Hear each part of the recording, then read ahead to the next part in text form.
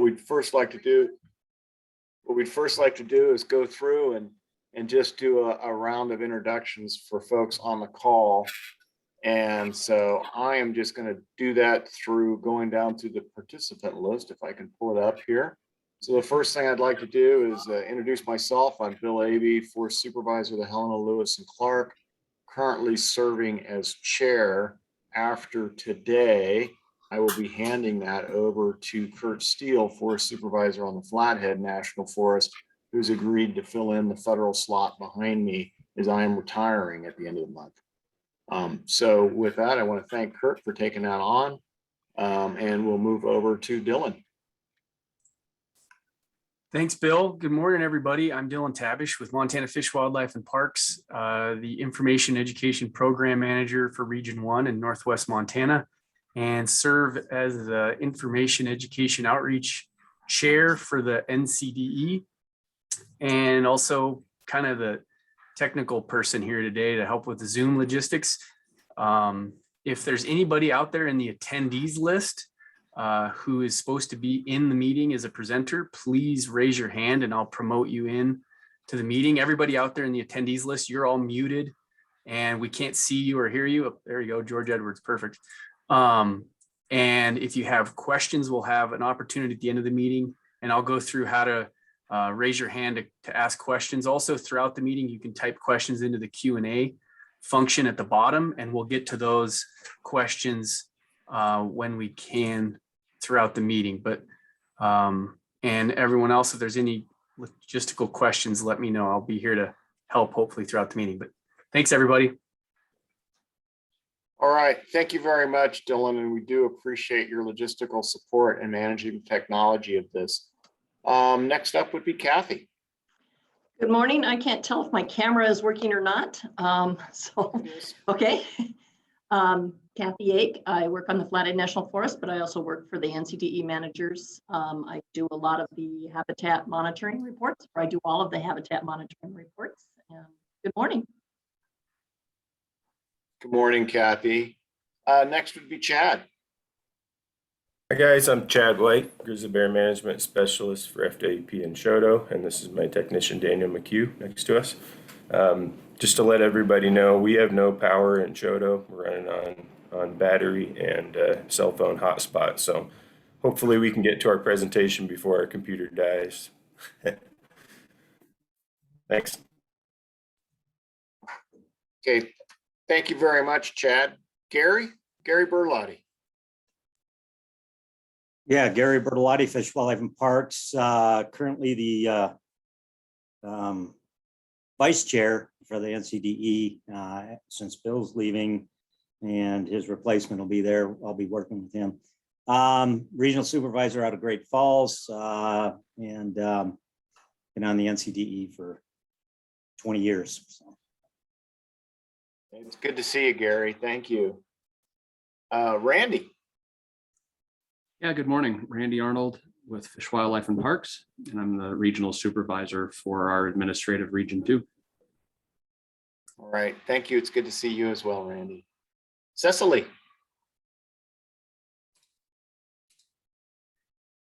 Hi, I'm Cecily Costello, and oh, sorry, my video wasn't on. I'm Cecily Costello. I'm a research wildlife biologist with Montana Fish, Wildlife and Parks, and I oversee the trend monitoring program in the NCDE. All right, thank you, Cecily. Nice to see you. Claudia. Hi, folks. I'm Claudia Reagan. I'm the Center Director of the Northern Rocky Mountain Science Center, so USGS. Good to see everyone. Thank you. Nice to see you. Good morning. David.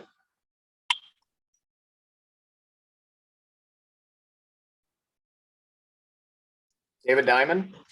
Oh, yeah. Sorry about that. Looking for the button, the right button to come back in. Good morning, everyone. My name is David Diamond. I'm the executive coordinator of the Interagency Grizzly Bear Committee. So thrilled to be joining the NCDE group today. Look forward to hearing all your presentations and learning what's going on. And the executive group is going to be meeting next week, the 7th, 8th, and 9th. And we'll, I'm sure, be making quite a few connections. So thank you. Thank you. George. George Edwards, Livestock Loss Board, based out of Helena. We're the state agency that pays for losses due to grizzly bears. Good morning, George. Hillary. Hi, everyone. Hillary Cooley. I am the Grizzly Bear Recovery Coordinator with the U.S. Fish and Wildlife Service. Thank you. Good morning, Hillary. Jamie.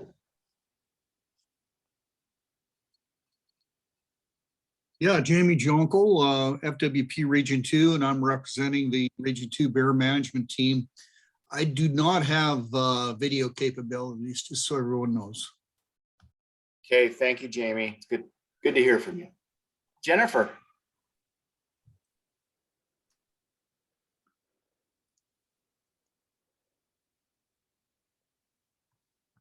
Jennifer, are you with us? All right, we'll move on. Jim Williams. Good morning, Jim Williams, Regional Supervisor, Northwest Montana. I've worked for FWP for about 30 years and glad to be here this morning. Thank you, Jim. Jody Bush. Good morning, everybody. Jody Bush, U.S. Fish and Wildlife Service here in Montana. Want to let you guys know this is my last meeting with this group. I've moved on to Region 1 for the Fish and Wildlife Service. So I'm not leaving the grizzly bear world. You will still likely see me in other arenas. But Ben Conard will be stepping up, acting for me on this team until we get this position filled. And today, Hillary will be doing the Fish and Wildlife Service report out. Excellent. Thank you, Jody. It's good to see you. I'm going to go back to Jennifer. Are you with us? Yes, I'm here. Sorry, I'm having some technical difficulties this morning. No worries. Just want to, could you just introduce yourself and your position, please? Thank you. Yes, I'm Jennifer Fortune Norris. I am a wildlife biologist with the U.S. Fish and Wildlife Services Grizzly Bear Recovery Program. All right. Thank you so very much. John Waller.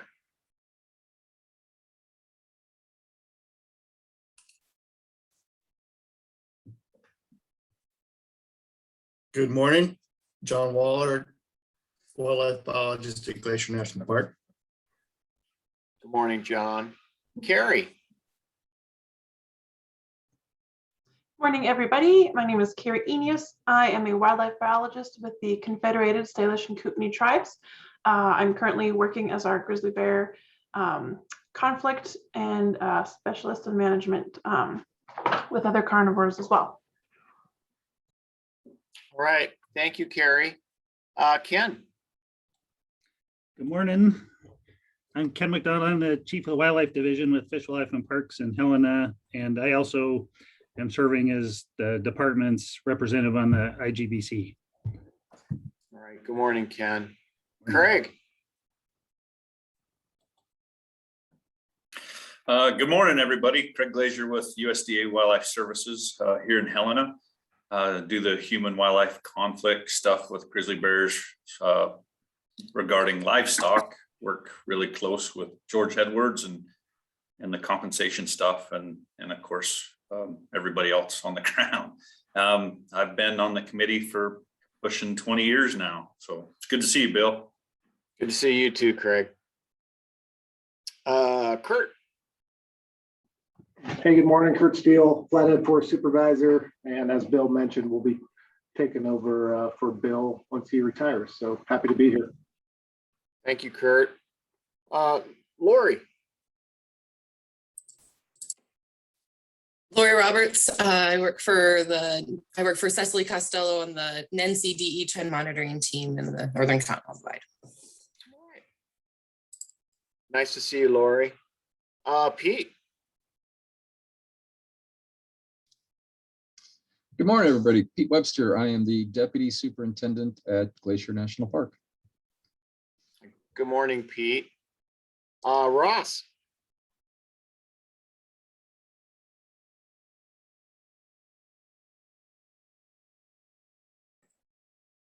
There you go.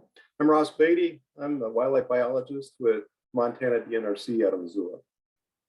Good morning, Ross. Morning. Scott. Scott Jackson, excuse me, should have been a little clearer there. Oh, I just trying to find the right buttons. Morning, Bill. Morning, everybody. I'm Scott Jackson, the National Carnivore Program Lead for the Forest Service based out of the regional office in Missoula. Really nice to see folks. Nice to see you as well, Scott. And the other Scott, Scott Thompson. Hey, good morning, everybody. Scott Thompson, East Zone Wildlife Biologist on the Lolo, and I'm representing the Lolo today. Nice to see everyone. Good morning, Scott. Seth. Good morning, everyone. Seth Gardner, District Ranger of the Rexford Fort Pine District of Kootenai, and I'll be representing. All right. Good morning, Seth. Tabitha. Good morning, everybody. Tabitha Graves. I'm with USGS stationed up in West Glacier. Good morning, Tabitha. Tim. Good morning, everybody. Tim Manley, Grizzly Bear Management Specialist based out of Kalispell for Fish, Wildlife, and Parks. All right, good morning, Tim. Joe. Good morning. This is Joe Wiegand. I'm with Montana Department of Transportation. I'm the Missoula District Biologist, so my area of responsibility spans most of Fish, Wildlife, and Parks regions 1 and 2. So I'm west of the Continental Divide, and been on the subcommittee here for about 2 years now, and I've been seeing most of you virtually for that period of time. So I'm looking forward to when I get to see you all face to face again. Thank you, Joe. Wesley, excuse me. Good morning, folks. I'm Wesley Sarmento. I'm a Grizzly Bear Management Specialist for Montana Fish, Wildlife, and Parks, and I'm based out of Conrad. Good morning, Wesley. And Whisper. Esquext. Good morning. My name is Whisper Camel Means, and I'm a wildlife biologist and program manager for the Confederated Salish and Kootenai tribes. All right, thank you. Is there anyone I missed? I think I caught everybody off the participant list. Okay, not hearing anything. Thank you all very much. The next thing before we move to the science team update and Cecily is I want to give a big thank you to Randy Arnold, who served as the chair for the last 2 years. We do have the plaque coming to you. If you don't have it already, Randy, you did an exceptional job. You particularly want to thank you for your work in kind of pulling us together to revisit and update the conservation strategy that occurred during your tenure as chair. So thank you very much, Randy. You've been a great chair and a great partner as well. So I want to acknowledge Randy. And with that, Cecily, we'll turn it over to you.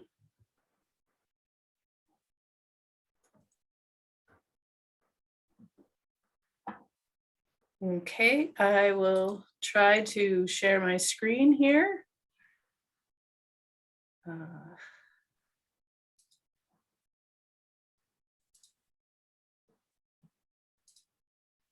And let me know that this is working right. Can you see my slides? Nope, we're looking at your desktop. Darn it. Never. There you How about go. now? There you go. Okay, perfect. All right, so I just want to give a brief overview of our research and monitoring for 2021. This is going to be kind of a preliminary look at our results from 2021, and I'll give the full report at the spring meeting after we've done all of the analyses after the end of the season. And I have a few different things to kind of touch on during this update. So the first thing I want to talk about is we did have an NCDE science team meeting just yesterday. We kind of pulled it off just before we had this subcommittee meeting. And I thought I'd just go through a quick list of the current research projects that we're working on. And after I talk, if people have questions about any of these, we can talk about them. But we are working on the next version of our connectivity analysis and looking at range expansion. We're doing this with Sarah Sells, who's a postdoc at University of Montana. We're continuing to work on the integrated population model with Paul Lucas and Josh Nowak from University of Montana. This is a project we're working on with NCDE and the Yellowstone ecosystem. And we have quite a bit of work to do yet on the NCDE model, but the Yellowstone model is working pretty well right now. We have a project where we're looking at detecting parturition events and the timing of them from caller activity data. We're about finished with that, and we're writing it up as a manuscript right now. We're also documenting denning chronology from caller activity data, which we think could help look at possible changes in denning chronology over time. We're looking at management response to residential developed site conflicts. We're doing this in association with Mike Proctor from British Columbia, kind of looking at it in two areas. We're continuing to work on the human attitude survey and understanding the drivers of human attitudes. This is work we're doing with Holly Nesbitt and Alex and Libby Metcalf from University of Montana. We are about to start some analyses of looking at natal dispersal patterns of bears in the NCDE. By comparing the home range of their mothers to offspring. We have a lot of parentage data from our DNA analyses now, so we can start to do this. We've just started to collar a sample of bears on the East Front specifically, so we can analyze use of grain bins in that area. We're also going to look at the efficacy of guard dogs for reducing conflict with those same collared animals when we can. And then the USGS and Glacier National Park are working on a multi-species connectivity study of US highway, how bears are connecting across US Highway 2. They're working, the USGS is working on a citizen science huckleberry monitoring program that I think you've heard about previously. And then the USGS is looking at doing a DNA-based analysis of density change in Glacier National Park using those non-invasive sampling that they did between 1998 and 2012. So that's things that we are currently working on. And then yesterday at the meeting, we basically wanted to go through some ideas of things that we felt we needed to work on in the future. And one of the needs we came up with was that there's a need for more updated information about early spring habitat use, especially by the Forest Service. And so we're hoping that we can kind of add that on as to the analysis that Sarah Sells is doing, because we are, her work of course involves habitat use analysis. And we knew that we wanted to look at winter use and den use. So that's going to be something we can work on collaboratively. We outlined the next steps for a study that we've proposed to look at the effects of fire and forest treatment on bear habitat use. Again, we might be able to kind of use the work that Sarah is doing as a springboard for that, but we're really trying to get all of our data layers ready so we can get that underway. We talked about whether we need to evaluate whether the way that we analyze range distribution of each study area in the Yellowstone and the NCDE and the Cabinet Yaak, we all kind of have somewhat different methods that we use to estimate our overall range, bear range, and we are going to evaluate whether we should have something that's a little bit more consistent across the areas. They're not vastly different, but they might have somewhat different outputs. We talked about potentially testing a low intensity camera and hair snag sampling scheme for use, especially to provide data that could go into the IPM. Right now, the IPM for the NCDE is not quite as helpful as it is in the Yellowstone ecosystem because they have those annual counts of females with cubs. But if we could use some sort of a low intensity annual sampling scheme, it might really help with the IPM. So we talked about whether or not we can get something like that underway, maybe starting in 2023. And then we just kind of had a general discussion about trying to increase reporting of bear sightings, especially in the wilderness BMUs, where we really have very difficult time getting bears collared. And so a lot of times we don't get a lot of information in the interior of the ecosystem. And then also just making sure that we're getting reports of bears on the periphery of their distribution in the NCDE. So those were the main things that we talked about in our meeting yesterday. So next I'm going to go on to some of our field results for the research program in the ecosystem. So we had relatively low capture success during 2021. I'm not sure what all the reasons are for that, but it was just one of our lower years. Sorry. But we captured 4 females and 8 males in the research program for trend monitoring, and we collared 3 of those females and 1 of those males. Even though the number of captures was low, it was very similar to the average for the number of bears that were newly captured. It was 67% this year, and the average has been 66%. And that's a pretty steady average over time, which certainly indicates that we're getting good recruitment in the population and we're continuing to capture new bears. So looking at the bears that we monitored, this includes bears that were captured and collared in previous years.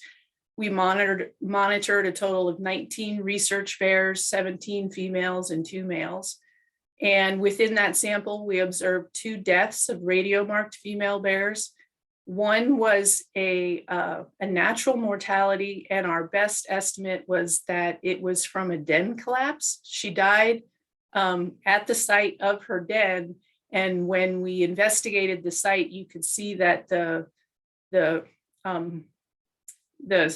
top of the den actually just fell in, and you could see where it separated from the side of the mountain.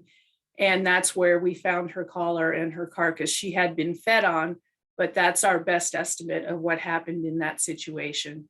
And the other mortality was a management removal, and that was because of a female that had been hit by a car. Actually, she was frequenting the roadside right outside of Glacier National Park on the east side, and she'd been hit. She'd been seen to have been struck by a car at least 4 times, and she was injured, and so the decision was made to remove her. We had 6 females and 1 males that dropped their collars and were censored from the sample. And the number of bears monitored was generally on the lower end, again, because of our lower than usual trapping success. For our reproductive monitoring, again, we had a little bit of a smaller sample than usual, but we did obtain reproductive data from 15 adult females. 3 females had cubs, and there were 5 cubs total among them. 2 females had yearlings with 4 total yearlings. We had 2 females with 2-year-olds, a total of 4 offspring.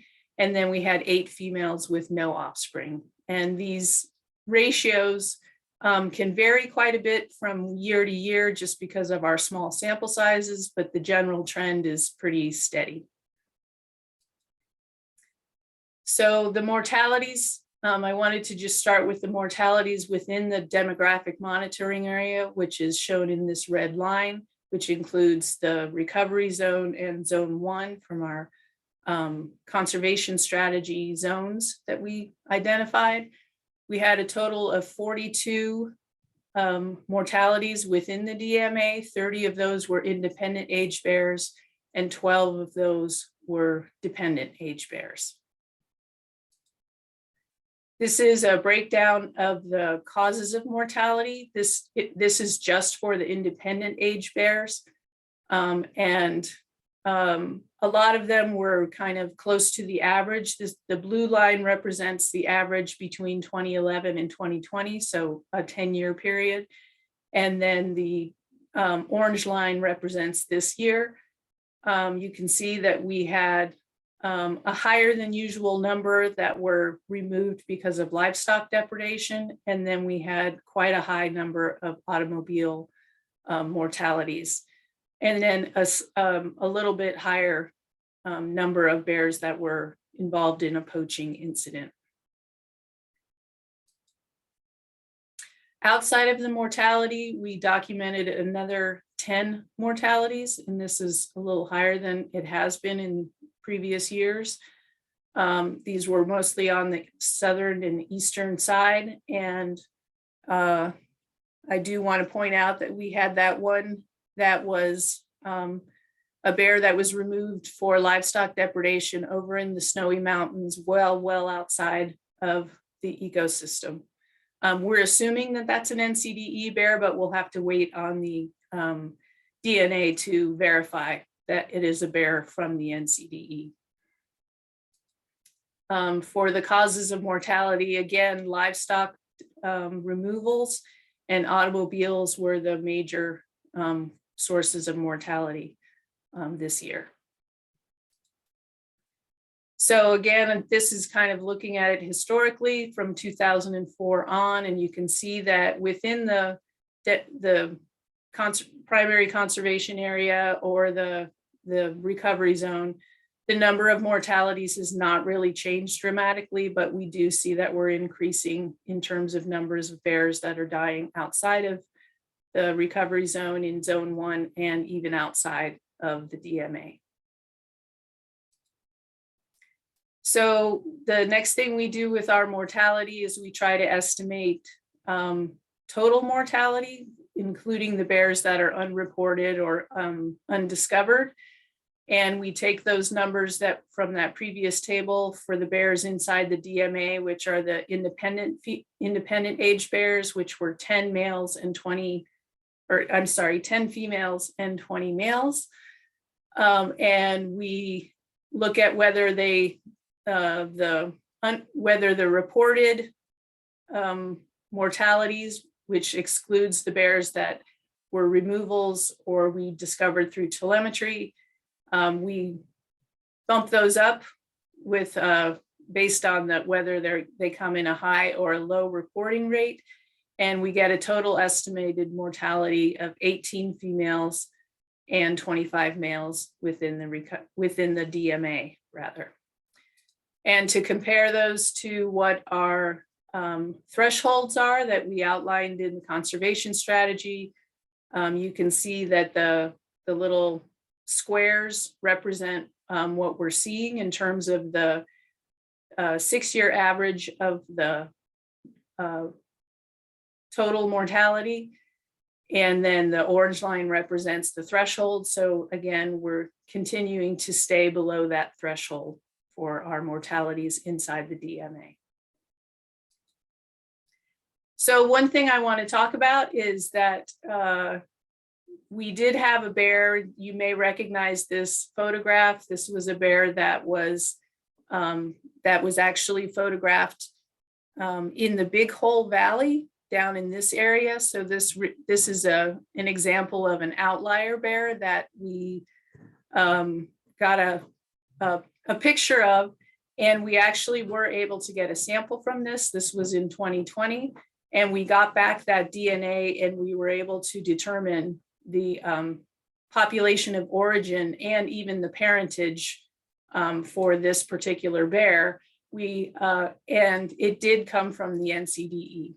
And we were able to determine the probable father of this bear, but not the mother. And the father lived in this lower area of the ecosystem. And so just measuring approximately from the end of the recovery zone to where this bear was photographed. It's a distance of about 193 kilometers or 120 miles, which is quite a big move for a bear to make. And of course, we don't know if this is a resident bear. We don't really have much other information to know about this bear, but that's what we can say right now.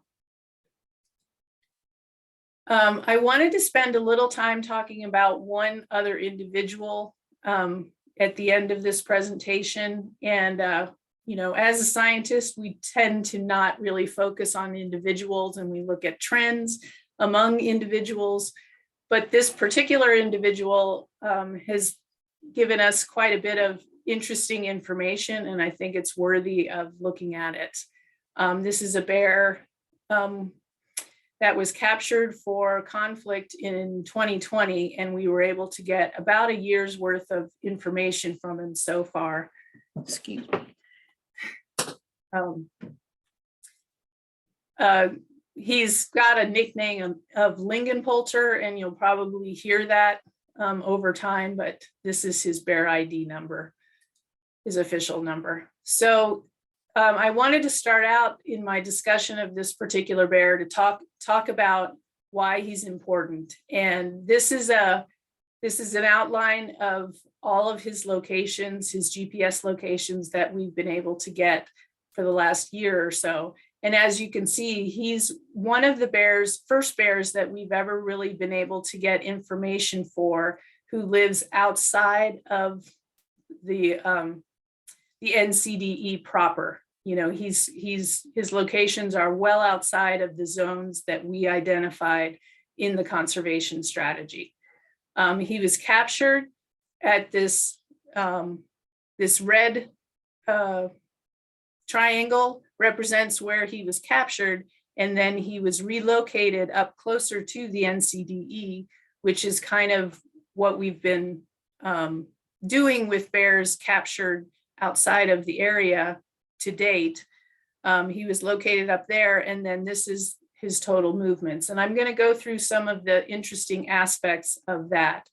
But one thing you'll notice is that he used quite a bit of the area of zone 2. And then of course, that was how he got south of the ecosystem. So this is another look at his locations, and they're kind of separated by season. So after he was relocated, these orange or kind of tan dots represent the locations during the first fall after he was relocated and how he moved. He actually ended up going up to the Mission Mountains to den, and then he came out in the spring, and these light green locations are the locations during the spring. And then he finally got across the highway, and the rest of his spring locations are in this kind of turquoise color. He made one little jaunt down south, and then his summer locations are in the purple. Starting in August, his caller stopped giving us GPS locations, but the VHF is still working. And Rory actually got a location on him yesterday, or got a signal from him yesterday. So he is still giving us information from the VHF, but we're not getting GPS locations anymore. So that's the movements that he made. One interesting thing about this is we do have DNA on him, and we were able to identify who his parents are likely. And these pink dots represent his mother's locations, and the little blue squares represent his father's locations. And so it looks like he was apparently born in the Swan Valley, probably spent a fair amount of time in the Mission Mountains, which probably explains why he went back that way to den. But when you look at the rest of his locations, once he got back across the highway, they really begin to look like a home range. And this is really the first time that we've ever had the ability to look at the movements of a bear outside of the ecosystem boundaries. So.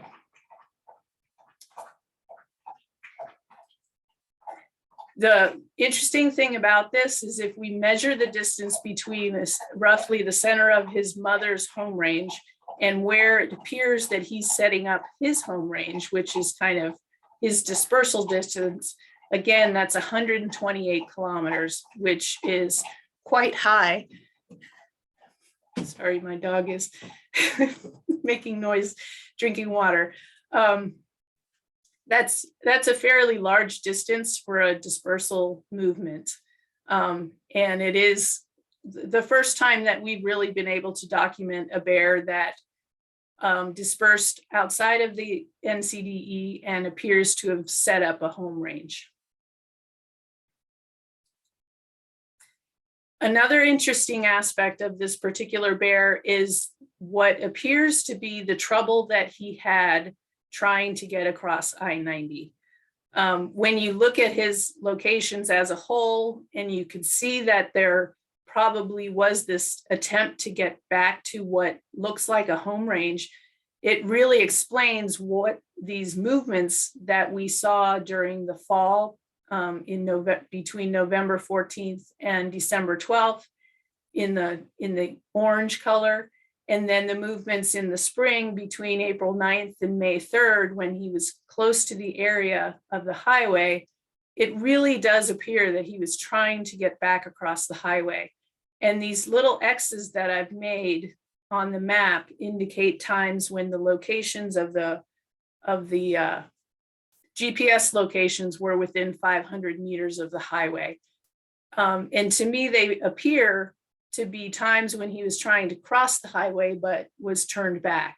And if we look at that during the fall time, he spent 29 days in the area of the highway, and he got close to the highway and kind of bounced off it 29 times. And during the spring, he was in the area for 24 days, and he seemed to be repelled from it 17 times. And then finally, on May 3rd, he was able to cross the highway, and he actually went under it. This is a closer look at the locations. Of course, we only get occasional locations on the bear. We don't have the full track of every single movement that he made, but this is the last location before he crossed. This is the first location after he crossed. Our best estimate, there is a chance that he went under this road underpass, but it's more likely that he probably kept following this track and went under the bridge, which went under the highway and under the railroad tracks to get across. And once he did cross the highway, he has not crossed back, which again is pretty much part of the reason that I believe he really has a home range in that Flint Creek area. So once he got to the Flint Creek area, he really kind of stayed mostly in that area, but he did take this one little jaunt. And one of the other fascinating things about this particular incident is this bear was this location right here down here is where he was captured in a photograph during the time that the U.S. Fish and Wildlife Service had put out a series of camera sites to try to determine whether or not they could get locations of bears, grizzly bears, in the area of the Bitterroot and the Big Hole Valley. And he was actually captured on one of those cameras. The other interesting thing is he was not captured on camera alone. He was actually there were photographs with two bears in the frame at the same time, so they were traveling together. And so we, of course, might wonder whether this could be a female. And he was, this was during the mating season, so it's possible that they were a mating pair. And I think the Fish and Wildlife Service was able to collect DNA samples from that site, and we're hoping that maybe we could learn a little bit more about that other bear.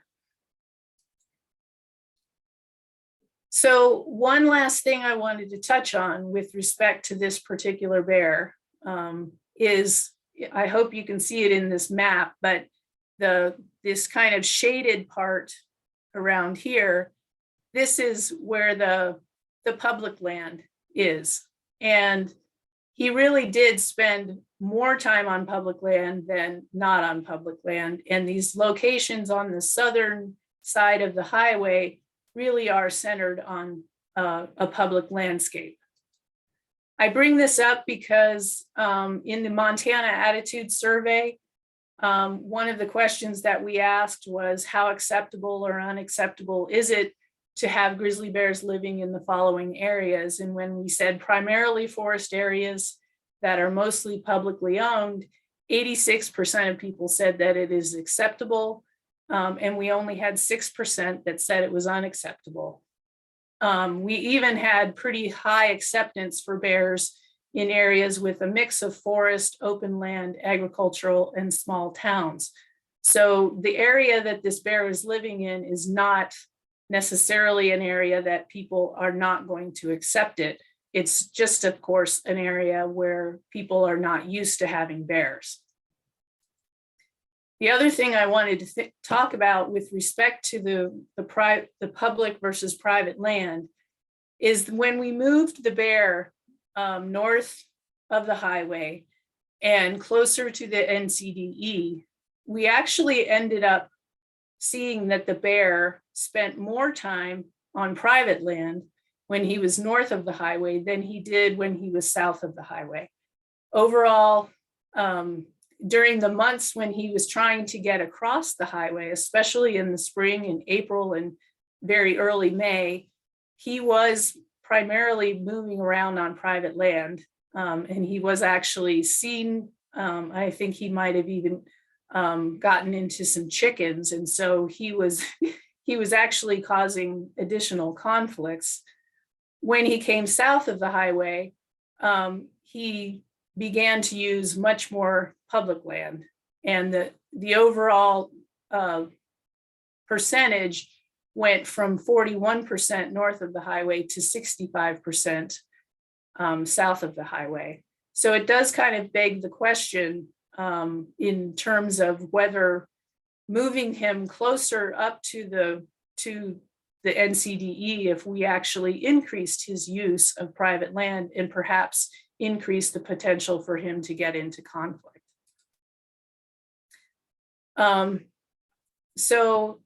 Obviously, I've been kind of looking at his movements and talking about his movements, but I haven't really talked about his conflict behavior. And I don't want to discount that. This is a bear that has been in conflict. He was captured initially because he killed chickens. And I think there were other incidents, and Jamie or Rory can probably give you a little bit more information about maybe some of the behavior that he's displayed since then. But he got in trouble with chickens. And there's probably incidents where he got into bird feeders and once into a beehive. The interesting thing to me about those, that's kind of like the trinity of residential attractants that bring bears in, but they are highly securable. You know, we know how to secure those from bears. It's just that we really don't have that momentum going south of the highway in this area that bears are moving into. And so we really need to think about trying to get the public a little bit more in tune that there's going to be bears in this area, and that we really need to do better securing some of those attractants. And I would also love for people to understand that we're securing them from black bears as well as grizzly bears. It's not always just about the grizzly bears.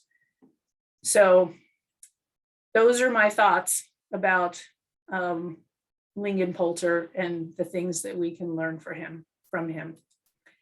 And with that, I'd like to acknowledge a lot of the other people that really contribute to our research and trend monitoring in the NCDE. And I'd love to answer any questions.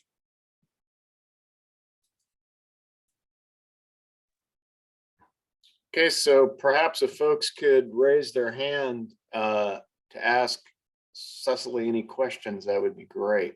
Great report, Cecily. Thank you so very much. Always educational. Bill, I don't know if we want to start with a question Scott Thompson asked in the chat, and I can read it here if you'd like. That would be great, Dylan. So thank you. This question's from Scott Thompson, Cecily, and he asks, thanks for the great updates. Curious if there will be a roads aspect to the habitat selection efforts, something that considers road density / secure habitat along with other habitat factors, something similar to elk habitat effectiveness modeling. Yeah, so in the work that Sarah is doing on habitat use and connectivity, we definitely consider secure habitat. We talked about, she evaluated a few different ways to incorporate road density versus secure habitat, which way it best worked in the model. And we decided that secure habitat was kind of the best, kind of seemed to work the best in the modeling structure. And so we do account for that in the modeling. I hope that answers the question. Thanks, Cecily. And then another question that got written in the chat, and then Kurt Steele has his hand up, but Trina Jo Bradley asks, was there the same amount, and this is to the Lingenpolter piece, was there the same amount of accessibility and / accessibility to public lands on both sides of I-90? No, I mean, obviously south of the NCDE, in the area that he was moving through, there was more public land than where he came from. He came from a public landscape, and we kind of put him up closer to another. We put him in public land in the NCDE, but in order for him to get home, he had to cross a lot of private land.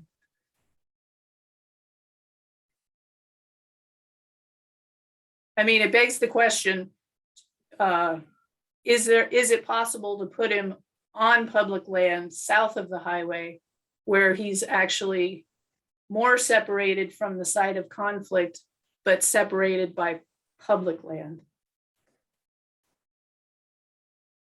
And I know this gets complicated, and I know we have a lot of things to consider when it comes to decisions about relocation, including the new relocation bill that we're dealing with here in Montana. But as a subcommittee, there's been discussions about what to do with some of these bears in the in-between areas. And so I just wanted to bring this up as an example of, what happened with this particular bear in terms of its relocation.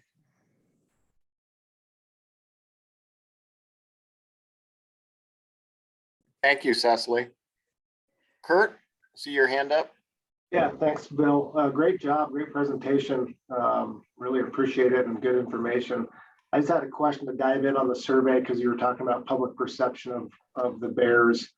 Was that a general survey sent out to the entire population, or was it any demographics that was rural versus urban in terms of the perception of acceptability? There's different risk levels is what I'm getting at.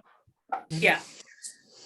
So I gave a presentation last year at the IGBC about this survey, and we do have a report that I can provide to you if you're interested in it.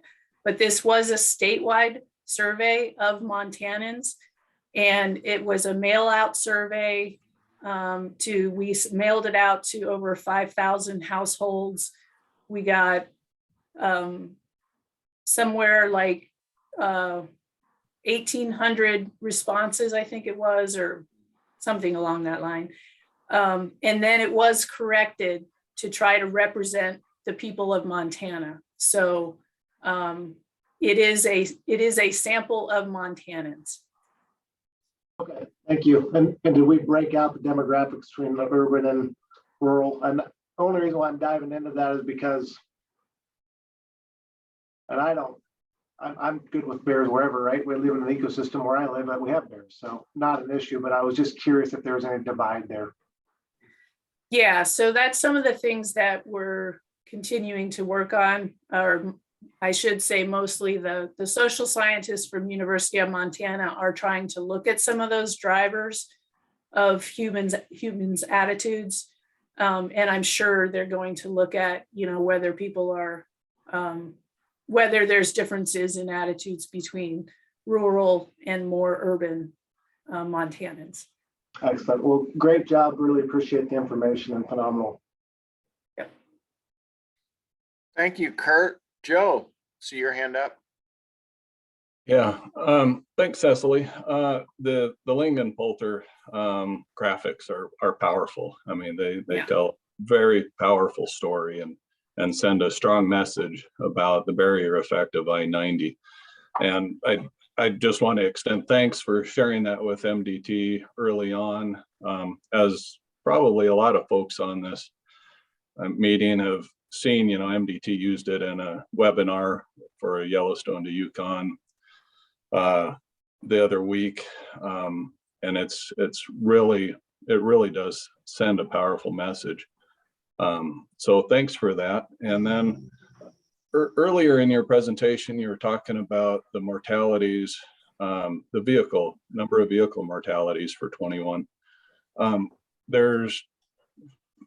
Seems like, there's quite a few more there than I was aware of, and I know we'll eventually get the locations for those to add to our data layer for GIS. But were all of those vehicle collisions, were any train collisions, and were they all secondary and primary roads? There was no train mortalities that we documented this year, so those were all road mortalities. Some of them were more secondary roads. There was, for example, one of the bears died up in the North Fork.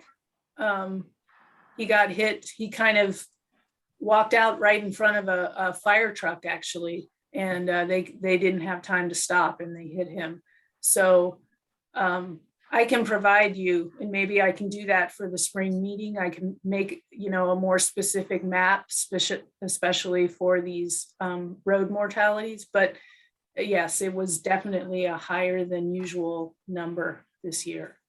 Yeah, I know we'll get it added to our data layer eventually for our GIS stuff, and it, that is a real powerful tool for MDT when we're doing our own analysis for upcoming projects. So yeah, I look forward to getting that.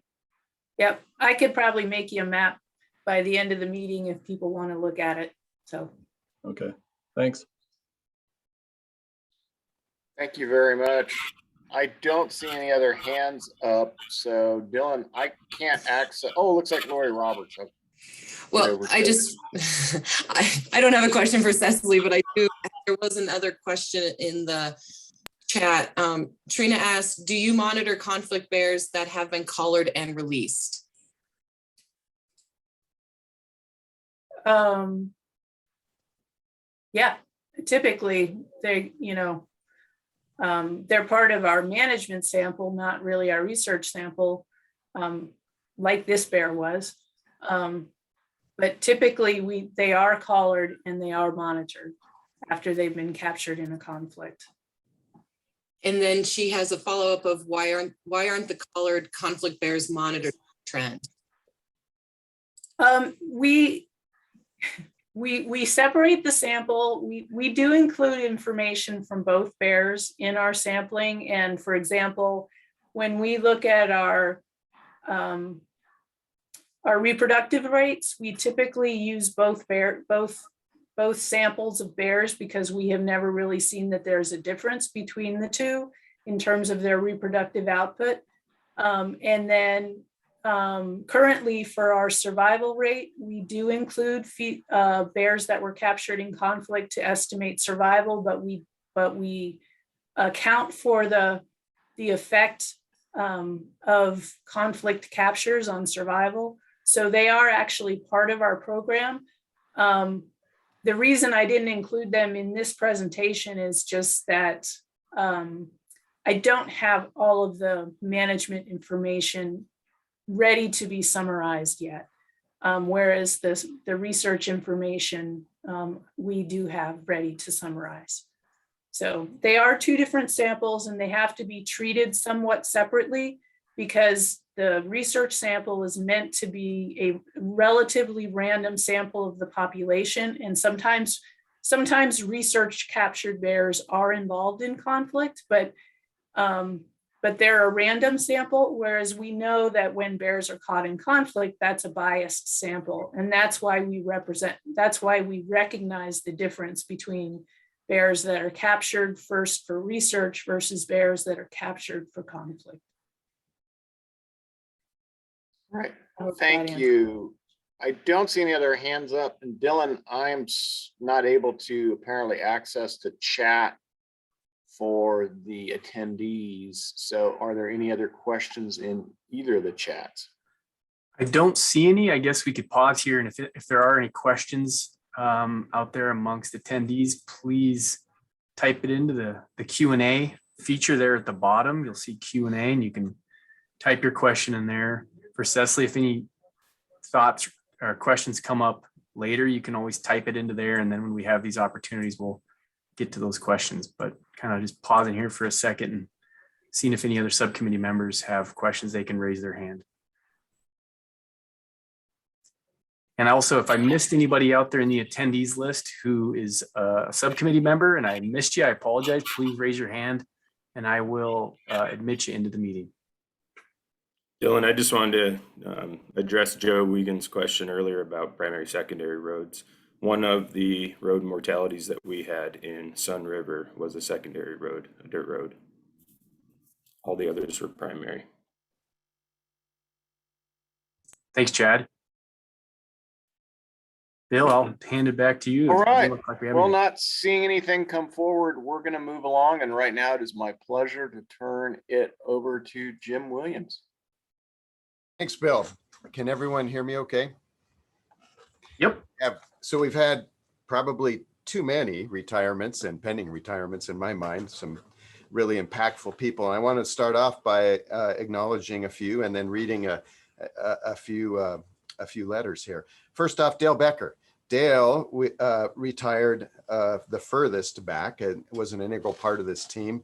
And heck, Dale was a mentor of mine in grad school way back when. He built the program. He was the wildlife program manager for the Confederated Salish and Kootenai tribes, mentored an incredible array of biologists over the years. Carrie and Whisper Camel Means are on this call. You can chime in if you'd like and help me out. But Dale was a dear friend and grizzly bear conservation, not only on the reservation, but off. And he never borders never bothered Dale. They were seamless programs off the reservation, on the reservation with staff, just an incredibly impactful career. So I wanted to do a shout out to Dale Becker real quick. And then next is Jeff Mao. Jeff announced his retirement. We've celebrated Jeff on this committee before. Jeff is the superintendent of Glacier National Park. And Jeff is, in my mind, one of the most successful superintendents in the nation. Think about Glacier. Think about what John Waller, Mark Beal, Tabitha Graves, Kate Kendall, when she worked, everything that Glacier Park has had to deal with climate change, with visitation, and with people, with all the migrations that happened in the last 2 years with COVID and climate migrations and the people that showed up here. Jeff has been an incredible leader, one that we could really all model our behavior after. He's a neighbor and friend in Whitefish, so I could go on and embarrass him a little bit, but really I have nothing but respect. And I think everyone on this group too, and congratulations to Jeff, like Dale, on a hard-earned, well-earned retirement, and hopefully have lots of fun, healthy years ahead of you outside of work. Next, and I don't think Mike Thompson jumped on. Ross, is Mike on here, Dylan? I don't see him, but if you're out there, Mike, okay, raise your hand. Well, I have the letter just in case. He's on another call. So Ross Beatty, can you turn your camera on? Let's see if Ross is in there. All right. All right. So we have a pending, I have two pending retirements to acknowledge. And Ross and I have had parallel careers. We have the same tenure, and I've enjoyed watching Ross's impactful career from afar. And I have the pleasure of reading a letter that Mike Thompson wrote for you, Ross, and it's on behalf of all of us, but Mike is the author, and I'm going to go ahead and read it real quick. And Ross, it scares me to think that I've witnessed the start and now the close of your long and productive career in wildlife and habitat management. While you were working on your master's thesis on the Blackfoot Clearwater Wildlife Management Area, did you ever expect to play such an important role in grizzly bear recovery? I may have a unique perspective on two of your most significant contributions to Montana and the bear. The first was consolidating public land ownership and protection of wildlife habitat on those lands in perpetuity across 7,800 acres of formerly corporate timberlands on the Blackfoot Clearwater WMA Wildlife Management Area in the early 2000s. The transaction was a novel combination of land purchases, land exchanges, conservation easements, and funding sources, which is standing the test of time as we sit here today. It was built on trust among private landowners, ranchers and farmers, agencies, the public, and it's a formula, Ross, that you've leaned on for the entirety of your career. How true. The second was the application of an HCP process across DNRC lands in and around the NCDE. These assurances for fish and wildlife habitat on a working landscape were met with skepticism in some corners because it was new and largely an untested concept. And it was hard, long, tedious work, spanning years for the conservation to be hammered out and applied to land management. We are lucky, Ross, that it was you at the wildlife helm in DNRC during these critical years. All of your work, Ross, on bears. And I just think back to Cecily's presentation on Lincoln Poulter and the reason that bear can move through that landscape to get south of I-90. You were part of a group of landowners and agency biologists, Ross, that enabled that open space versus subdivided landscapes. You know, I can only imagine in this kind of COVID era of people moving here and buying and subdividing, you know, what the landscape might have looked like, Ross, had you not worked on all of these habitat conservation. It's a legacy that'll outlast all of us. If there's one thing I know about you, again, this is from Mike, it's that you are hard-headed, Ross, in the best possible way, of course.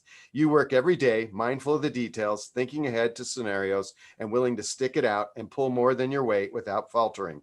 While a lot of talk about grizzly bears has its place, your contributions typically occur behind the scenes and are measured in dedication and determination. That's why you completed the Mountain Goat Marathon in 1993, and they picked me up alongside the road after I bailed. Sounds like Mike didn't do so well. So that's awesome. So if Ross Beatty is ready to retire now, a job must be done. Let's hope your successors see this for what it is, the turning of a page. You and your peers have built something worthy of your efforts. Now it's time for fresh eyes to appreciate the grizzly bear, the habitats, the people, and the relationships, and move forward toward a time we've never experienced before. You left it better than you found it, Ross. Thank you for your strength and sacrifice, and congratulations on the start of your next chapter. Mike Thompson, and that's on behalf of all of us too, Ross. So congratulations. Thank you very much. And Thank you. Stay tuned for a little recognition plaque as well. Thank you. You bet. Anything you want to share with the group before I move on? No, it's overwhelming. Thank you very much. I appreciate it. Yeah, I'm gonna miss the group. Been about 25 years, been doing it, and yeah, good luck in the future. All right, thanks, Ross. Next, I got a real low profile retiree. He's pretty low profile. You recognize that? Does that show up on there? Tim Manley, turn on your camera, please.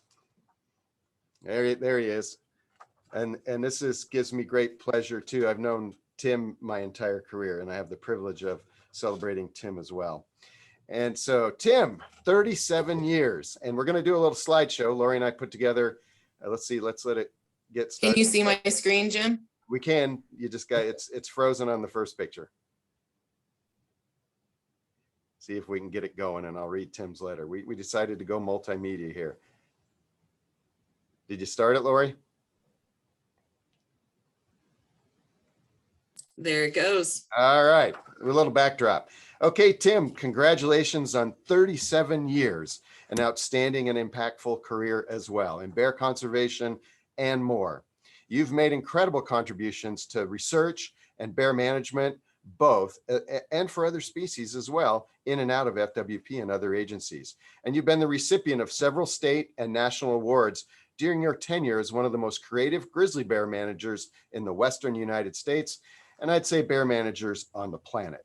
You began your career, again, 37 years ago, working on projects ranging from the woodland caribou. Tim did the first caribou assessment in Northwest Montana, which is pretty cool. Think about the problems that still exist for woodland caribou. Tim was there on the ground floor, and that data is still used today. He also worked on black bears in the cabinets, and he worked on the Ural Tweed. It's a native bighorn sheep herd along the former Kootenai River, which is now Lake Kootenai. And he worked on Columbian sharp-tailed grouse up in the Tobacco Plains in Eureka. Eventually, he ended up working on the grizzly bear, one of our most high-profile species in Montana. Tim was also a member of the South Fork of the Flathead Grizzly Bear Research Project team. He was experimenting with EPL 7, and that's an old, archaic GIS program, but he was modeling snow and avalanche chutes and snow cover, you know, over 30 years ago, long before people were kind of jumping on that topic. So Tim's always been ahead of his time. While working on the South Fork study, he pioneered techniques to quantitatively analyze habitat use by radio bears. He was the habitat guy for Keith Ani and then Rick Mace. Tim, your duties range from capture and handling to countless hours of flying. And Tim has been upside down with Dave Horner at the helm as pilot in the aircraft several times while flying bears, but he survived it all. His duties also included creatively inventing new technologies like the remote camera system. Tim was the first person to combine motion and heat and create what was known as the Manly camera system that was exported to Africa, to Siberia on tigers. Just think, had he patented that, where he'd be right now. That camera's all over the world, and there's lots of versions now. But Tim, you've always been kind of a creative MacGyver type engineer. It's while working on the South Fork study that you became interested in bears and people and management issues related to grizzly bears. So in 1993, Dan Vincent, who is in the position I am at the time, Dan hired Tim right after Mike got hired at Maydell on the front to be the first full-time grizzly bear conflict biologist in Northwest Montana.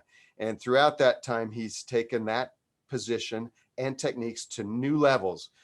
Initially of aversive conditioning and grizzly bear conflict prevention, he ventured into territories that no other FWP biologist at the time had gone before. Specifically, he started experimenting with individual bear behaviors successfully as well, and bear shepherding in the urban wildland interface, places like Whitefish and Big Fork and Eureka, managing and keeping individual bears alive and females in particular. And at the time, keep in mind, you know, we were at much smaller population numbers.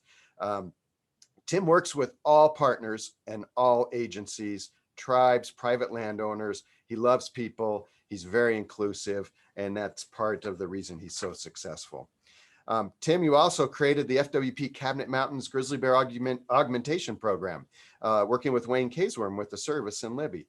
And you're responsible for several grizzly bears that have remained in that recovery area that's still in trouble and perhaps have prevented local population extinction in the Cabinet Yaak, working with Wayne and moving the females and males over there. And that took a lot of work as well, a lot of trust and a lot of time. In addition to augmentation, you've assisted the grizzly bear population trend monitoring program throughout your whole career. Tim has caught lots of females incidentally and put trend radios on them for Cecily's program, and before Cecily, Rick Mace. He's always been a team player. He's an integral supporter of our Montana Outdoor Legacy Foundation. We've funded a lot of bear technicians over the years through that foundation, and he's always participated in fundraising efforts for grizzly bears. You took Jack Hanna, that's Jack in the photo right there with the Von Trapp family kids, under Tim's wings, and he inspired Jack when he was active in the foundation to be a spokesperson. And Jack and Tim are still friends to this day. Tim has also mentored countless young bear technicians and inspired them to pursue a graduate degree in wildlife. And one of them is the current polar bear lead in Alaska. I could go on and on. Tim has been a very good mentor to many. Tim, your work ethic, working relationships, and communication with everyone that you are in contact with has been outstanding.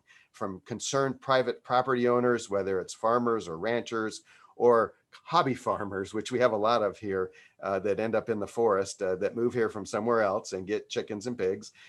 Your relationship building skills are bar none.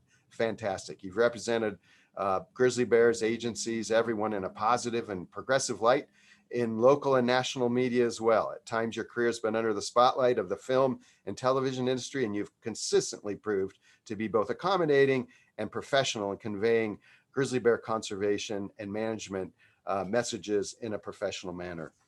And Tim, you're just an all-around good person.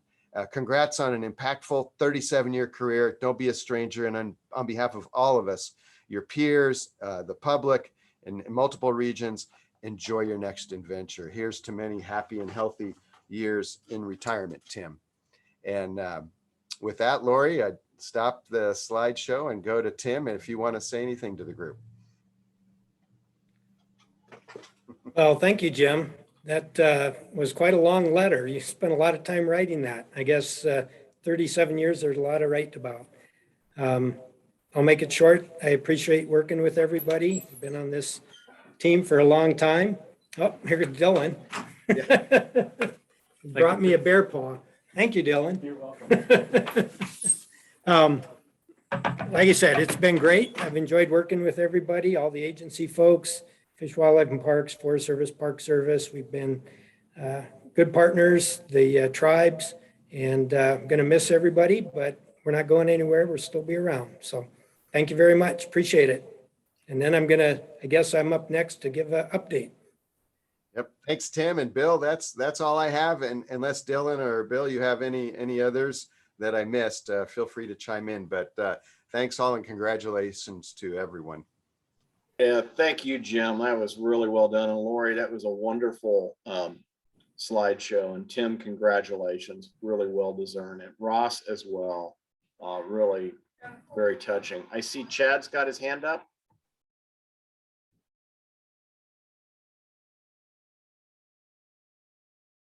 I'm sorry, that was a mistake. Okay, no, I've done that too. Just sometimes I just have to stretch that way. No worries.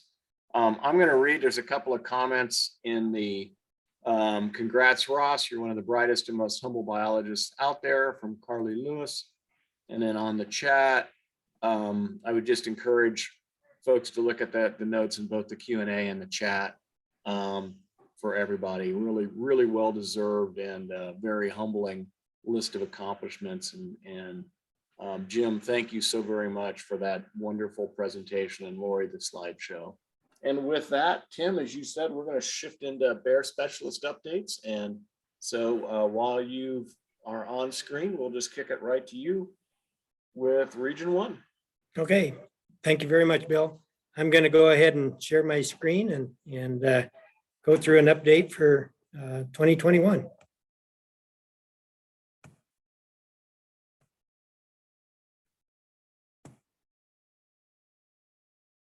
Everybody see that okay? You're good to go. Okay.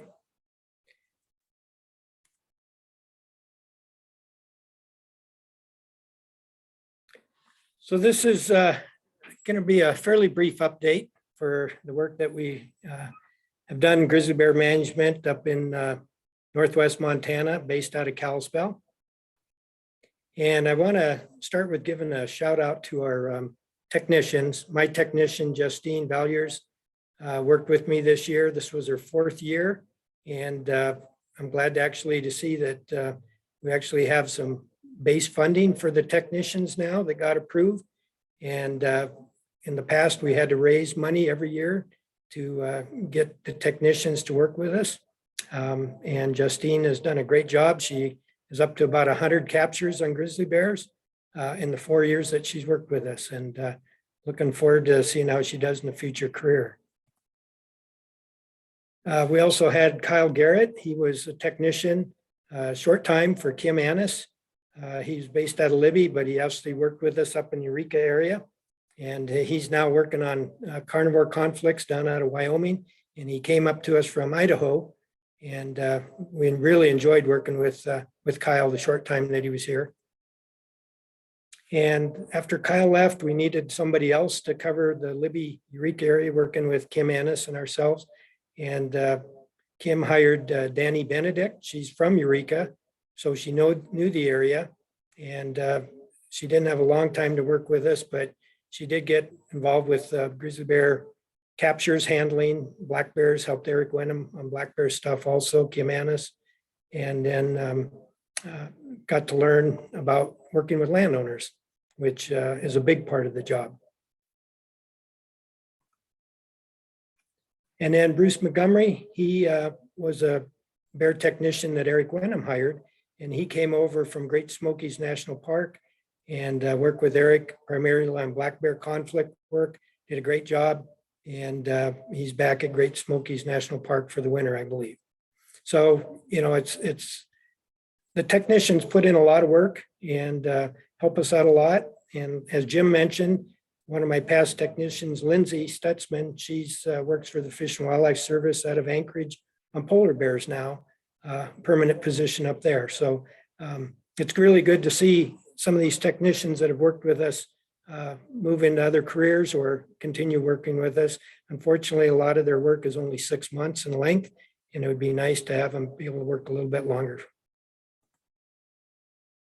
So go through kind of the goals and objectives. Basically, you know, our program is to minimize conflict between people and grizzly bears. We want to keep people safe. We want to minimize property damage and depredations to livestock, including chickens. And we also want to keep bears alive and in the wild when possible.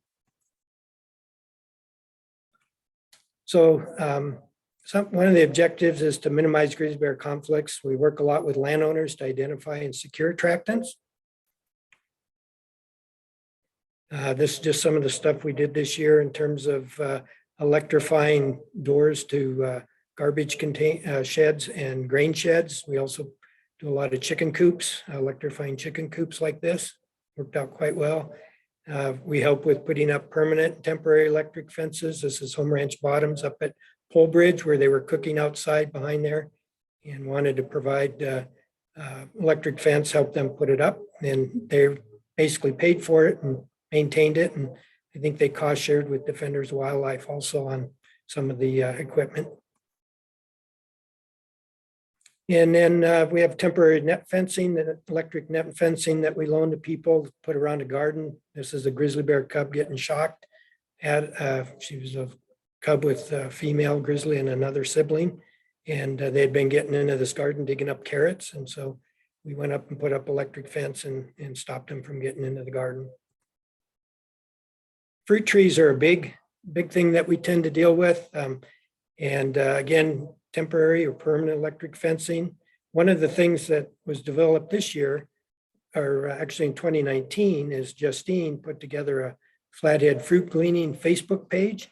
We're getting quite a few people that are starting to use it. And it basically was developed to try to connect landowners that had fruit with people that wanted to pick fruit. And one of the things that we did also was tie in with the Grizzly Wolf Discovery Center. And a lot of the fruit that was picked did go down to the Discovery Center to feed the bears down there. Actually, 4 of the grizzlies that are at the Grizzly Wolf Discovery Center are bears that we sent from our area up here. One of the things that we continue dealing with is the illegal feeding of wildlife. We try to keep working with the local ranch stores to let them know that the deer blocks that they are selling to people are actually illegal for people to put out. And it's illegal to knowingly feed bears, mountain lions, deer, elk, moose in the state of Montana. And so this is something that we continually are dealing with and trying to get people to, quit feeding the wildlife intentionally. The Swan Valley Bear Resources, in coordination with Swan Valley Connections, they basically have put together, started the bear fairs, and we've expanded those in the Condon area into the North Fork, up into the Essex area, Ferndale area, Bear Wake Up socials. And it's just an opportunity for people to attend, local residents to attend and learn more about bears.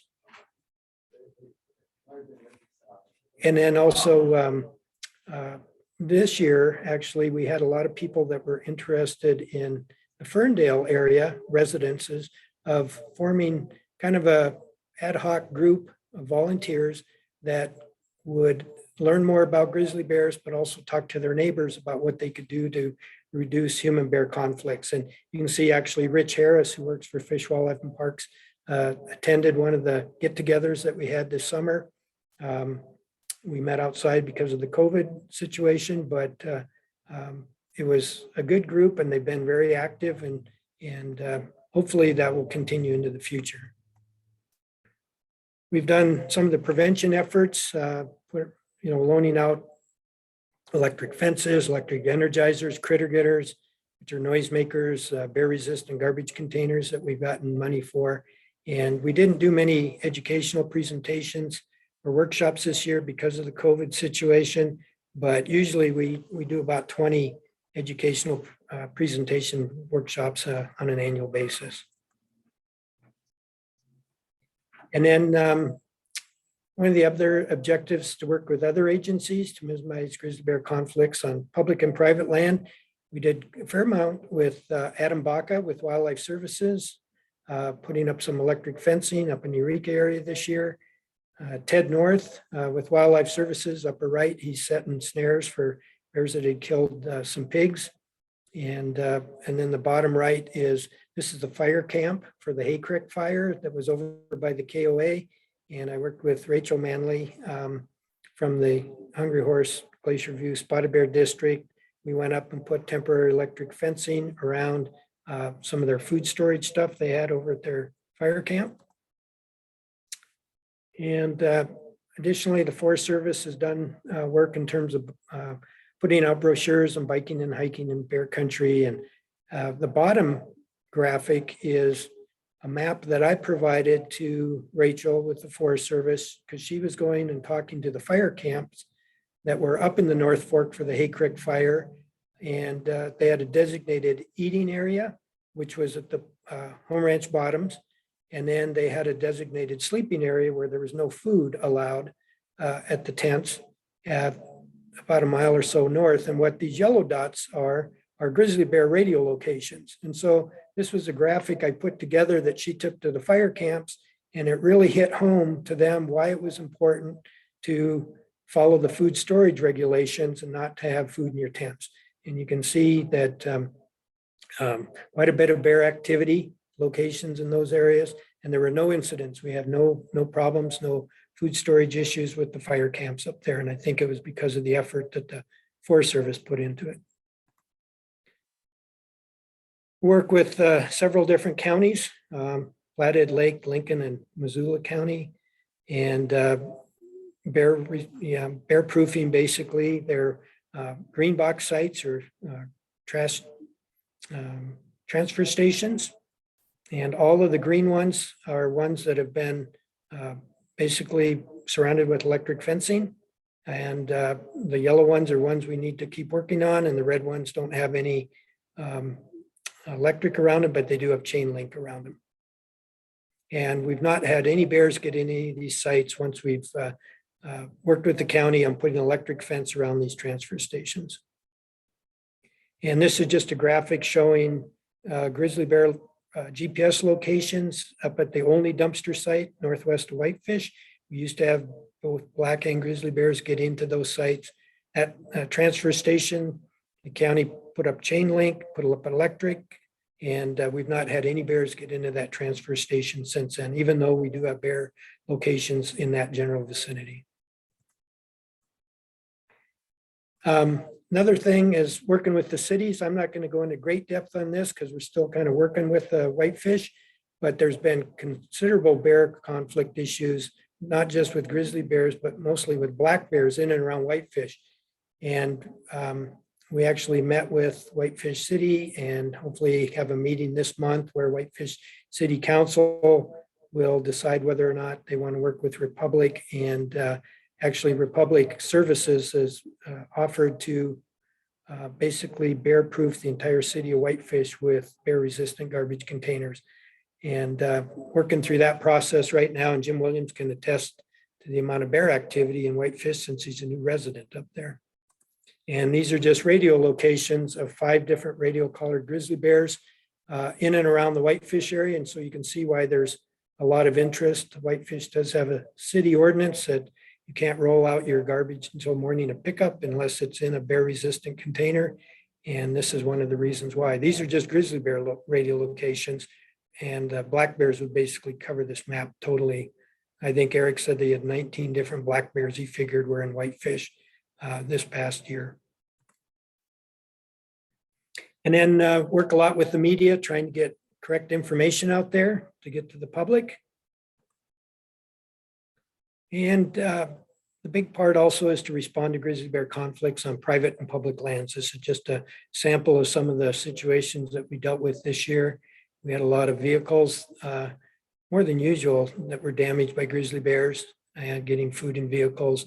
And we had a fair amount of structural damage, sheds, barns, cabins that bears had broken into. And so working with landowners to try to minimize grizzly bear conflicts and to respond to conflicts when they occur. We did have a fair number of pigs killed this year, and we did capture both the adult male grizzlies that were killing the pigs with the help of Wildlife Services, Ted North, and we did kill both of those adult male grizzly bears.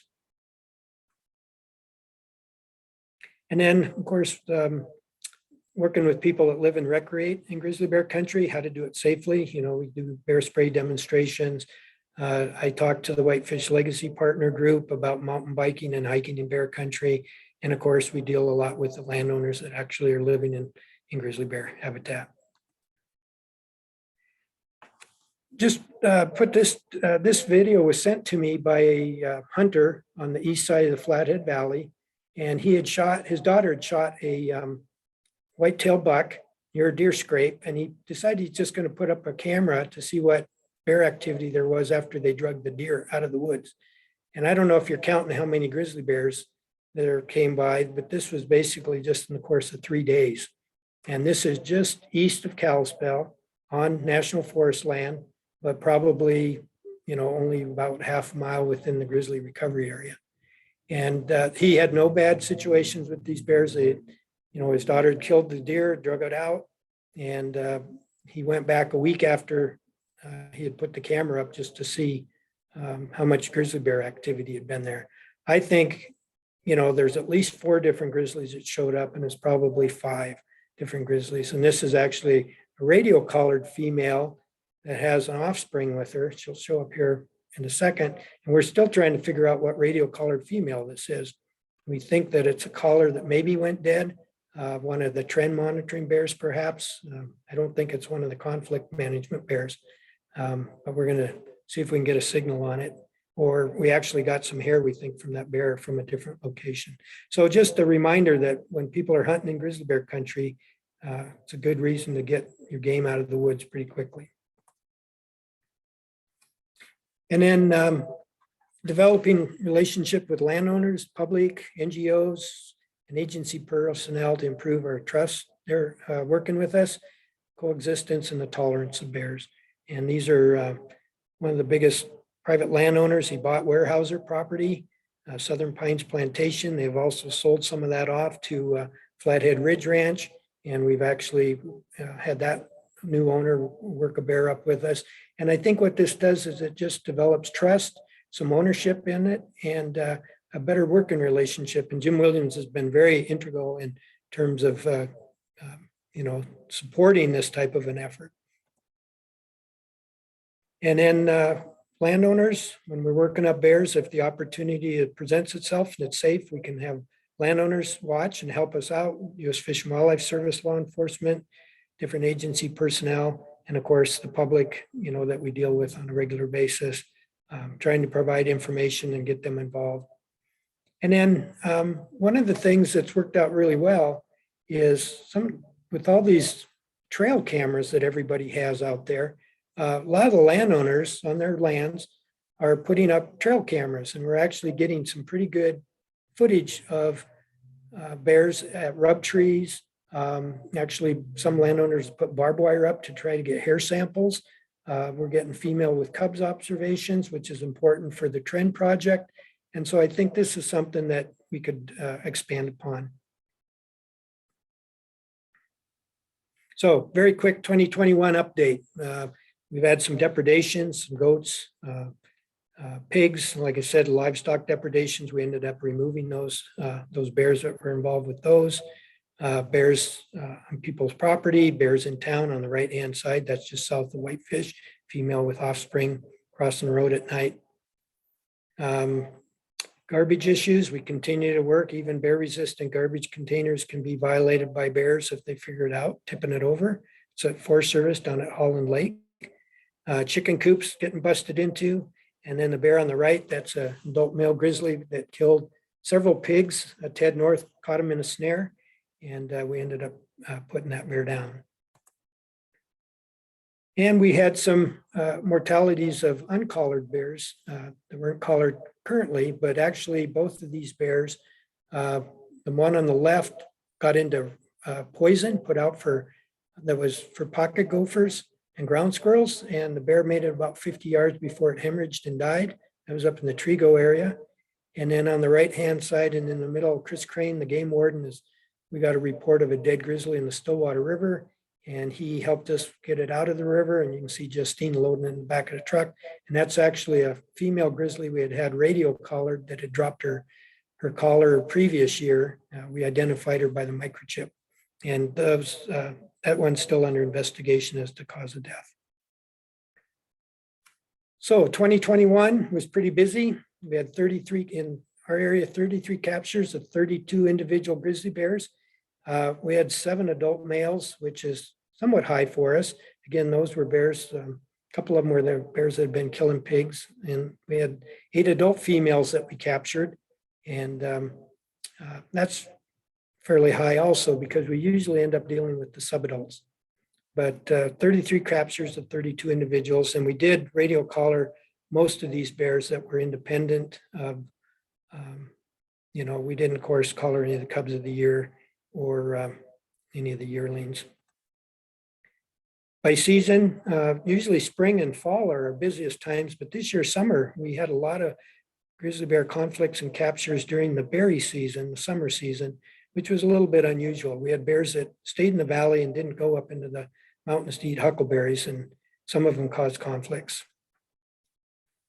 So overall, I started in this position in 1993, and this is just a summary.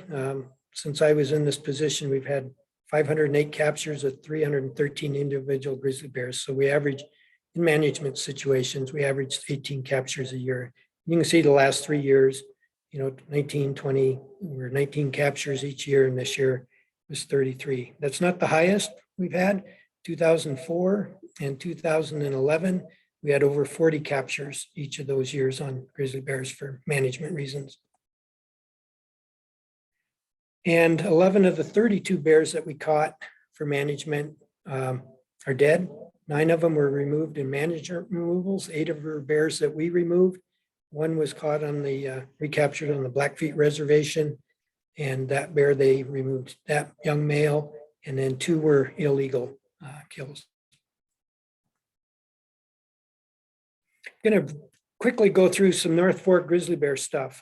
We spent a lot of time in the past working in the North Fork of the Flathead on private land primarily, and the North Fork residents have done a pretty good job over the years of securing attractants and not causing issues. But I wanted to just cover a female with 3 yearlings that we dealt with this year, just very quickly.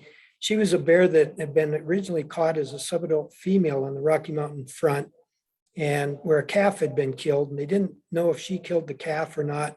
She was relocated into Glacier National Park almost 20 years ago, and she lived in the North Fork, and she was radio collared on and off for research, not really management issues. And so we had some baseline information on her, and she never did cause conflicts until a few years ago. So we caught her incidentally in 2017, called her Bear 14, number 418. And put a radio collar on her. She had 2 cubs of the year that year. And these are her GPS locations from 2017 and 2018. She basically spent most time in the river bottom of the North Fork and in Glacier Park. And then in 2018, she and her yearlings, her 2 yearlings, started causing some conflicts, checking out vehicles, getting the garbage at the Pole Bridge Merc, and also had ripped into some yurts. More people are putting up yurts up there. And the reports that we had is that the yearlings were causing the most problems. So we ended up capturing both those yearlings in 2018 and decided to euthanize both of them. One is a male on the left, female on the right. And thought, well, we'll just continue monitoring the female and see how she did. She didn't cause any problems in 2019, but in 2020, she came out with 3 cubs of the year. And she was seen around houses, but we didn't really have any conflict calls or issues with her. We just asked people to make her leave, not provide any attractants that she could get into. And then in 2021, she showed up with, of course, 3 yearlings. She didn't lose any of them. And she started hanging around residences more. And then we got a call that she got into unsecured garbage. These are actually bear-resistant garbage cans we loaned to the people, employee housing. And she'd gotten into them, and the employees watched her for 2 hours getting into those non-bear-proof cans earlier the night before this picture was taken.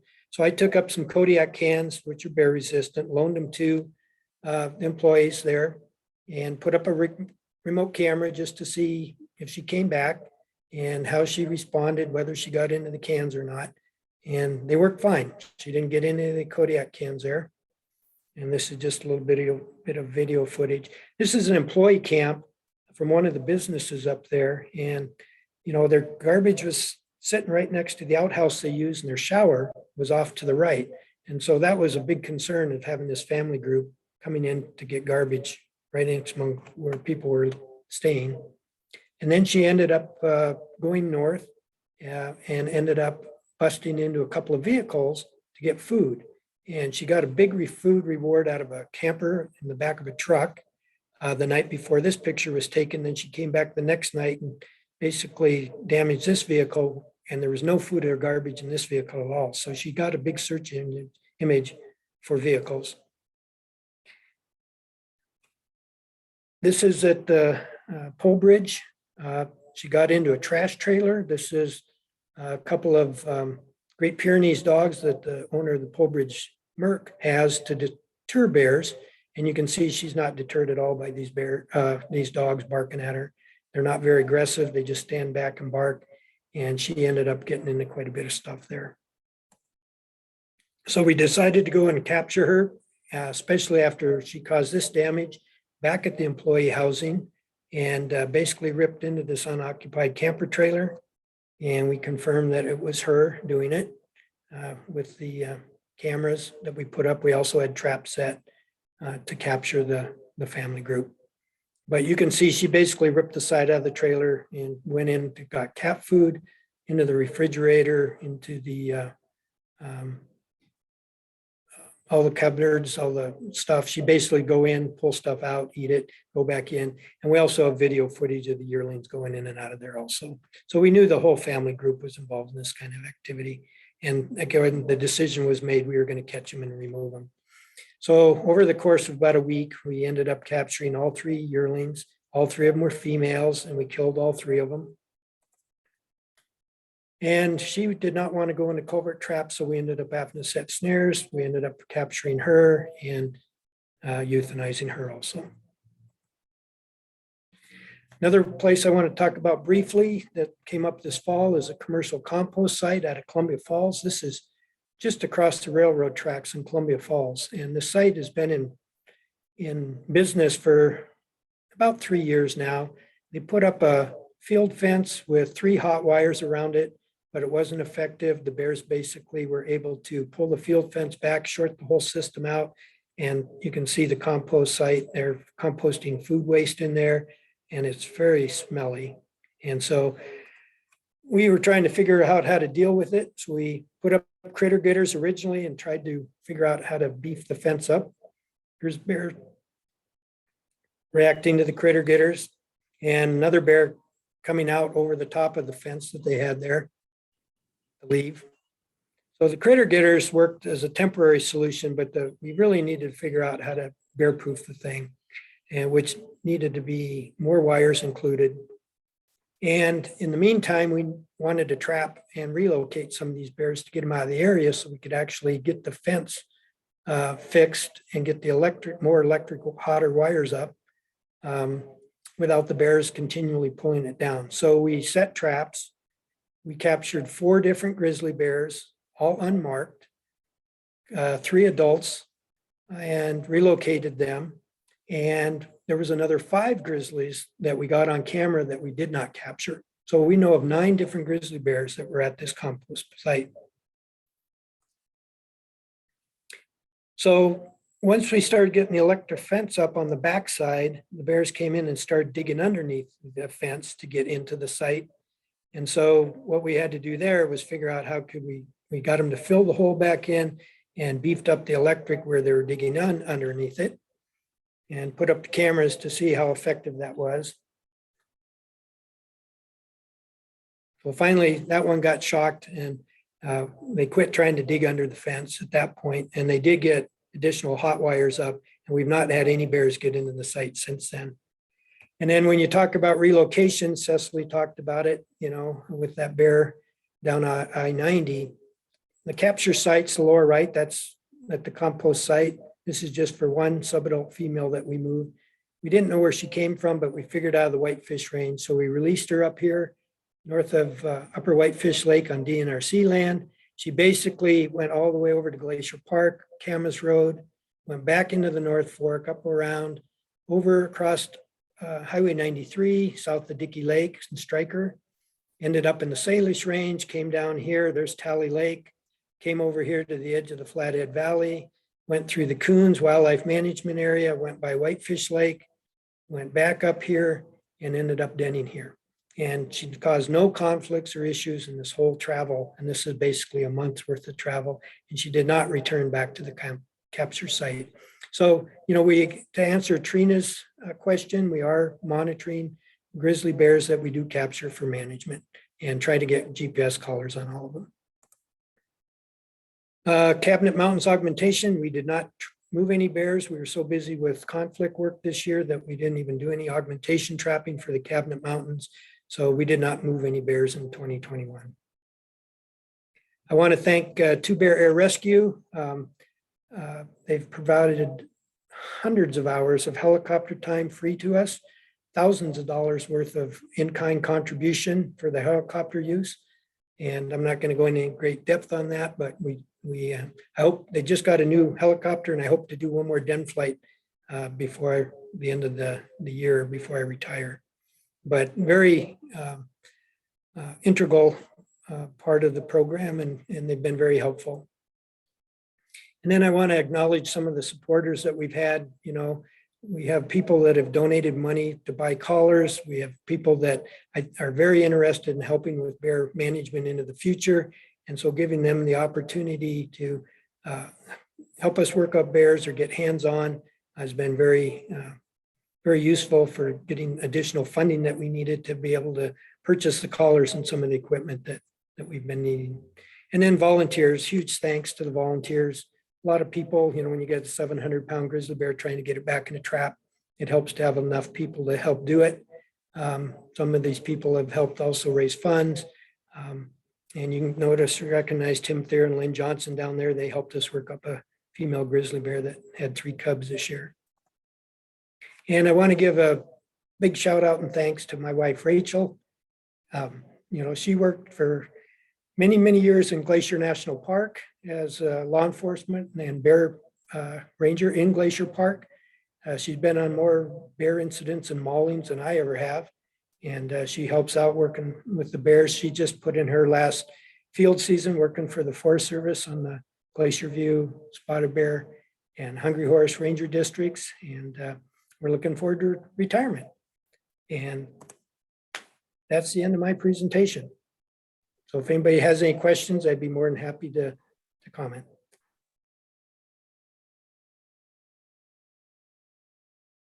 Any questions for Jim or for Tim? Excuse me. That was a great presentation, Tim.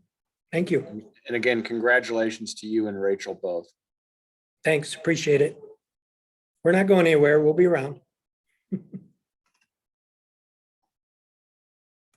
Any questions for Tim? All right, Chad. Hey, Tim. Hey, I'm curious what your call volume was like and how that compared to your elevated captures this season compared to the last couple.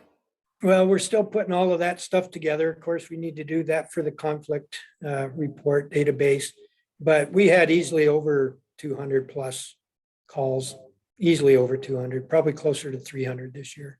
Does that seem to average out? We usually are over, 200 a year, it seems like, but this year it was constant, nonstop. But we still have to put all that together. Okay, thank you. Yep. All right. Any other questions for Tim? Looks like Joe's got his hand raised. Yeah, thanks, Tim. Congratulations on retirement. That's exciting. Very happy for you. Could I have you send me the image that you shared with the collared bear around whitefish? That we've got a couple of projects, one on Whitefish Stage Road coming up and Montana 40 that would be really useful for. Sure. Yep. Yeah, we have quite a bit more radio location data, on management bears in that Whitefish, Highway 93 corridor, Highway 40 corridor, Highway 2 corridor. Yep. All right. Yep. Thank you. You bet. All right, thank you. Tim, want to call your attention to Kurt just posted something in the chat. Great job, Tim, and thanks for all that you've done. And are there any other questions or comments for Tim? Okay, not seeing anything. Tim, great. I've been on this committee now for 10 years, and that was a great presentation as always, and very, certainly for me, bittersweet to watch. So thanks, Bill. Appreciate it. You bet. Thank you. And next we'll move on to Jamie in Region 2. See, I'm going to do a verbal presentation. Can everyone hear me? Yes, we can, Jamie. Okay. Well, I'm going to miss you, Tim. I'm sure I'll be calling you quite a bit for advice and tips and all that sort of stuff after you retire. I just wanted to make a note too that we also lost Kevin Fry out of Region 3 this year. He retired midsummer as well. And then, of course, we all miss Stacy Corville, who passed away last spring. Let's see. So I'm today talking and representing our Region 2 FWP Bear Management Team. And that consists of two other FWP employees. That's Rory Trimbo, who's based out of Anaconda, and then Eli Hampson, who's based out of Missoula. And then we work quite closely with all of our Region 2 game wardens. We also work very closely with the Blackfoot Challenge. Their wildlife coordinator, biologist Eric Graham, assists us with a lot of the bear conflicts up there in the Blackfoot. And he actually oversees all the preventative management projects that are ongoing up there, and maintaining old projects, old fences, and regularly visiting with all of us on what projects need to be next in terms of electric fence, bee yards, calving grounds, etc. And two individuals also working with the Blackfoot Challenge are Barry Gordon and Dan Massey, both out of Ovando. And they do the bulk of our carcass pickup there in the Blackfoot and the Clark Fork Basin. Literally pick up hundreds and hundreds of livestock carcasses each year to get them off the landscape. Here in the Missoula area, we also work closely with the Wind River Bear Institute, Carrie Hunt and Jessica Riaz. They help us respond to a lot of the conflicts in the Missoula area and help us a great deal down in the Bitterroot ecosystem. We're lucky here in Region 2 in that people and carnivores has 2 field technicians that we work with closely as well. That's Kim Johnson in the Upper Clark Fork, and then Brittany Rosas. She just got married. I think that's how you pronounce her name, down in the Bitterroot Valley. We also get a lot of help from Alyssa Schott and Heather Leach with the Great Bear Foundation. They do the bulk of our fruit tree gleaning throughout the valley here, and assist with the 9-mile apple squeezing parties and efforts, and do a lot of education and outreach for us as well. And then Chuck Bartlebaugh with the Be Bear Aware campaign and his education trailer. Boy, he's all over Region 2, doing bear aware education on a weekly basis. Again, a shout out to Defenders of Wildlife. We work very closely with Aaron Edge on an array of preventative management projects. And then Russ Telmo, who runs the Defenders of Wildlife electric fence incentive program. And of course, all of our livestock related conflicts, we work and assist with wildlife services staff. That's Adam Baca, who runs their conflict mitigation projects. He has put up quite a bit of electric fence here in the Region 2 area. And then the 3 wildlife services agents that we work with a great deal here are Bart Smith out of the Deer Lodge Valley, Ted North, who has the Bitterroot and in the Missoula Valley, and then John Mitke, who has that Lincoln area. And then just a special thanks to U.S. Fish and Wildlife Services Partners Program. They assist us financially with all those electric fence that have been put in the Blackfoot. And then we work with a lot of different private citizens, communities, neighborhood networks, NGOs, and staff from other agencies. So thank you to everyone. So first, I guess, we had a tragedy this summer. On July 6th in Ovando, we had a bear mauling and a human fatality right in the community of Ovando. And our hearts and condolences go out to the family and the friends of Leah Davis Loken, who was the victim. She was an avid bicyclist, an outdoorsman from Chico, California, that was biking through the area with friends. A detailed report will be coming out this winter through the Office of the Grizzly Bear Coordinator. And when that report's done, it will be posted on the IGBC website. The grizzly involved was a young adult male, no previous history. He was killed after the incident with the help of Wildlife Services. He weighed 417 pounds, and all the evidence indicates that he was food conditioned, knew what he was doing, looking around town for garbage and chicken coops. But we had no background on this bear.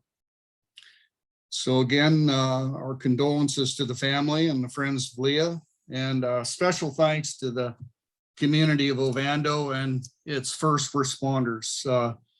They are the ones who dealt with the situation early that morning prior to FWP and the Sheriff's Department being able to show up. Let's see, there's still a lot of bear activity going on. We're in the process of organizing all our conflicts and sighting forms.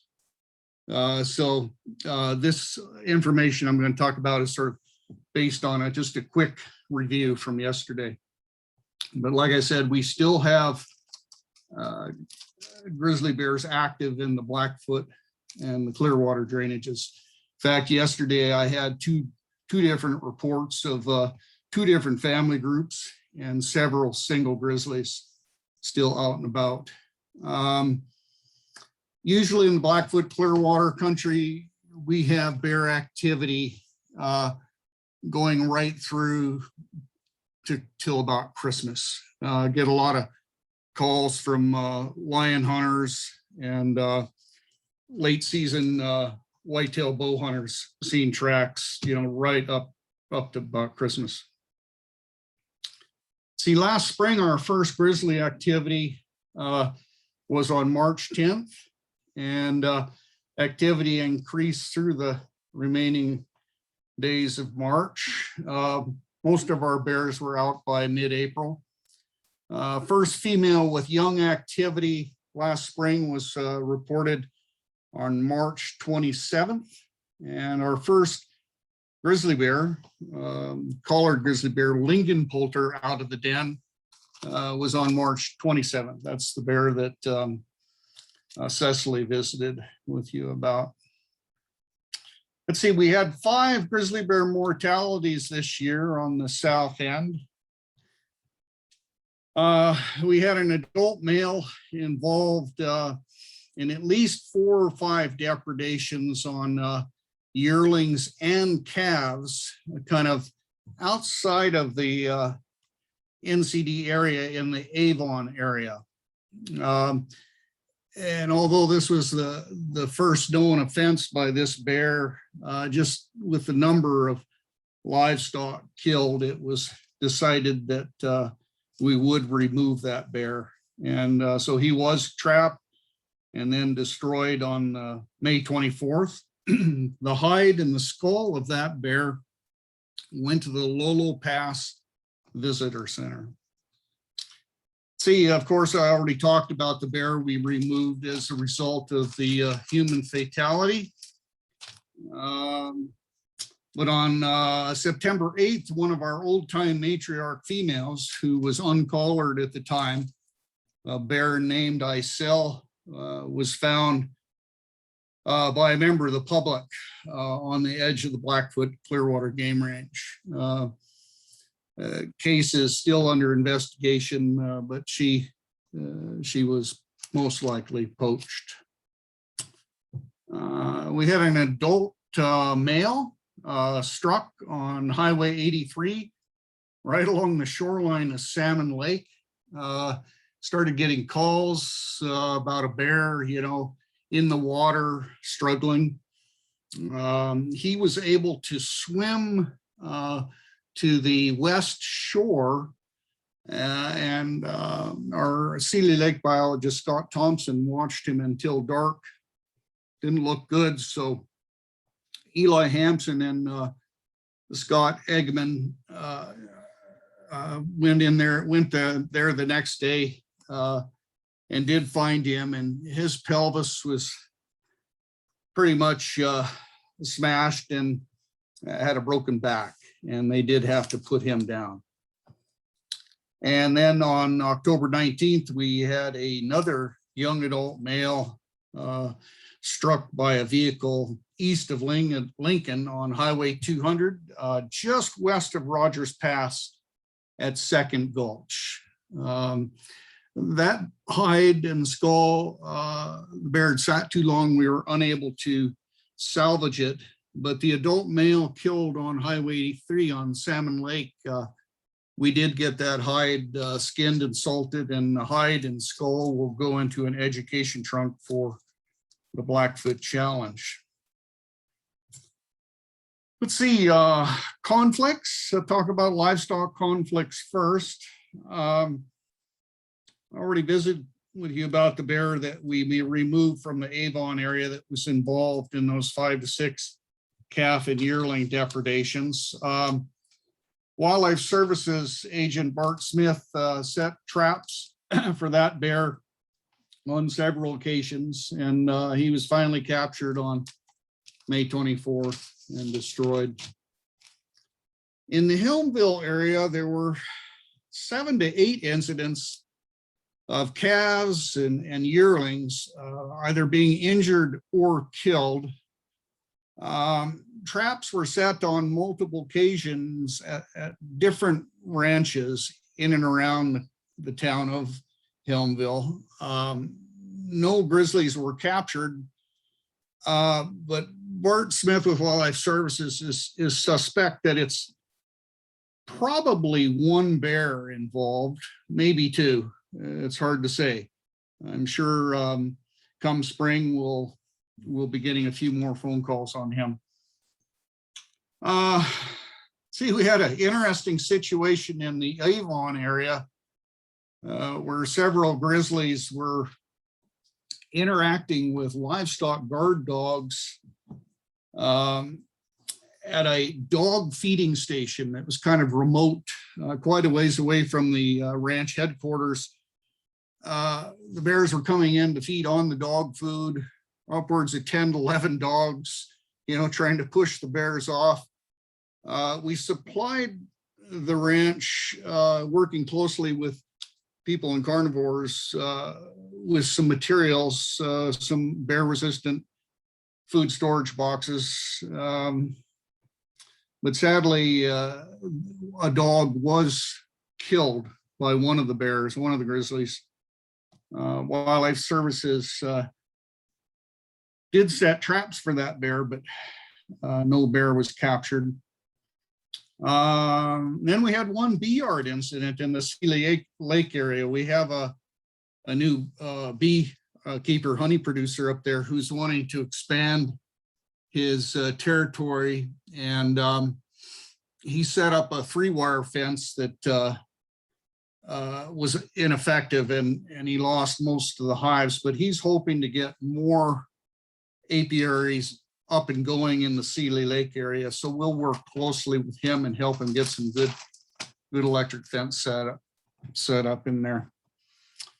Let's see, residential and agricultural related conflicts. We're a little higher than last year. I've broken it up into watersheds just so it makes a little bit more sense. We had approximately 60 different incidents, some of them involving the same bears. But like Tim, we're still, just going through data and won't have a really good feeling of what went on until probably midwinter. So first I'll talk about the Blackfoot Valley proper. That's the Ovando, Helmville, Lincoln area. Really things have come together quite nicely because of all the ongoing preventative efforts and all the work that we've done with the Blackfoot Challenge up there. So it was relatively quiet. We did have 3 incidents of grizzlies accessing chicken coops, 3 incidents of grizzlies breaking into buildings. We did have 1 bird feeder incident. Hadn't had one of those for a long time in the Blackfoot.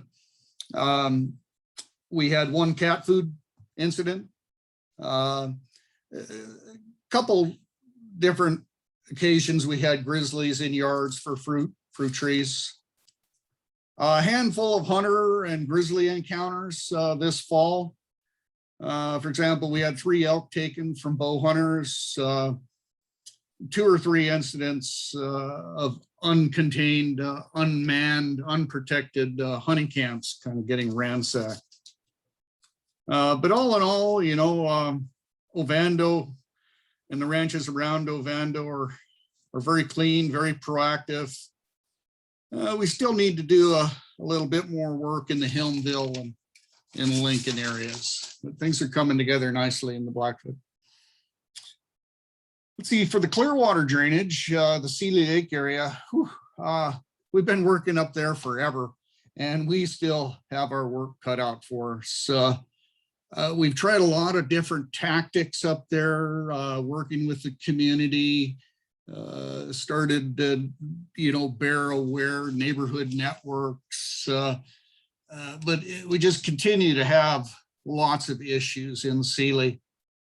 So we're going to be much more aggressive here on out. We're going to be visiting with the commissioners and the community council, going to work more closely with the Missoula County Sheriff's Department and the Forest Service and try and get the town cleaned up if we can. Let's see, the majority of our conflicts there revolve around uncontained residential garbage in small cans. It's a constant issue up there with black bears, and we had quite a few incidents of grizzlies coming into town and getting garbage. Most of these folks are low income, that can't afford garbage pickup. Last year, we had several grizzlies figure out how to get into bear-resistant dumpsters. A lot of the dumpsters were not being used properly. They were not being locked correctly. And as a result, with a little bit of tipping activity, these bears were getting some pretty good food rewards. We got a pretty good handle on that this year, but we had 3 or 4 incidents of a female with 1 cub and a couple lone grizzlies tipping bear-resistant dumpsters just to see if they could open them. Had 3 or 4 cases of grizzlies breaking into buildings and sheds to access garbage. We did have one pretty scary incident of a grizzly coming into a private campground in Sealy. It's kind of an odd situation in Sealy. A local resort has bought up a lot of the hotels, and so there's no place for people to stay other than these sort of private campgrounds. But one of the employees of that resort was more or less living in a tent situation in this private camp setting. And in the middle of the night, they had a grizzly come into their camp, get into their uncontained coolers. They slipped into their vehicle and then watched the bear proceed to, mush the tent down and get additional uncontained, food from the tent. So that's going to be a case in point when we talk to the community council there. Handful of hunter grizzly encounters, in that whole Clearwater area. A lot of guys just, surprising a grizzly or jumping a grizzly close range. Occasionally shots fired, bear spray pulled out, that kind of thing. Up at Lake Inez, we had a bear peel a garage door down to access a deer. And then we had someone who had stored their deer elevated in a tractor bucket, and the bear was able to get that carcass out of the tractor bucket. And then we had 2 camps, hunter camps that didn't have electric fence up, weren't contained properly, that they got pretty hit hard by grizzlies. See, for the upper Clark Fork Valley, Roy Trimble was pretty busy this year. As discussed earlier, this is a place where we need to do more, get people kind of in the mindset that, there's grizzlies coming. We already talked about Lincoln Poulter and some of his forays. But yes, when he got out of the den this spring and busted south to the Drummond Clark Fork Face Country, during that time period, he was trying to find a way across Interstate 90. He did get into at least 3 chicken coops that I can remember of. And we're able to work with those individuals, and let's just say we're still working with them in hopes of getting some electric fence up. He got across Interstate 90 on May 3rd. And Cecily kind of filled you in on all of his movements there. But we do believe he visited the same ranch near Garrison Junction on at least 2 occasions.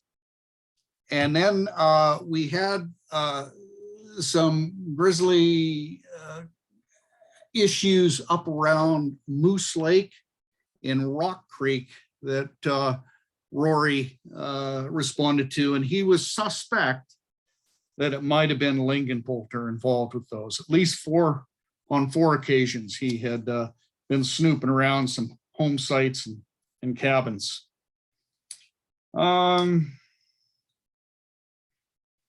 This fall, there was a hunter camp hit by a grizzly in the Flint Creek Range.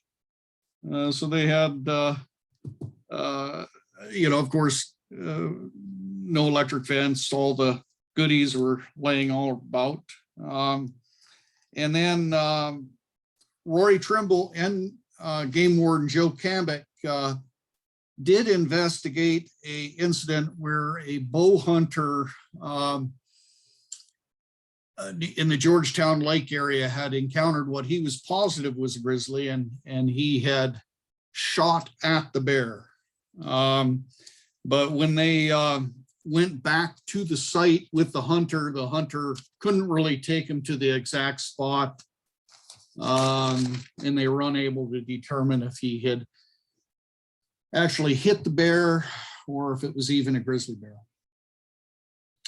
See the Helen area, lots of work needs to be done in this area. We're predicting, more and more grizzly activity in future years.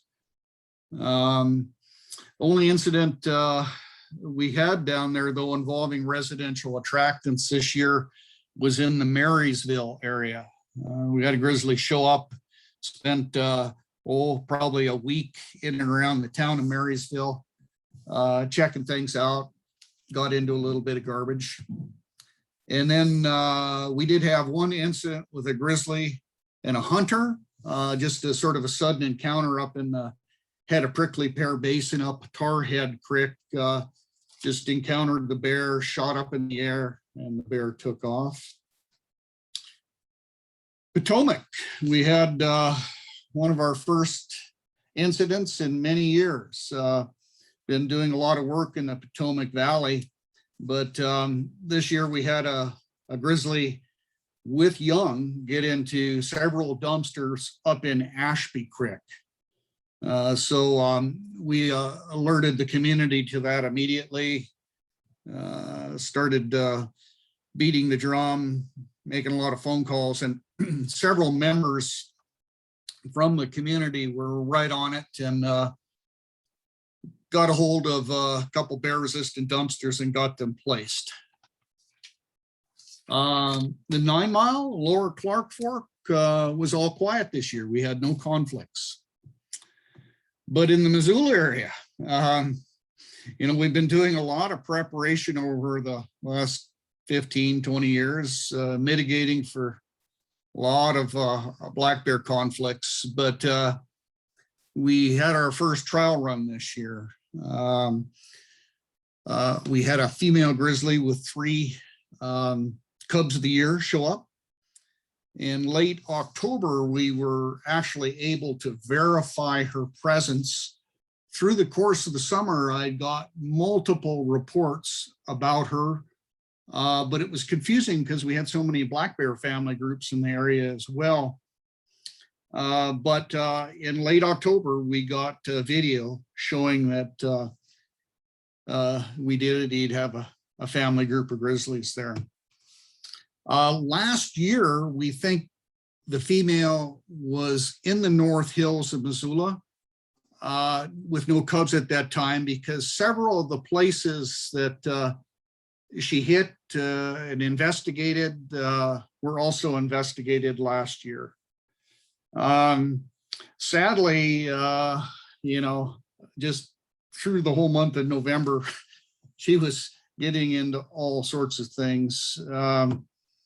It started with a chicken coop in Laval Creek. In fact, it was the same chicken coop hit last year.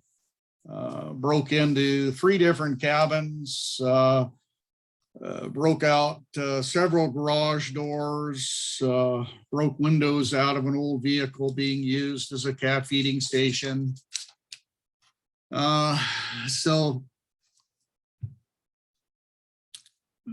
we're going to be meeting with the commissioners. We're going to be meeting with the city council, going to be meeting with the mayor, and see what we can do to maybe get things rolling here in Missoula.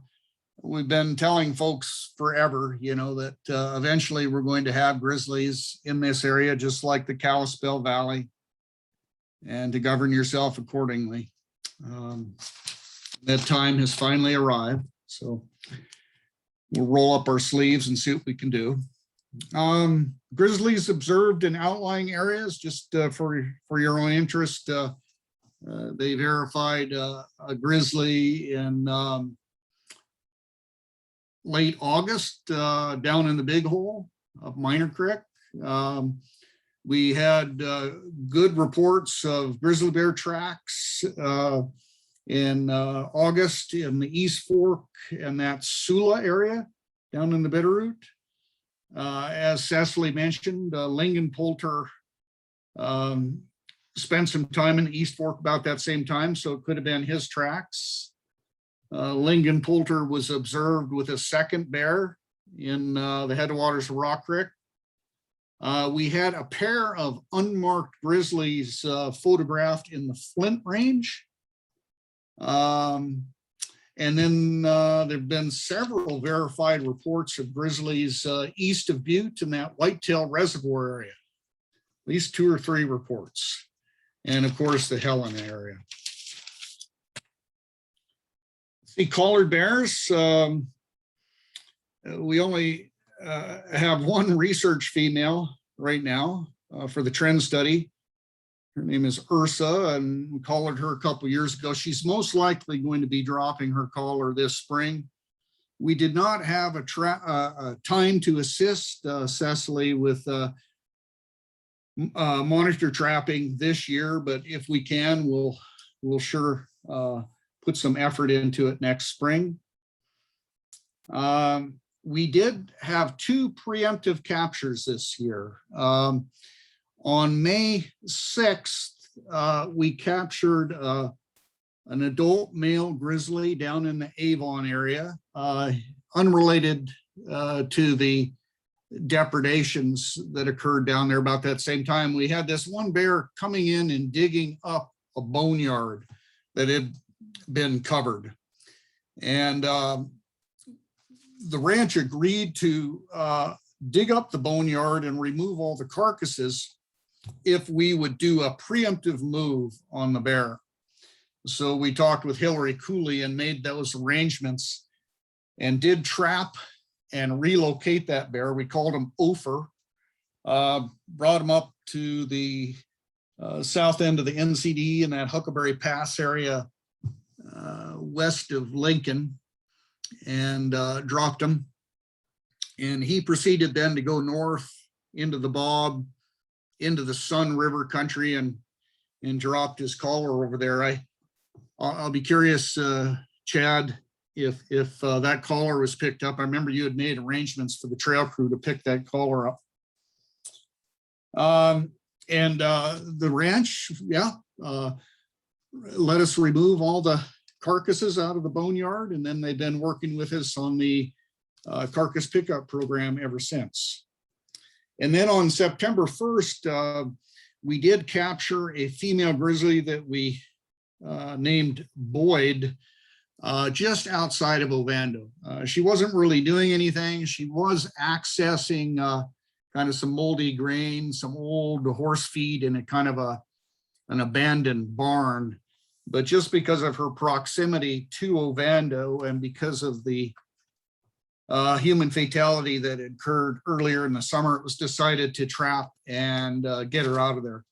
So we did capture her and relocated her to the reservation divide on the north side of the Rattlesnake Wilderness. Sadly, that collar is not functioning. See, one additional incident I'd like to discuss. We had a yearling grizzly get captured in a coyote trap east of Lincoln. In early September, Game Warden Ezra Schwam received a report from a hunter who was sighting in his rifle of a grizzly bear in a trap up by Rogers Pass. So Ezra Schwam, Eli Hampson, and FWP Wolf Manager Tyler Parks, and then Wildlife Services Agent John Mitke all responded. And indeed, they found a yearling grizzly in a coyote trap. They were able to release the bear. It looked like there were 2 traps set at the site. 2 dead foxes were used for bait. The yearling was still at site in one of the stake traps, but the other trap and the female were not at site. So we were assuming that, you know, the female or sibling left with the other trap on its foot. Hunter and handlers were very lucky, you know, that really that female grizzly wasn't at site. Did not put a collar or ear transmitter on the cub, just kind of got it out of the trap and let him go. That's about it. I won't go into great detail on all the education and outreach going on just for the sake of time, but real quick, lots of electric fences were erected through the summer through the Defenders Incentive Program and Wildlife Services Electric Fence Assistance Programs. Blackfoot Challenge did several large-scale residential containment electric fences, as well as placed 8 or 9 electrified cattle guard mats, very similar to an unwelcome mat. But what we're finding in a lot of the ranch settings there is that folks are so busy going in and out of their electrified compounds that they don't have time to close the gates. Blackfoot Challenge, working closely with the NRCS, have come up with these electrified cattle guards, and those are being tested, and so far seem to be working well. We built 2 pretty nice garbage enclosures there in the town of Seeley Lake, one at the ice cream place, one at the filling station. We've been purchasing shipping containers, you know, for grain storage at various ranches for several years now, placing them. Purchased a lot of bear resistant garbage cans from funds that we received from various RAC grants and funds from Defenders of Wildlife, distributing lots and lots of bear spray, lots and lots of critter getters. Yeah, just doing as much as we can. And that's about it. All right, thank you, Jamie. That was very well done considering you didn't have any visual aids, but it was very, very helpful and very thoughtful and in depth. So thank you very much. Next up, we'll go to Region 4, Wes and Chad. I guess I can start off unless Chad, or do you have enough battery? I know you guys are out of power. Hey, Wesley, we got power, so go ahead and start yours and I'll follow up. Alrighty.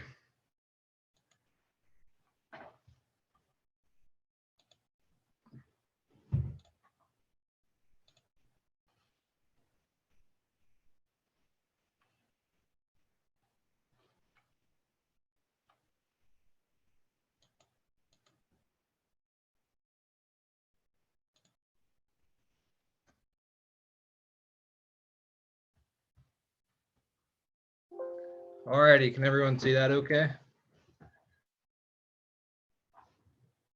Yep, looks great, Wesley. Okay, I'm Wesley Sarmento. I'm the bear management specialist for Montana Fish, Wildlife and Parks based out of Conrad. My last technician, Sarah Zilke, left the position for a permanent job with Natural Resources Conservation Service, but I was lucky enough to pick up a retiring warden captain out of Miles City, Jack Austin. This year we had our new Shoto specialist, Chad White. And this year we did something a little different. We didn't divide our bear management districts by any kind of line. We didn't have a line in 2021. We just did whoever was closest and available responded to calls. And Chad helped out a lot on the stuff that I did, and I helped Chad on stuff he did. But the statistics that I'm going to put in this presentation are just the events that the Conrad office led.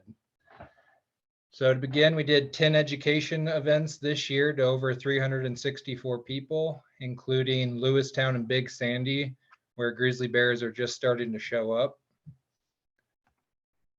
We did bear spray training to over 160 people, and we gave away over 33 bear sprays. We also helped out with our video person, making a bird hunter safety video this year. We installed 16 new bear aware signs at recreational sites to help people be aware that there's grizzly bears in the area. We communicated over 156 bear aware alerts, and we created one new call tree in Depuyer. We had over 439 phone contacts for information, service, bear observations, or complaints, and we quickly responded to every bear call. This is a summary of the bear complaints that we received through the Conrad office. We had a total of 44 complaints that we received out of the Conrad office. 9 of those complaints we transferred to the Shoto team because they were closer and available. Of the complaints that we responded to, we confirmed 33 as bear issues.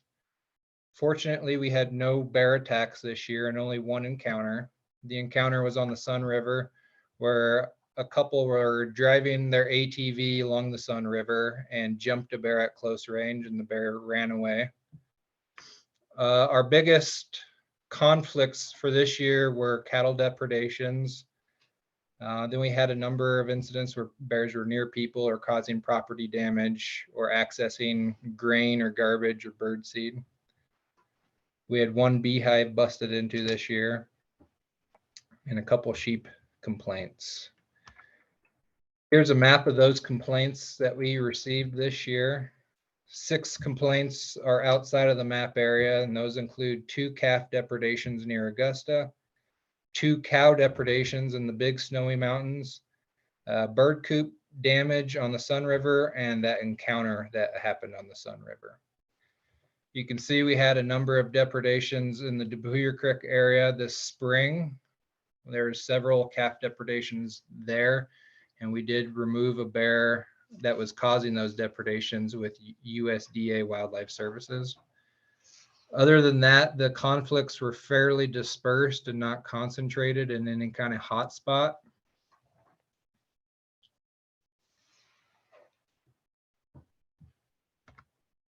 Of the livestock losses that our Conrad office responded to in 2021, we had 10 calves killed, 2 cows killed, and 4 sheep. To help protect livestock, we installed 10 electric fences. A number of those were around bone pits, like you see on the left there. And then we also did chicken coops and geese, like you see on the right there. We collaborated with USDA Wildlife Services on one hog electric fence near Conrad. We also helped start a range rider pilot program on Upper Depuyer Creek, where one producer had been missing a number of calves. For crop complaints, we had 3 complaints of bears getting into grain spills that were unsecured. We had 2 grain bags damaged, one where the bear was actually eating out of the grain bag, and another one where the bear just walked over the grain bag. And we also had one haylage bag damaged, where again, the bear primarily just walked over the bag. They seem to like to walk over these plastic bags. In response to some of those crop products getting accessed, we installed 5 electric fences. And for grain spills, we deployed over 56 scare devices to try to get bears away from grain spills. This year, we had our wildlife management area maintenance crew build a bear-proof grain bin door, which saved us $1,000 from going to the Canadians that build them. And that door seems to work really well. We're hoping that they'll be able to build more of those doors in the future. We removed a total of 19,596 pounds of spilled or spoiled grain to get bears away from people. We also started a guard dog project this year to test whether guard dogs are effective at keeping bears away from farms that have a lot of grain spills. Grain spills are a really difficult thing to clean up. It's thousands of pounds. There's grain spilled every week. So if we come in and we clean it up, there's just more grain spilled again. And so it's a difficult attractant to deal with. We're dealing with it on an industrial scale. And so we're testing different methods of keeping bears away from farms. And one of them is this guard dog project that we're collaborating with the USDA research branch on doing. The one dog that we put out this year did keep bears away from the property, which is the first time that farm hasn't had bears in 3 years. We're going to give out 2 more dogs next year for the project. We gave out 1 bear-proof garbage can this year to a place on the Marias River where bears were getting into garbage. We removed 45 dead animals to get bears away from people and livestock, and supervised a carcass driver who removed an additional 96 animals, dead animals. We had quick responses. We did 81 proactive patrols. When we hear that there's bears being seen in an area, we'll proactively patrol those areas in the evenings and mornings so we can haze them. We loaned out 1 paintball gun for a person that had bears walking down the creek near their home to haze those bears. We ended up hazing bears on 22 occasions this year. Summary of electric fences, we installed a total of 15 electric fences, and we did a lot of maintenance on fences that we built this year and also fences that have been built previously. Other support for conflict prevention work, we loaned out the grain vacuum to the Shoto office and also Blackfeet Fish and Wildlife. We helped attain a $4,000 conflict prevention grant for the Shoto office, and we co-authored a $70,000 Safari Club International grant for conflict prevention. Here's our capture summary for this year. The first 3 we did with USDA. And those were in response to livestock depredations. The first one was a non-target female that we caught on Depuyer Creek and relocated to Glacier. That bear has since returned to Depuyer Creek and is not causing any issues. The second one was a bear that was euthanized in Fergus County. That was in the Big Snowies because that bear killed 2 adult cows. And when they start killing cattle like that, their relocation just doesn't resolve the issue. They have the behavior ingrained in them. And then the third one was that bear that we euthanized on Depuyer Creek for several calf depredations. We also preemptively caught a yearling male that was accessing spilled grain near residents and wasn't responding to hazing or scare devices. We relocated that bear to Pike Creek, and that bear now lives on Cutbank Creek.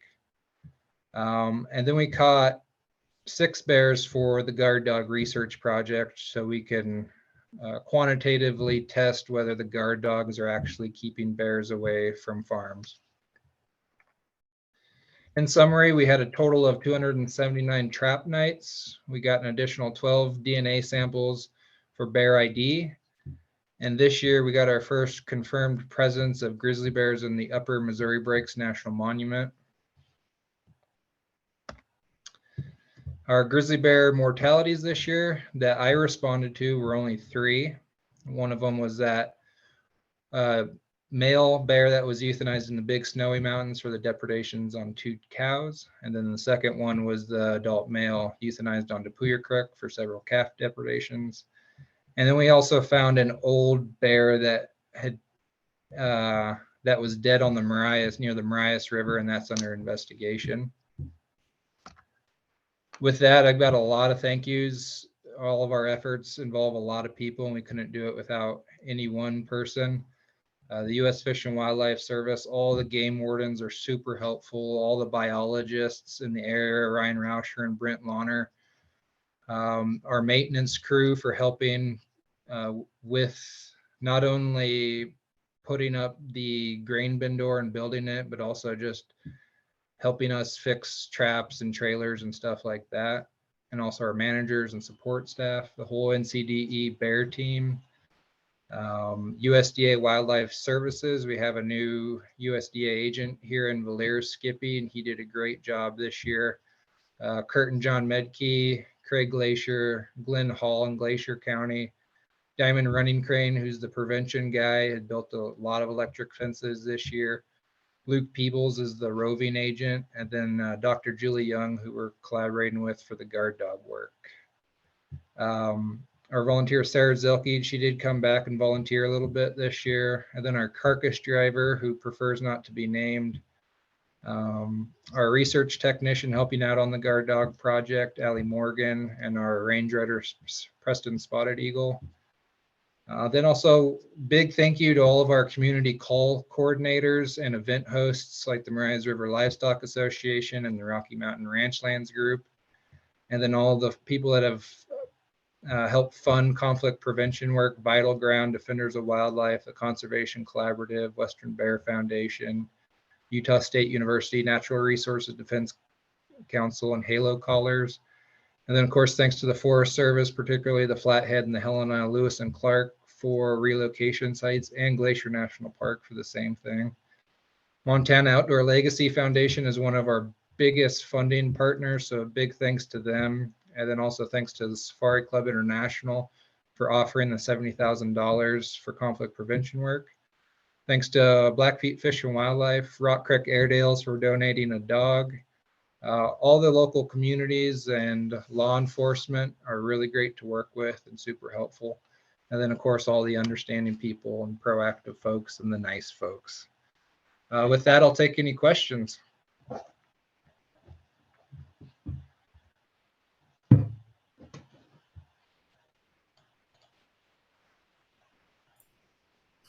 Wesley, if you don't have questions, maybe after I do mine, they'll have Region 4 questions. Sure. That'd be great. Why don't you go ahead and roll, Chad?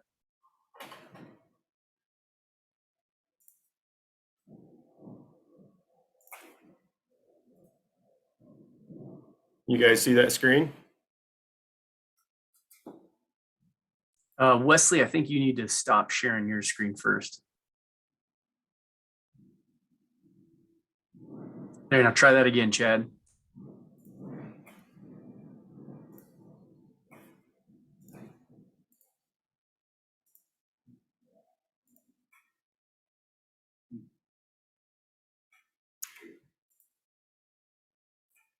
How about now? Yep, there we go. And looks like when you just hit presentation mode, it'll kick in. So. All right. Bingo. Thanks, Wesley. That was a great presentation. So I'm Chad White, Grizzly Bear Management Specialist. First year here in Shodo. Next to me here is Daniel McHugh, a technician this year. This is the summary of our work here based out of Shodo. Like Wesley said, we had 2 people that were responding to grizzly bear conflict calls across the whole region, and we decided just to split up our summaries for what we did per office. So this is Shodo's report. These are our capture efforts for the year. Just start off with those. Shoto team, we caught 3 bears for management, including one that was later euthanized. One of those was also illegally taken. Two bears we captured for the grain bin research project in areas that we previously didn't have any grizzly bear collar data, so that was helpful. And we assisted with capturing 1 bear for population monitoring for the trend team. That's that bear on the right. The one on the left is a management photo. And we also assisted Wesley with some of his guard dog captures. So these are the ones that we conducted here at the Shoto office. This first management capture, 3-year-old male in May, it was presumed to be a non-target capture in a cattle depredation. So we collared him and released him on site.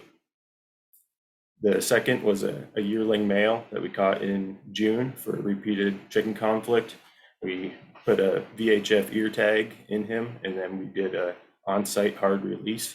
He had a sibling that was there initially and not present for the release.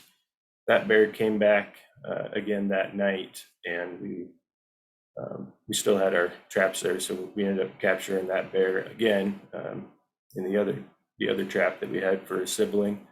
And we put a collar on that yearling and we relocated him. He was later taken illegally to Pooyer Creek. An adult male was captured in August for cattle depredations. We had several bears on camera, including the photo of the bear in the left with Daniel. That bear came in with the adult male. We ended up capturing the adult male. We collared him and held him for the night, and we put cameras back out at the site to determine if other bears were going to return. No bears were returned that night, so we decided to euthanize that bear the following day. We collared 2 bears in September for grain bin use research. One of them was on the Sun River between Augusta and Sims. And the other was a 3-year-old male that we collared between Highway 287, off of Highway 287 between Shoto and Augusta. Both of these sites were chosen specifically for the amount of grain that was available to bears in these areas, and not having any management information of how bears use those landscapes. So those collars have been very helpful both for the communities, the trend team for the grain bin collar research, and then for us as well for learning how to manage these bears in these areas that we don't have any collar data. In June, we assisted the population monitoring team in recapturing a known trend female. That's that bear on the left, and that is her 3rd collar. She's denned up now. Here's a summary of our mortalities. We had a pretty high mortality this year in this area. We had 11 confirmed mortalities and 3 possible mortalities, all from May into just this last weekend. Mortalities caused, one was a drowning, the one pictured here. One of them was caused by another bear, presumably an adult male on a yearling male. 4 of them were vehicle strikes. We had 4 shootings, and that includes illegal shootings and defensive shootings, and 1 management removal that we described already. The 3 possible mortalities, we had a vehicle strike we had a gentleman who thought he struck a bear and also had stuff come flying out of his pickup that got tangled up in the pickup. So we're not sure if he hit the bear. So that's a possible mortality. We had a dependent cub of a female that was hit that we weren't able to capture. We don't know if that cub has made it through. And then we had a defensive shooting where we were not able to find any injured bears at the site to help us identify any possible mortalities. We have 3 active federal investigations right now for wrongful take, and 1 defensive shooting that was just investigated yesterday. We had a game warden come out. That was in the mountains out of Gibson Reservoir. It was a guided outfit, party of 2 with a dog, and well, party of 3, including the guide. They were sneaking through the woods, and there was a bear on an elk carcass. That the guide ended up dispatching the bear that landed at the hunter's feet.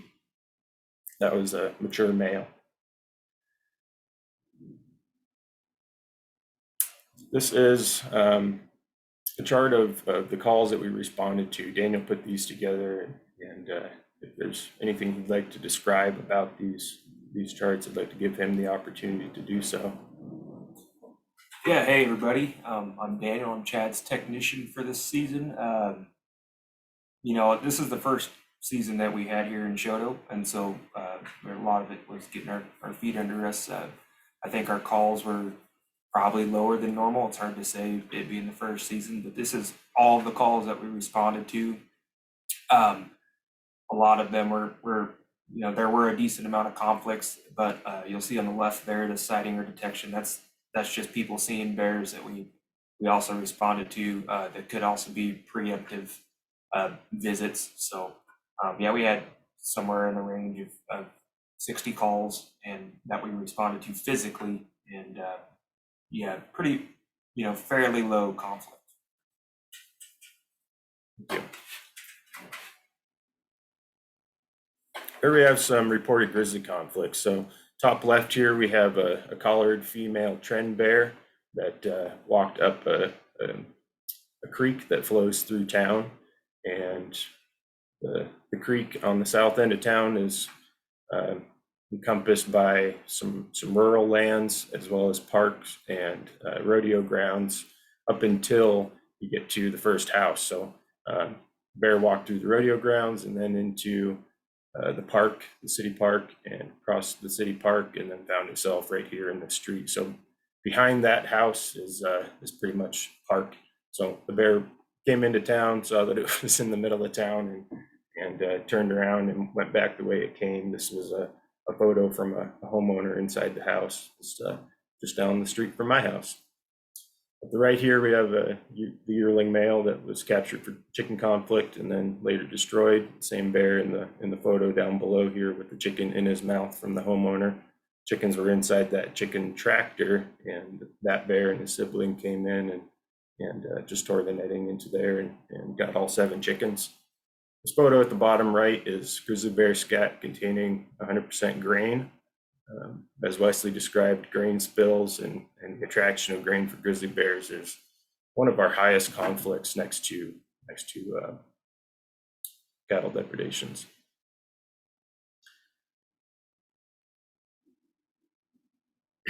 Here is our conflict graph, our pie chart that Daniel created, describing the bulk of our conflict. As you can see, livestock depredation is a huge portion. Unnatural foods is the next one, and that's primarily grain as well. Do you have anything that you'd like to add on this pie chart here, Daniel? Yeah, we weren't present at every single livestock depredation, so Wildlife Services and Wesley will also have a number of livestock depredations that we didn't respond to physically, but I would just add that there were probably a considerable amount more than are represented here on this chart. And like Chad said, almost, you know, primarily what we dealt with a lot this year was livestock, and then a little bit of unnatural foods, mostly all grain. Other than that, you know, we had some pretty, you know, fairly low conflicts outside of those 2 areas. We did have a few human interactions. One of those was mentioned by Wesley in his presentation up down in Sun River. And we had a couple incidents of hunters running into bears as well. So our human interaction numbers are maybe a little bit higher in this slide than it seems when you consider, you know, the circumstances around it. And then property damage is mostly going to be we had electric fences, chicken coops, stuff like that. We just got a notification that our bandwidth is suffering a little bit, so let us know if you're experiencing any interruptions. Yeah, that human interaction pie there, that describes conflicts where there was a defensive shooting, so preventing an attack, as well as bears that are in proximity of homes, natural settings as well. There's a photo from a landowner that has been cooperating with us on mostly grain and cattle issues. This was taken while Daniel was hazing bears out of a shelter belt. This homeowner called and said that it was 12 o'clock. She had all her grandkids out at the house. They have grain bin storage for the greater family business there at their housing area. And they saw a grizzly bear out in the yard. Asked Daniel to go respond to that, and called me about an hour later and said that he had run 9 bears out of a shelter belt that's about 15, 20 yards wide and maybe 200 yards long, and is next to it is 12 grain bins. So there were 9 bears in this one shelter belt. And this is just a couple of photos of some of the tools that we use in hazing. We also use paintball guns and some other instruments as well. But these are some of the primary tools that we use. Also, I wanted to point out in this photo, if you look at the bears here, you'll probably notice that here in the Rocky Mountain front, we're starting to see groups of bears that include males, females with offspring, bears of young age and old age. They seem to be mixing at these food sites, much like bears at a salmon stream, at a popular spot on a salmon stream. So we're starting to see that quite a bit here on the Rocky Mountain front. We removed quite a lot of carcasses this year. Our totals were 41 cows, 14 calves, 2 horses, and a pronghorn. The pronghorn was being fed on by a grizzly bear out in the field near a home. So Daniel went and extracted that, so there wasn't any problems at that home. Not many of these were carcasses that were fed on by bears. A lot of them were preemptive. Issues happen on a ranch, and they'll call us and say they had a number of dead animals that could attract grizzly bears, and they're all right there by the house. So we respond and haul a lot of these carcasses. This crane pickup setup was put together by Mike Madel, my predecessor, and boy, what a wonderful tool for the amount of work that we have to do here on the front with hauling carcasses. That crane right there has gotten quite a workout this year, and we've been using the heck out of it. So thank you, Mike, for having the foresight to set us up with that. Sorry for the gross slides here, but you're all bear people. I'm sure you're used to icky stuff. These are some photos of cattle depredations for those who aren't familiar with what they look like. Here on the left, you can see we've got a calf that oftentimes when they're a young calf like this, we'll see some skull crunching. That's what's exposed here. That sheep, you can see torn at the shoulders. And then this cow on the lower right at the brisket there. These are some popular spots to look for grizzly bear attacks, and some of the things that we're seeing out here for mode of attack. Our livestock depredation totals that we responded to, that doesn't include the ones that Wesley responded to or the Wildlife Services totals, but these will be in some of the Wildlife Services totals. That's 2 cows, 9 calves, 8 sheep, and 7 chickens. We got a shipment of bear spray fairly late in the season, thanks to that grant that Wesley helped write with Battleground Foundation. And since then, we've been distributing bear spray through the community as best we can. This is Daniel doing an education for the school here in Choteau. The photo on the right is a vehicle strike. We take any opportunity we can get to reach members of the community and teach them a few things about bears. So here we had a little gathering of people along the highway that were curious to look at the bear. It was a fine specimen of a male, and it was a good opportunity to do a little bit of outreach and education with a dead bear in hand. We participated in 12 events that included all sorts of things, from working with City Hall and education events, local working groups. We did search and rescue trainings and several public meetings. We believe we reached well over 300 people, but it's hard to quantify some of those. This is one of those grain bin research females just after she walked out of the trap, which was off camera.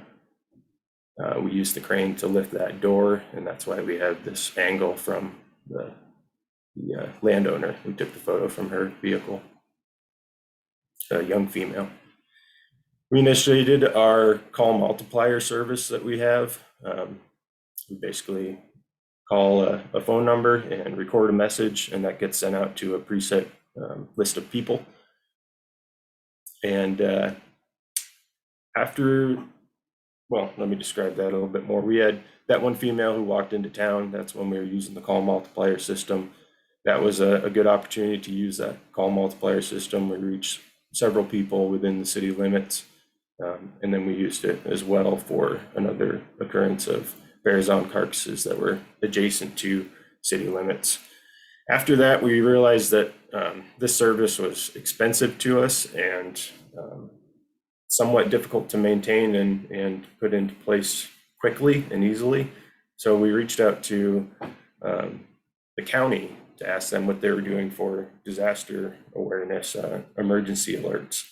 And they're using a code red system, as well as one other system that the name of it is escaping me, but I believe that they're both FEMA systems.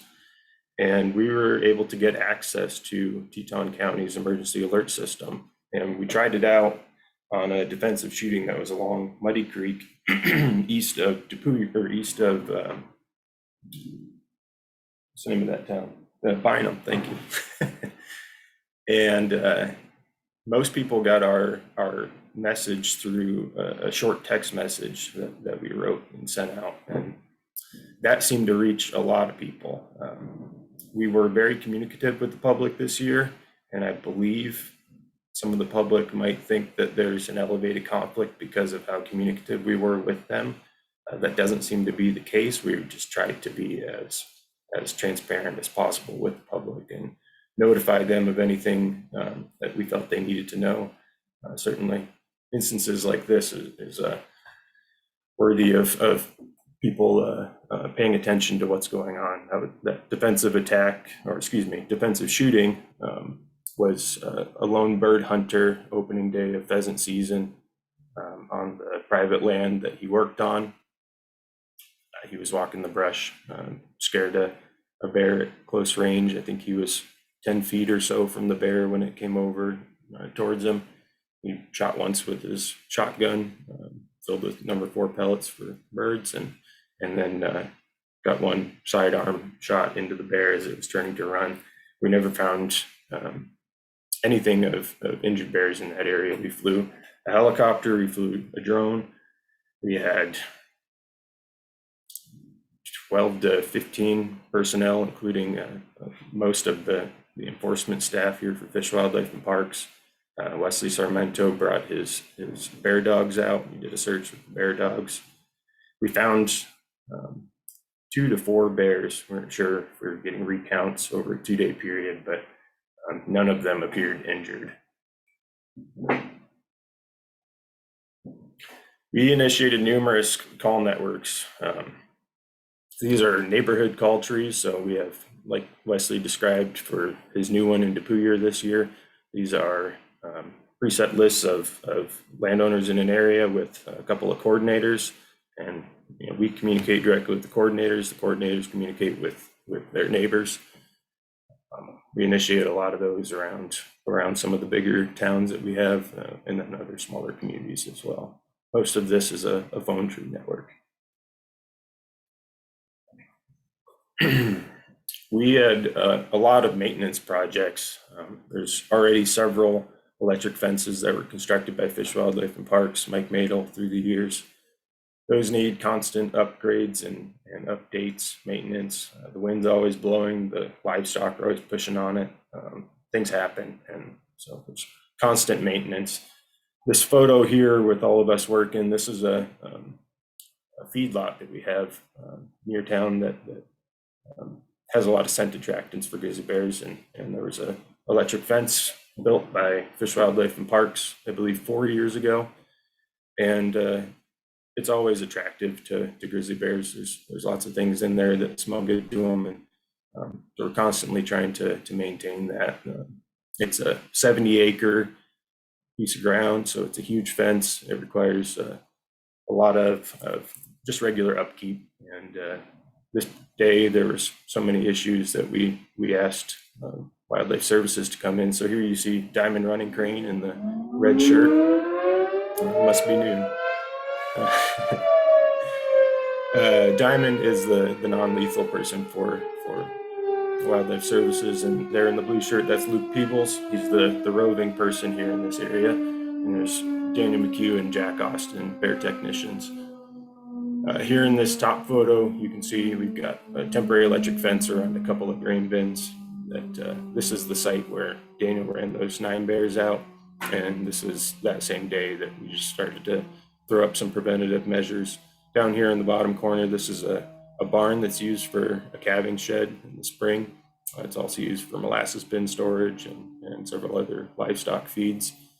There was a hot wire already constructed by Fish, Wildlife and Parks on this barn, but it seemed that it was insufficient. You can see over by that yellow in the back corner by the ladder, that door was broken into by a bear, and we responded by adding more hot wires, and then all of the primary entrances, the windows and the doors, we electrified those similar to the way Tim Manley has started doing a lot of his doors with chicken wire and expanded metal. And then these are all connected to electricity through those metal hinges. That's where you can see that white wire coming up over. So these doors are all operable with the system on, which is beneficial because then it's not off ever. We electrified 4 bone pits, 3 poultry pens that includes a pigeon coop, 1 pig pen, that barn. We did a metal garage door, the grain bin row, and we started playing with some electric mats as well, primarily in front of grain bin doors where we tend to see the most spilling occur. We'll throw an electric mat down there to sort of start to condition bears. This is a video of one of those mats in front of the door. A little bit sped up, but bears really are that fast. And we just want to say thank you to everybody, to all of our FWB personnel, interagency personnel, the wonderful landowners that we've worked with this season. Here at the top corner, that's the grain bin bear and the ranch managers for this larger piece of property that allowed us to capture that bear. We got to participate as well. We have volunteers out picking up collars. This is Sylvie Costin, works for a local group here in town. And yeah, we're just very grateful, and hopefully the season was a good start to a good start for us to get our feet wet and figure things out here in Region 4. So thank you, everybody. Okay, thank you, Chad and Wes. Are there any questions for Chad and Wes?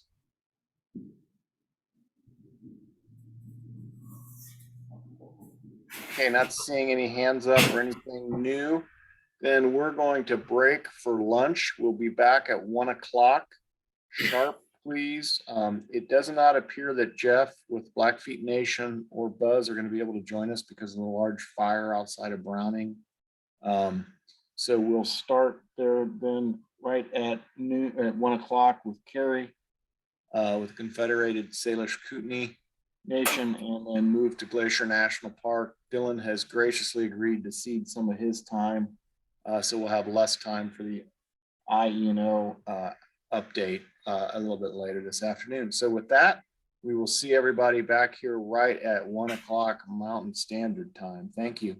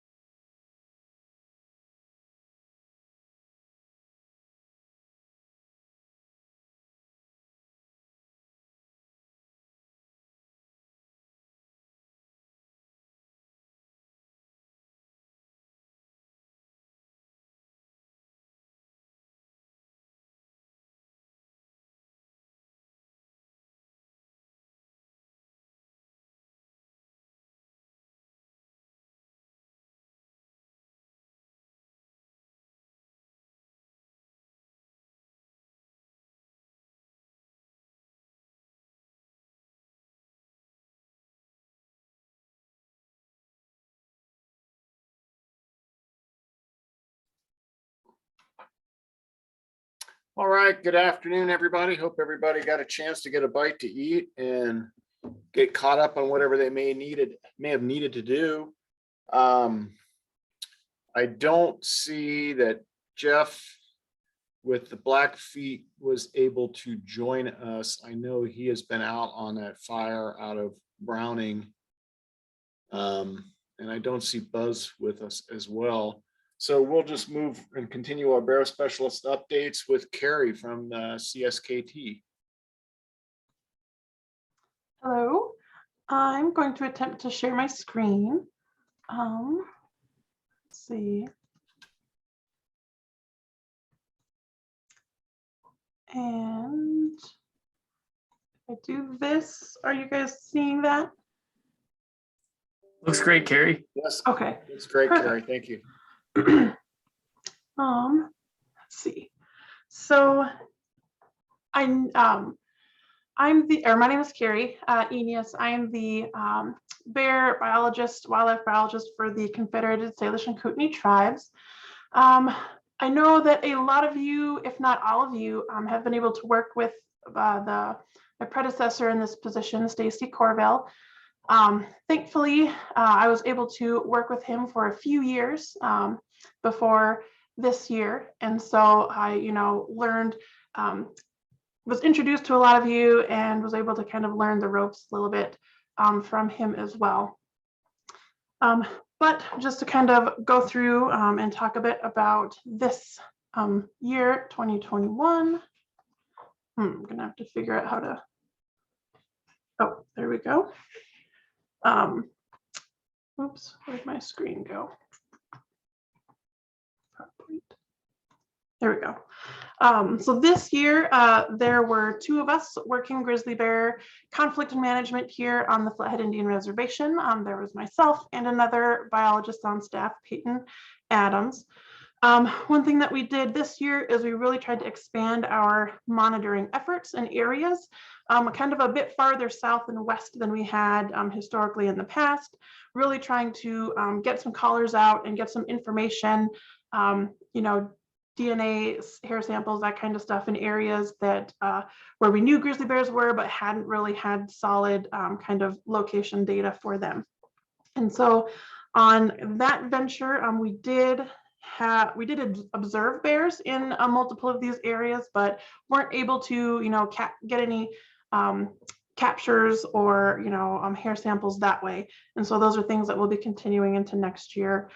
We did have one research bear that had a collar this spring, but that collar died in early April. And so we were able to continue monitoring her via VHF till about October. We did have a few trapping efforts to try to get that collar off and potentially put another one out on her.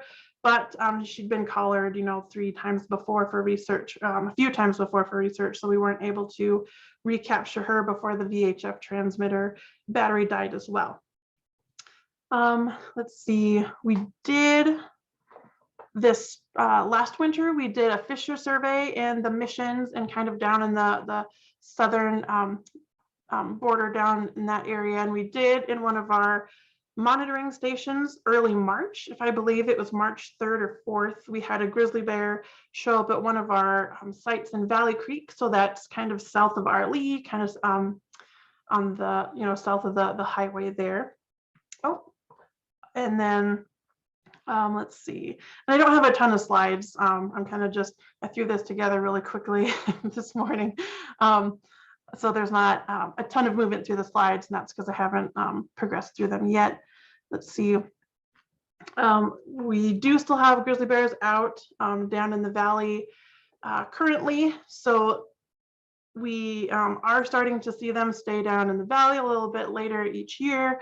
And so due to kind of these residual sightings in the valley, we have this year, we kind of extended one of our hunting closures for waterfowl, or not waterfowl, but upland bird hunting in one of our areas that is really, that it borders and is adjacent to one of our really heavily used grizzly bear corridors. And so that was kind of in an effort to reduce potential conflicts in this area to keep, hunters out of areas where we know bears are using that very frequently. And so as far as conflicts this year, it was a pretty quiet year. We did have one calf depredation that was kind of in that Valley Creek area southwest of our Lee. We did have an instance where there was a family group feeding on carcasses of animals that had died of other causes, but hadn't been moved or to a dead pit or collected. And so we did have bears sighted in those areas. We did have corn depredations. There was a few of those that we responded to, some fruit trees, unsecured livestock feed, and kind of just your, not on a large scale, but a few of those kind of trickled in throughout the year. And then at the end of the season, we did have one preemptive move. So there was a pair of yearling subadult males that had been kind of hanging out in the Nine Pipes area throughout the summer, not getting into trouble, but also getting, being seen out during the day and close to a few of the houses out there. And so we did decide to capture them and move them. Hopefully it was the end of October, so we moved them up high enough that hopefully they stayed up there and prepared to den for the season. Hey, Carrie. Yeah. Sorry to interrupt, but we're still seeing just one slide. So I wanted to, I wasn't sure if maybe you should have advancing slides happening. I've had the same thing happen to me. Are you still seeing the first slide? Yeah, all we could see was the first slide and it wasn't advancing. It was in the slide mode. So I've had the same thing happen. It's very, it's a bummer when that happens. So where's the slide mode? If you go down to the bottom and hit that little thing, let's see. Sometimes it just fails to advance, but there, it's working now. Okay, good. Sweet. So I'll kind of flip through some of these and get caught up. Thanks for that, Cecily. And then let's see. Oh, so we had our one move preemptively, and then one thing that we did notice this year is we didn't have any conflicts at these areas, but we did notice a few hip camps or kind of undesignated campgrounds pop up on private properties, kind of along some heavily used bear corridors, not just grizzly, but mostly black bear corridors. And so that was one thing that we focused on this year, was trying to reach out to, those private property owners and work with them on, trying to use grizzly, or not grizzly, but bear safe kind of campground rules in their designated campgrounds. And so we had kind of some mixed feedback on that. Some folks were really happy to, use bear resistant cans, or, talk with their visitors about bears and give out, information on bear spray and bear safety. But there was also, a mixed bag where some folks, weren't really interested in doing anything to using any of those measures to prevent conflicts. And so that's something that we're hoping to really work with folks on in the future, and we're really going to keep monitoring that situation, hopefully to prevent any bear conflicts in those areas. As far as mortalities, we did have two. We had one highway mortality of a cub of the year, kind of near Nine Pipes, and then we also had another cub hit in July, both of these in later July. We had another one hit on a dirt road kind of west of Charlotte. Let's see. And then just some programs or things that we did throughout the year also to help really get at that reducing conflict reducing conflict and kind of helping new members of the area learn kind of bear safety, bear awareness, did some outreach there. We instigated a fruit gleaning program that was first implemented this year. And so we had, sites available for people to borrow gleaning equipment, places for people to bring excess fruit. And that proved to be fairly successful. We had about 2,400 pounds of fruit that was gleaned that we had just picked up. And there was a lot of, people within the community sharing fruit that way. And we kicked that off this year with a big outreach event. We had a Mission Valley Bear and Apple Cider Festival where we had free cider presses available. We had, kind of a big shebang there. We had bear spray demonstrations and bear awareness presentations. We also had, a lot of specialist information there with electric fences as well. So that was really fun to see this year. We also continued with our bear resistant garbage can loaner program. So this is a program that was aimed at individuals who self-hauled their own garbage, didn't have, a garbage service already, but really targeting those areas, in communities where bears were already getting into garbage, and then also, expanding that to areas where grizzly bears will be, but may not be yet, but really kind of working with those communities to get ahead of potential garbage conflicts. Let's see, we also had a bear spray recreation and hunting permit program this year. So this was where we had, when members of the public came in to purchase a recreation permit for tribal lands on the reservation, we had the availability for people to pick up a can of bear spray for only $10 as they purchased their permit. And then this is something that we tried to get off the ground last year, but with COVID and everything being closed down, it didn't really get off as quickly as we'd hoped. But this year, we did see that pick up a bit. I think we got out about 120 cans this year. And so hopefully we'll be able to continue that in the future. Let's see, and then another thing, kind of looking into the future programs, we are looking at creating and putting together some non-lethal predator control loaner kits.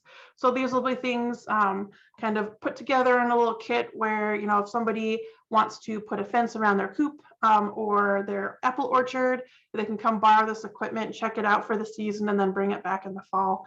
And so that's something we're working on getting put together for next year.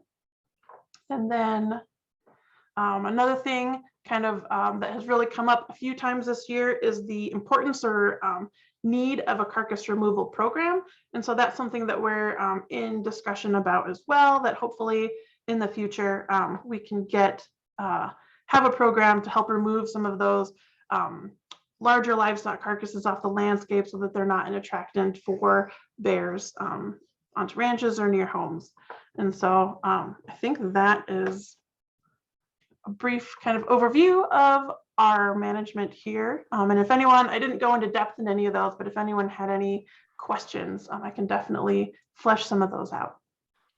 Thank you very much, Carrie, and thank you very much for some excellent grace under pressure with the slide issue.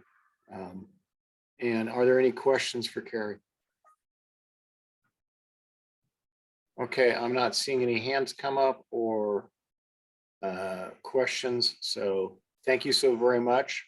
And John Waller with Glacier National Park, we'll turn it over to you.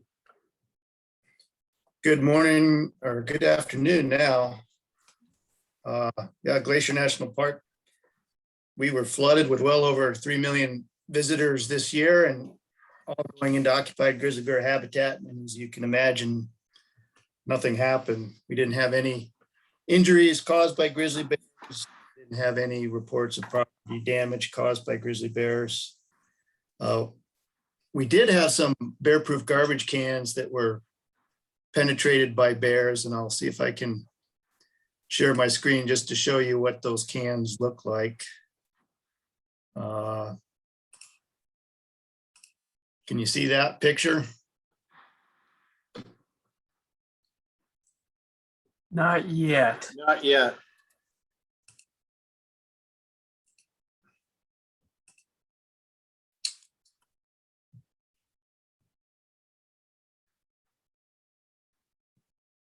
Huh.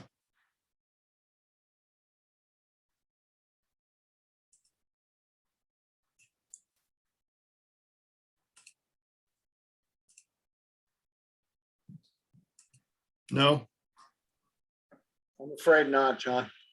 Okay, well, I'll just continue on. Yeah, there's a bear saver can. Somehow a bear, I'm not even sure if it was a grizzly bear or black bear, but just over the course of about 2 days, managed to open up cans between Apgar and Loop, which is about a 10-mile stretch of road. It was quite interesting. I'd never seen anything quite like it, but it's a little concerning. We had one natural mortality that Cecily talked about a little bit, the adult female killed in a den collapse. We investigated a reported train strike at Marias Pass. I think Daniel McHugh with Fish, Wildlife and Parks also did. We didn't find anything there. I don't think it actually occurred. And we did accept 3 bears from Montana Fish, Wildlife and Parks, 1 from DePoyer and 2 from the Flathead Valley. So that's my report. Thank you. All right, thank you very much, John. And any questions for John? Okay, I'm not seeing anything. So with that, we'll move into our next topic, which is NCDE habitat monitoring. And Kathy Akey, floor is yours. Working on it. I also have to do things. So right after lunch, 1 second, let me see if I can get my PowerPoint going and share my screen.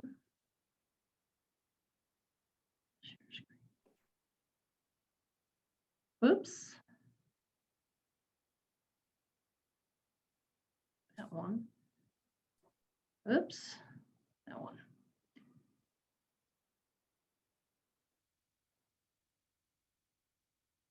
So good morning, folks, or good afternoon. And after years of using the same PowerPoint template, I decided to change. And given that it's after lunch, might be something different. Therefore, it's an orangish color this year. So jumping right in, the 2019 Motorized Access Monitoring Report is the only outstanding one, and it has been completed. It has been reviewed by the managers. Yahoo, I am caught up. In that report, all 126 subunits, all the standards and guidelines have been met. No subunit is out of compliance to my knowledge. I'm not as familiar with the state rules, but I know all the federal ones are meeting standards. Comparing the 2017 to the 2019, 46 subunits out of 126 had a whole percentage value change in either open motorized route density, total motorized route density, or core. That was due to either updates in information for 43 subunits, land exchanges in 12 subunits, and project implementation in 5 subunits. And I need to do a little bit of explaining here. The updates in information in the report, it might say updates to the baseline, but in both of these cases, this is not a change on the ground. The ground is still the same. It's updating the databases or the spatial routes that were to match the ground. The other one is project implementation. I've had a couple questions on. Sometimes a project, it takes 10 years to get implemented. That's usually due to some sort of litigation that's going on, and so we don't implement the project until years later. So that's why some of that seems to be delayed for people. The third point I want to make is that there will always be a state of flux in the numbers. People realign roads to new LiDAR imagery, to NAPE imagery. They update their databases. They're finally implementing projects. We get land exchanges. So some of those can impact those numbers. And so to expect the numbers to be the same forever and a day is not going to happen. Hopefully those changes in numbers are not due to a change on the ground. They are going to be due to some sort of update or something that is not on the ground. The other part is motorized, the secure core people are always interested in. In 2011, we had 3,959,000 and some odd acres, or 69% of the primary conservation area or recovery zone. 2017, it had increased to 4,025,224 acres, or 70%. Excuse me. In 2019, we dropped a little bit by 578 acres. It is still 70% of the PCA. If needed, I can go through some of those acres, but basically the only unit that didn't change was the Kootenai National Forest. All the others had acres go up or down, and overall it was just a slight decrease of 578 acres. At this point, I need to know, because I know the managers have seen the report and hopefully have read it. I know some of you read it because you asked me questions. If there are any other additional questions from the managers, this would be the time to ask, because my next part is I need to know if the managers are willing to accept the reports posted online. So since I am displaying this, I kind of need to know from Bill, has he seen any hands raised or anything here? So at this point, I am not seeing any hands raised or any questions come up from the chat from any of the managers of any concerns. I think most of us did have an opportunity to review it. Okay. So then I'm going to assume that that report is approved, and I will work with Dylan to get it posted on the webpage shortly. That would be great. Okay, moving on to my agreement and funding discussion. The fiscal year 2021 accomplishments, we finished the 2019 motorized access, Yahoo. I did initiate and complete the developed recreation and grazing monitoring reports, which the managers approved at our spring meeting. The proposed changes from that conservation strategy on grazing were reviewed and finalized, and Dylan graciously entered them into the CS document. So it's all up to date with those changes. And then I did provide a lot of information, analyses, or assistance this year. There seems to be a new sort of analysis outside of the primary conservation area, currently being referred to as secure habitat by both the BLM and the Forest Service. Spent a lot of time helping people with that one this year. So that was what happened this year. Next year, I want to initiate and complete the biennial motorized access for the calendar year 2021. Any requests for managers or conservation strategy team members to provide information, analyses, or assistance? That's always there. Continue work on documentation and training on motorized access analyses. There seems to be a changeover in personnel, so it's a continual process to show people how to run moving windows. And I need to continue documentation for the person who is going to follow behind me. I've started a notebook and I just keep throwing things in. Just so you guys know, I will be gone by March of 2024. That's 2.5 years out, but it will pass in a flash, as I can tell. And any other information, analyses, or assistance is requested. So managers, this is my next question. Anybody have a problem with this year's program of work or wants to change something, add something, drop something? Again, I need your assistance, Bill. Yeah, I'm scanning. So again, if committee members, managers, if you have an issue with this program of work, please raise your hand so we can discuss it and hear your concern. And if I don't see any hands raised in the next couple of minutes, we will take that for concurrence.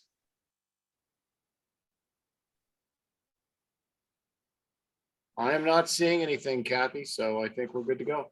Oh, good. They have one more chance at me. So funding.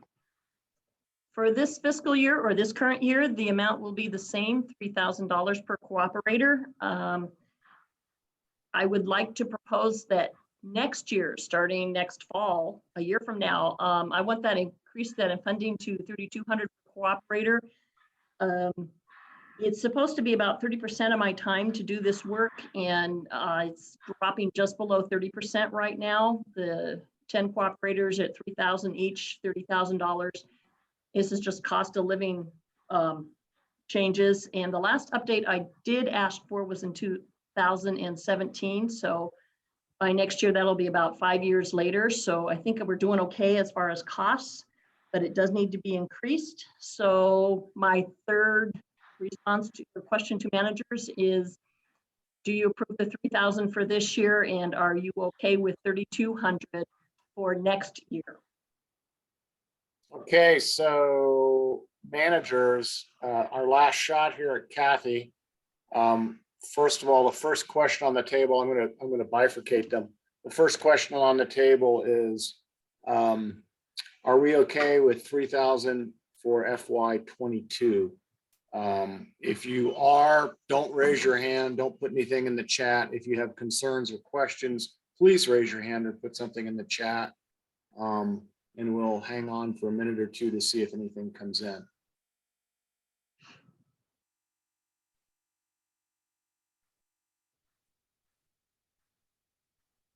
Okay, it looks like we have concurrence for the first item. The second item is in FY 2023. She's proposing an increase in funding to $3,200 per cooperator. That's a $200 a year increase for each of us that pay as cooperators for her work. Again, I'm going to, granted that's a year out, so I'm going to just ask if you have a concern or question, please raise your hand or put something in the chat. Again, this is managers, subcommittee members.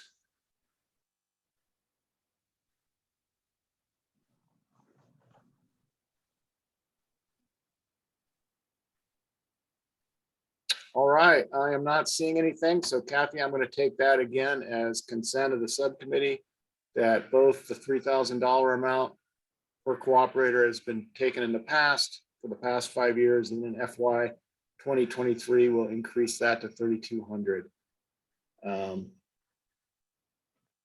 Thank you very much. I appreciate that.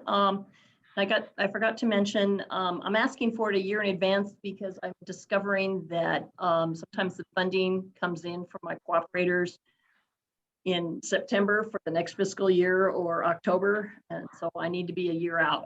I need to be well ahead of the game on that one. So thank you for that. And with that, I'd like to say thanks to the managers for your continued assistance and support. And then also to the managers, just to let you know that your people, Forest Service, Park Service, BLM, DNRC, Fish, Wildlife, and Parks, and that's spread out across a lot of regions there. And both tribes have been awesome in sending me information, sending me, helping me with questions, giving me data, answering those questions. They've been terrific at that, and I wanted to at least let those people listening in that have helped me in the past, thank you very much. And to the managers, you guys have a terrific group of people working for you. So thank you.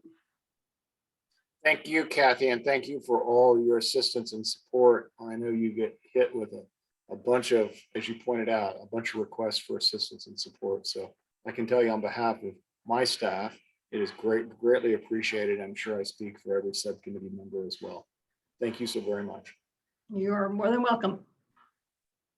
All right, we'll move on to Dylan and information, education, outreach update. Great, thanks, Bill. Just going to run through our information, education, outreach grants because that process just ended, and then go over the new IGBC website, and then I might see if David Diamond or if Lori Roberts have anything to add that I might have missed. That's kind of typically how I summarize these fall presentations, but we had an extended deadline this year for grant applications for the information, education, and outreach grants. And those grants are something that the IGBC has supported for a long time and are extremely impactful and valuable, and really excited to see all the types of applications that came in this year. Just to kind of go over what those are for. Those are really meant to help fuel grassroots, community-led outreach, education, and information efforts, as the title says, and really just help spread out as much support as we can across these ecosystems, and just help everything from a bear fair in a small community to getting them materials or flyers to some really impactful bear rangering work. We've had a lot of really impressive projects and programs and efforts come out of these grants, kind of with the seed funding that we provide. And just to kind of remind folks who these go for, the criteria is they must be submitted by a qualified nonprofit organization. an association or a state, federal, or tribal entity that's focused on grizzly bear conservation. And these proposals must be consistent with the mission statement of the IGBC and the role and responsibilities of the Information, Education, and Outreach Subcommittee. And the projects or the programs that are requesting funding must be within one of the IGBC ecosystems. And a relatively new change is that they must be a minimum of $2,500 requests now. And so it's we used to have no minimum cost, and we upped that a little bit just to kind of help really make some big impacts with these funding. And so thank you to each of you on the subcommittees, because your agencies really fund these grants. And so we solicited applications this year, extended the deadline a little longer just to make sure that everybody had ample time. The holidays can be a little tough for folks to get applications in, but we got a lot of applications. If I remember correctly, I think Lori Roberts, our IEO chair for the entire IGBC, said we received over $100,000 worth of applications, grant applications. So really, really exciting, and lots of really impressive, thoughtful projects in there. For the NCDE, we received 8 individual requests. And I am very fortunate to have a subcommittee for the NCDE of others who help me review these grant applications. And those are Amy Jacobs of the Flathead National Forest, Whisper Means with Confederated Salish and Kootenai Tribes, and Chiara Cipriano from Helena, Lewis and Clark National Forest. Those 3 helped me immensely ranking and reviewing these proposals.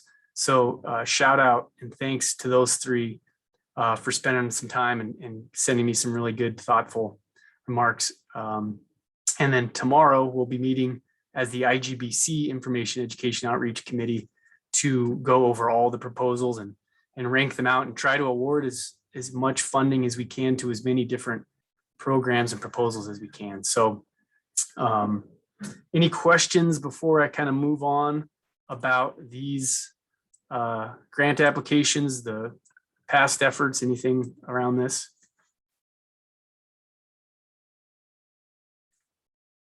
Feel free to just chime in if you do have a question. So yeah, at our next spring's meeting, I will kind of show to the group and present on who we awarded and kind of recap. Also, by then we'll have this year ending. Last year's groups are going to have to submit a report that kind of recaps what they did with their funding. And so I'll be able to present all of that at our spring NCDE meeting. But just really, I think one of the most impactful things we do with IGBC is help support these community groups and programs with information, education, and outreach efforts. Along the lines of IEO, I mean, the big thing, as you saw from our bear managers, they do the lion's share of the IEO work. I mean, they're in these communities working with landowners and businesses and cities and counties to increase education about bear country. And so they did a great job, and each of those presentations, I think, really highlights that. So, you know, our efforts on the IEO subcommittee are to really try to help create opportunities for consistent messaging and provide resources for educators and organizations like these grants. But a big piece of this, and you've probably heard me talking about this for a few years, is the IGBC website. And I am so excited, and I hope I'm not stealing your thunder here, David, and you can take it from me, but I just want to give everybody the peek at the new website because it debuted, I believe, today, and it's something that took a ton of work. David Diamond, our new executive coordinator, really spearheaded this new website design that was created by Snow Ghost Designs here in Kalispell. And Lori Roberts, Kate Smith, and I worked with David and the Snow Ghost team to kind of revamp the IGBC website. And our goal was just to really make this the virtual headquarters for IGBC and the one-stop shop for not only all the subcommittees and kind of the business side of IGBC, but also hopefully for the public and these organizations and places that are looking for consistent messaging about being bear aware, working and camping and living and recreating in bear country. Basically the IGBC should be the source for all that information across the lower 48. And I think this website refresh or update really gets us closer to that place. And so I'm sure David's going to give a much more in-depth presentation at the IGBC meeting, but I just wanted you all to be aware of it because I think it's just going to be a really effective tool for everyone. And I guess an ask for all of you is to please go in there and review it. Something also that's going to be improved through this new website is an official distribution list, so that it will no longer require me trying to write down and keep track of all the people who need to be aware of meetings and announcements. As you all know, I'm less than perfect at that.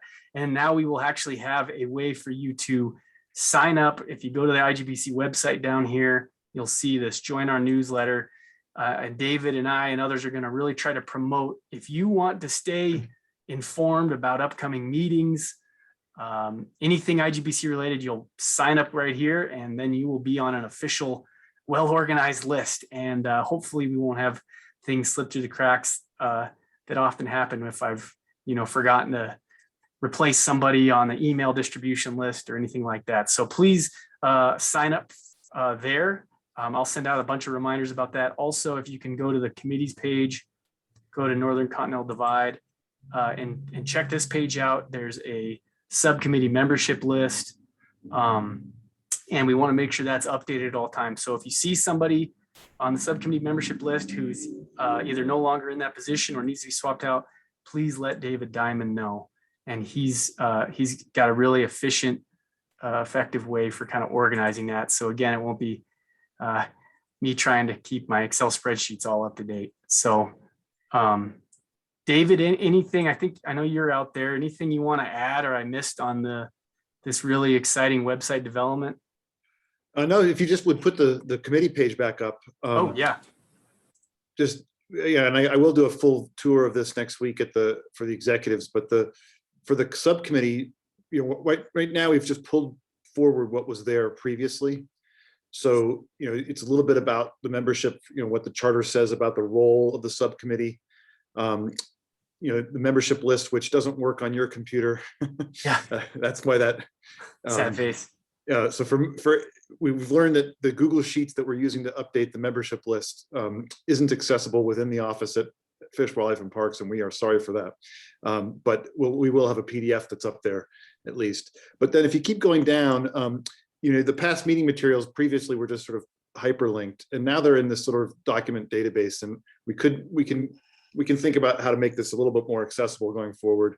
And then if you go, that's just meeting materials. If you keep scrolling, we also have sort of the key policy management and research reports, and that probably could be looked at as well. Of what was there on the old website that's not as up to date anymore.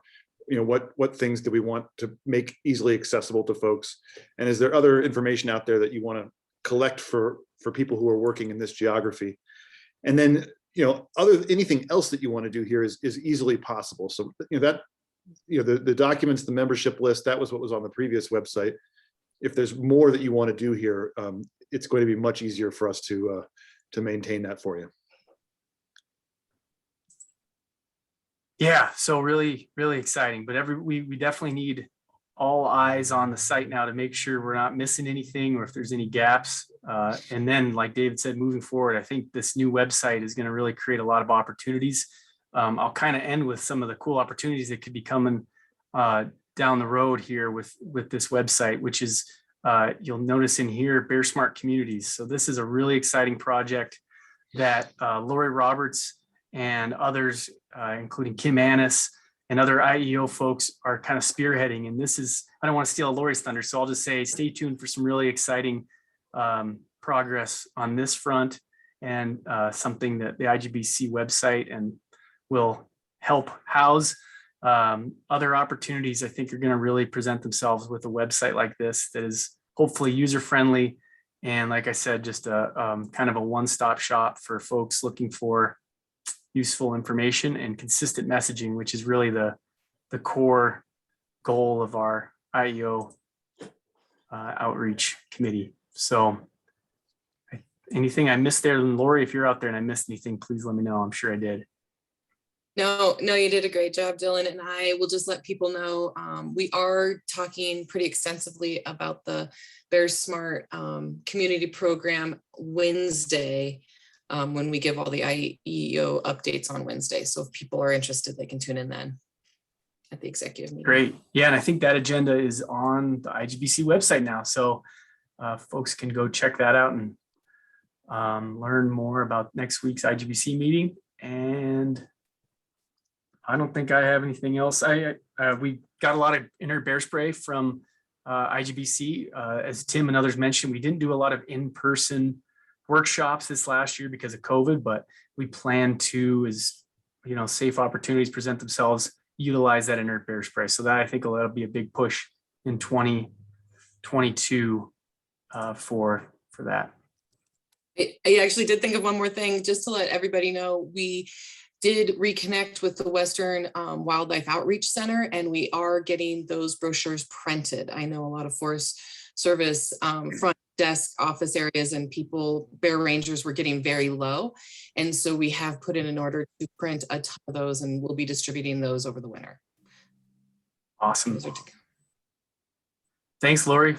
Thanks, David. Any questions?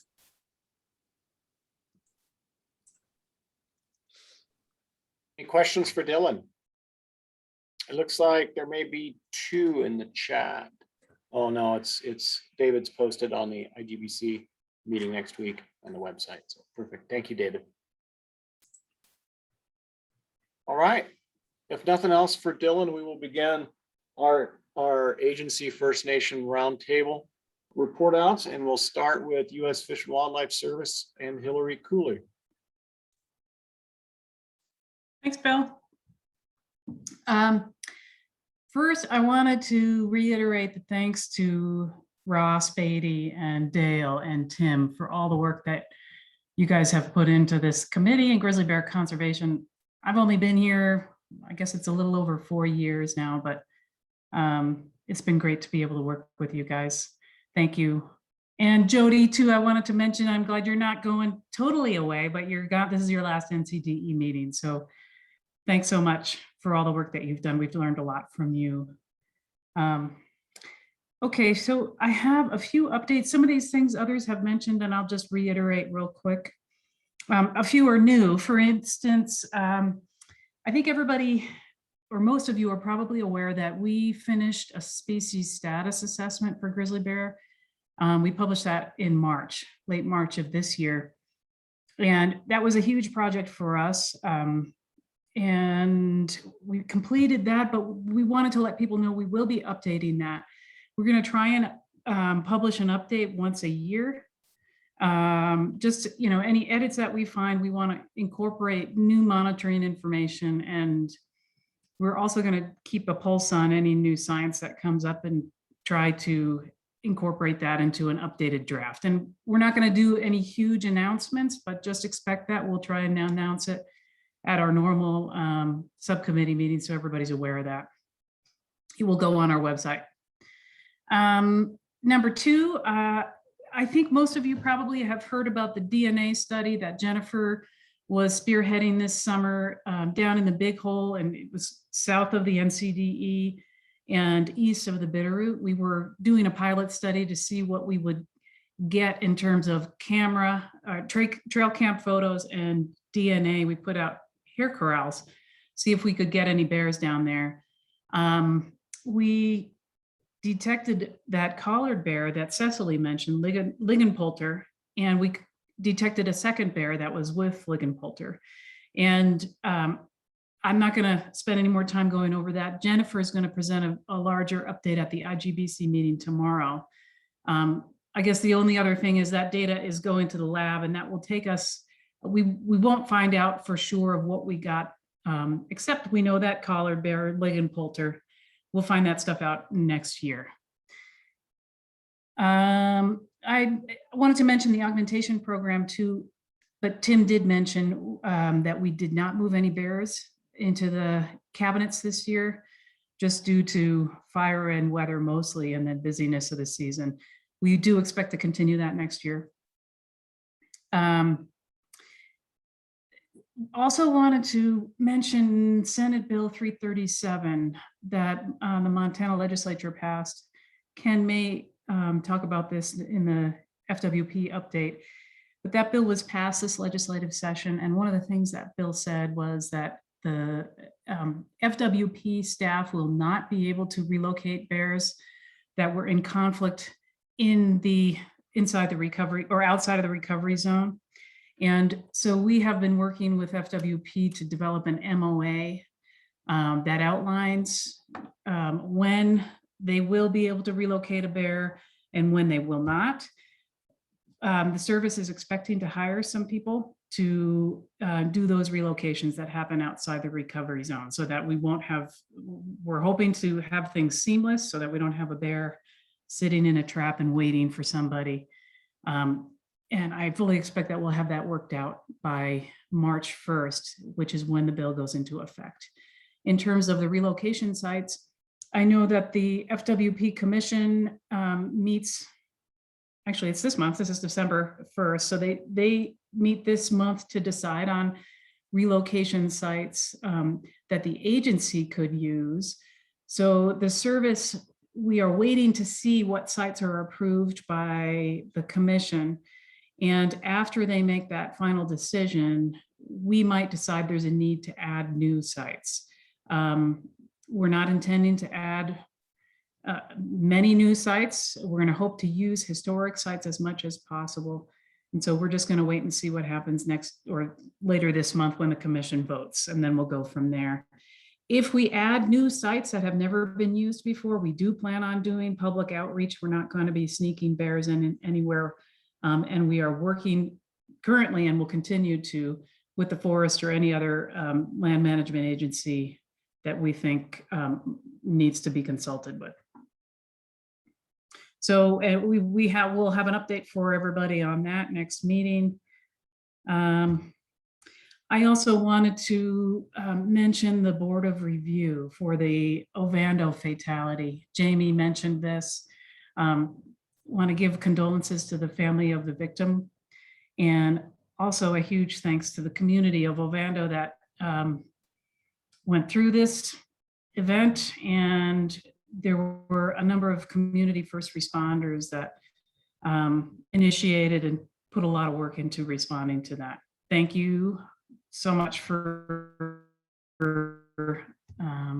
doing that. It must have been a difficult experience. My office, the Grizzly Bear Recovery Program, is responsible for doing the Board of Review. And so that will be an interagency group of people that will look over the investigative reports that the first responders and the WART team put together. And we will come up with recommendations on, what happened. Do we think we can learn from this? Does something need to change? We will do that, I'm hoping either this month, December, or January. And we will have a report that will go on our website. Also bring it back to this subcommittee in the spring. And finally, next steps, in terms of delisting or what our office is going to be doing, we are still waiting for direction from the administration. We've been waiting for a little while. We hopefully will have an update for you in the spring to know if we're going to try and delist or what we're going to do yet. We just don't have any direction from the administration at this point. And I think that was it, Bill. I'm happy to field any questions. Okay, it looks like Ben has an update for us as well with BNSF. But before we kick to Ben, are there any questions for Hillary?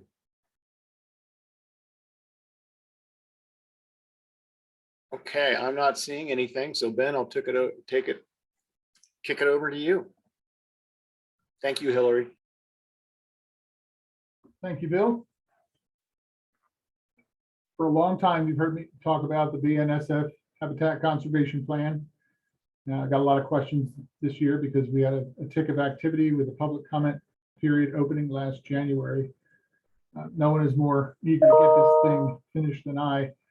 So where we're at is all the public comments came in, and mostly BNSF has been working on addressing the public comments, clarifying what they can or cannot accomplish, tweaking their HCP a little, and getting close to a final revised HCP. And once that is submitted, we'll do our final review of that.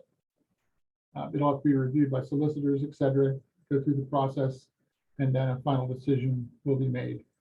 I'm hesitant to offer a timeline because every time I do, it gets blown past. So a lot of this stuff is out of the control of any one party. There's a lot of moving parts to it, but that's where we are. Are there any questions on the HCP? Any questions for Ben?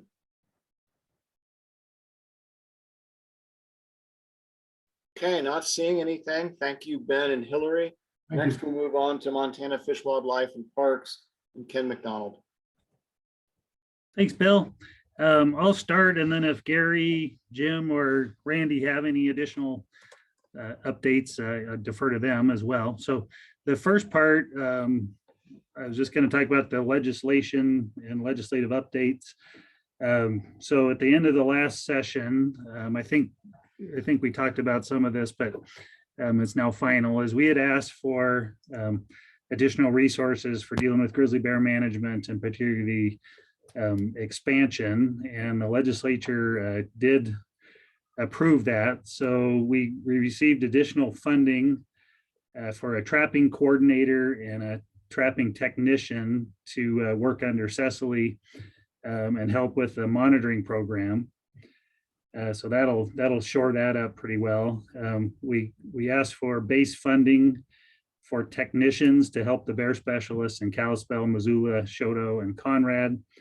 And that was also provided. You heard Tim Manley earlier talk about how he spent most of his career out fundraising for help. So this, unfortunately, he's leaving, but the help will be there.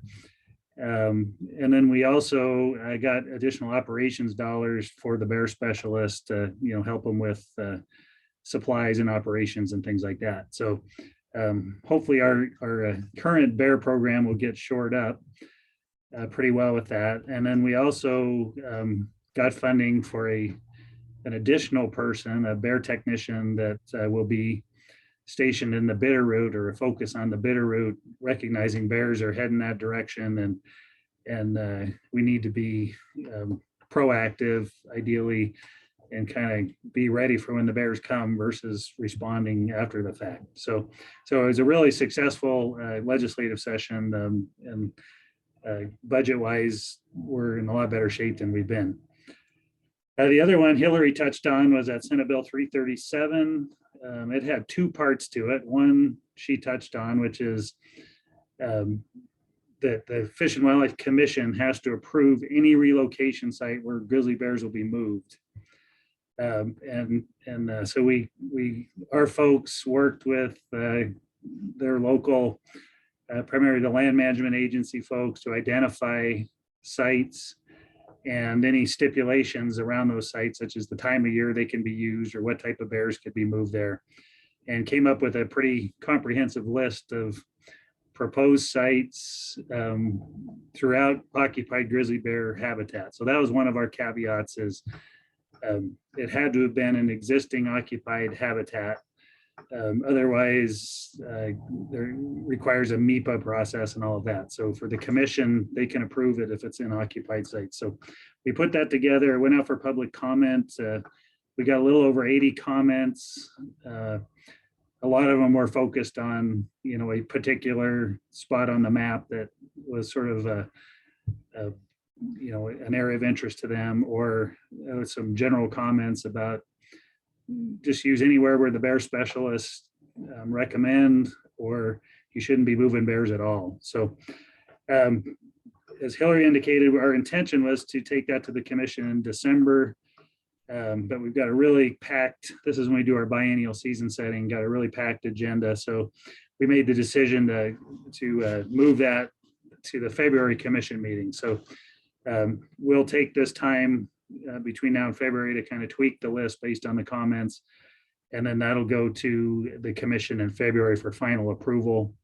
The bill itself had an effective date of March of 2022. So we have to have this in place by this spring in order to be consistent with the law and have a place to move bears.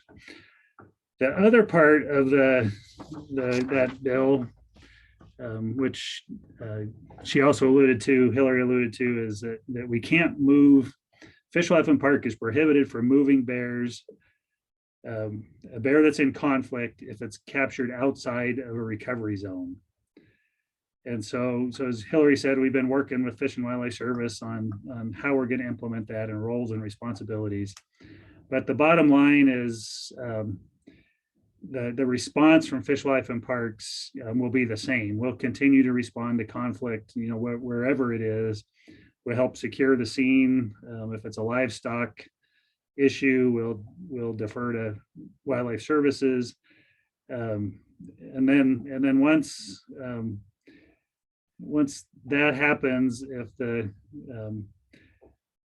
bear is a conflict bear, and if it's outside the recovery zone, and if the decision is made to move the bear, then the Fish and Wildlife Service will have to move that bear. So we'll be coordinating with them, but under certain circumstances, the Fish and Wildlife Service will have to physically move the bear. So hopefully we'll get that MOU finalized here shortly and can be shared out with our folks so that people know what the playing field looks like.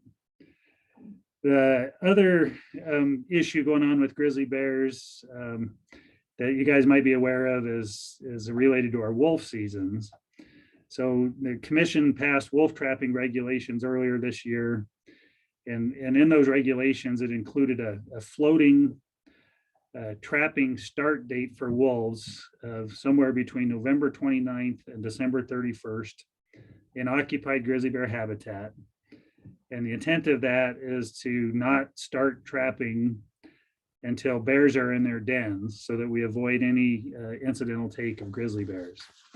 So we've been working with our bear specialists to monitor bear activity throughout the range of grizzly bears, and monitoring is through radio collared bears, reports of conflicts, encounters, sightings.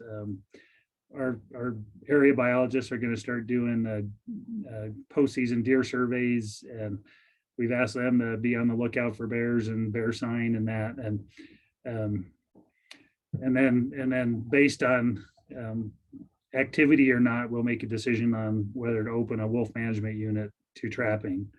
So this past week, was when the beginning started, November 29th. Based on the reports of our specialists, there's still quite a bit of bear activity going on throughout the range, from the Cabinet Yaak down to Southwest Montana. So we made the decision not to open trapping for this week.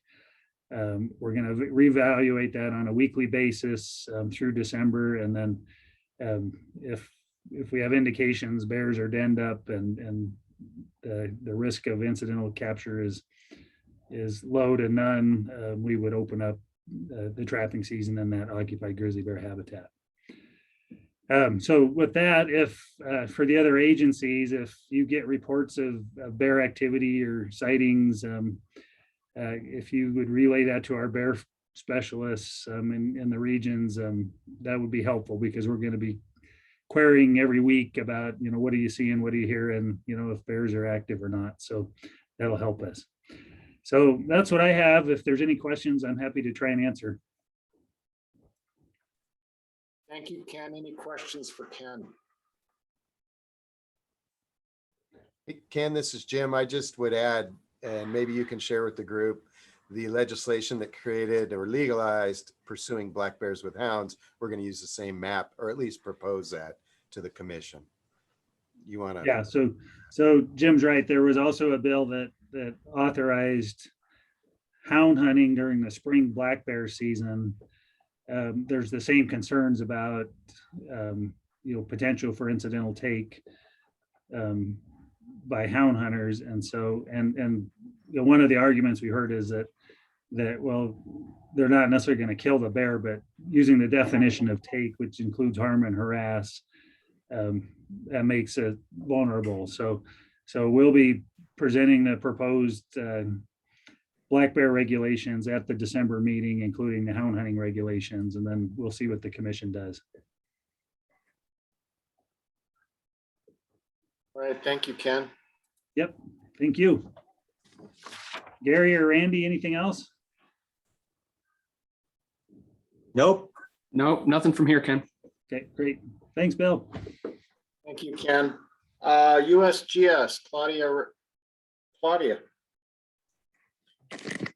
This is Tabitha. Actually, Claudia was having some technical difficulties with her internet. So she asked me to just step in for her. So first, just wanted to reiterate the activities that Cecily mentioned in the science report. We're doing some work on, continuing to do some work on huckleberries, on US2 connectivity, and looking at changes in grizz density in and near the park, all of those in collaborations with Glacier National Park.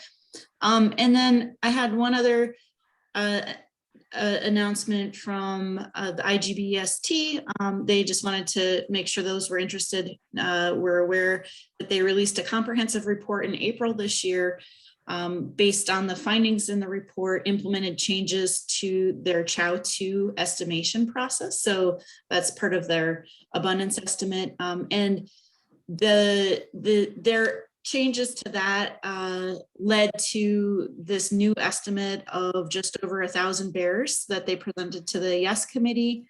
It's higher than previous years, but it's more accurate and in line with estimates from independent data, including survival and mortality rates from telemetry monitoring. And that estimate's really similar to that of this system.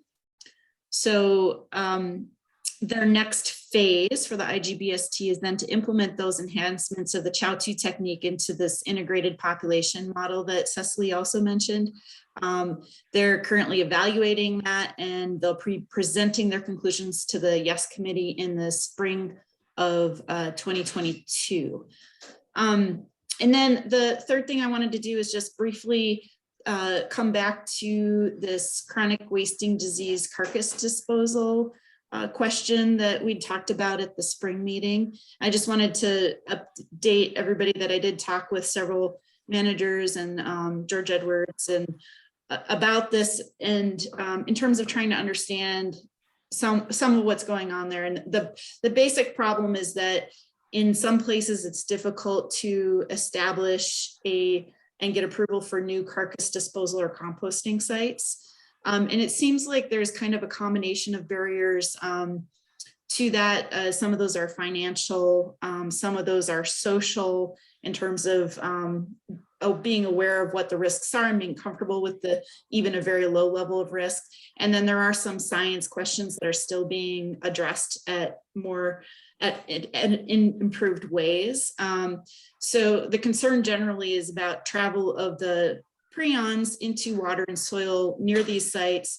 And because CWD can be transmitted environmentally to other cervids, and the incinerators are very expensive, and sometimes the testing for these prions and to look at this is also seen as fairly expensive. So some of the related research that's going on includes understanding better what temperature is necessary for incineration to destroy prions, how much those prions do move through compost sites and through soil and through water. And there is some work going on to address those by multiple different entities. So I'll try to just keep people updated with that as those kinds of questions are answered. I'm connected with some of them through some of my elk and CWD work. And then, but I don't know the timelines for most of that work at this point. And then I was just thinking about it this morning, and because I'm also on some of the lists about CWD funding, it occurred to me that it might be useful for me to just kind of look at those as they come in. And if there's something that seems like it might be useful for carcass disposal, I was thinking I'd just make sure to pass those along to the entities that it might be a good match for, to see if that would perhaps give them more options. So I'm happy to answer any questions about any of that. Any questions for Tabitha?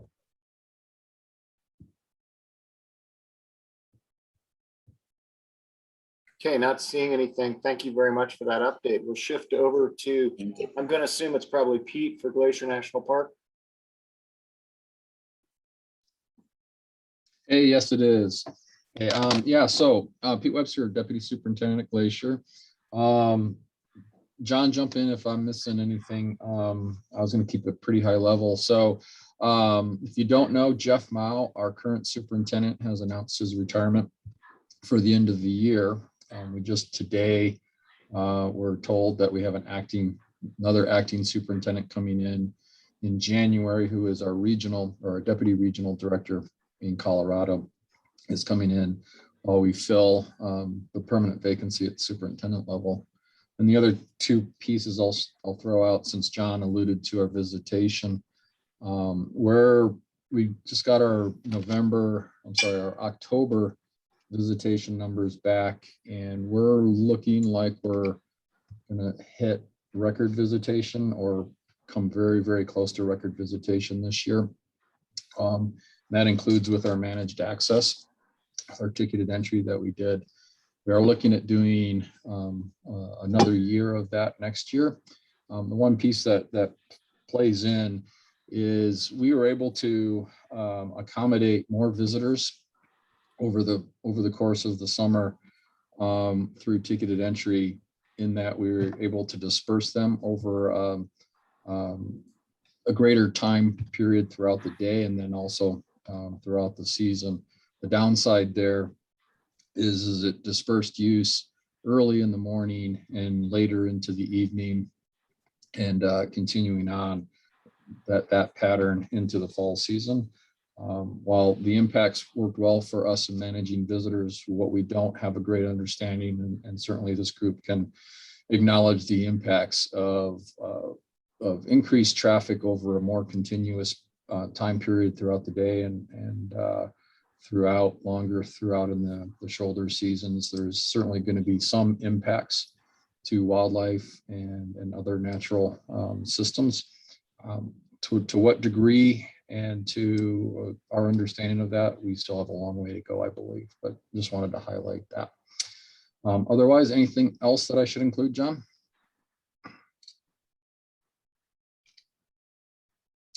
And if not, I think I'm good. Yeah, I think that's good, Pete. Thanks.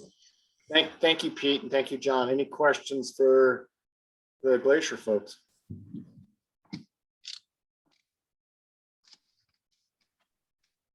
Okay, not seeing any. We will move into U.S. Forest Service updates. I'm going to just go first since I've got the mic. For the Helena, Lewis, and Clark, I think the big news is I signed our new forest plan.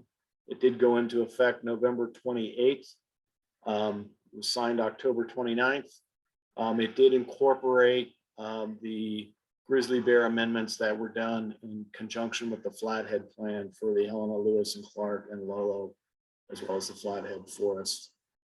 So that plan is now in place.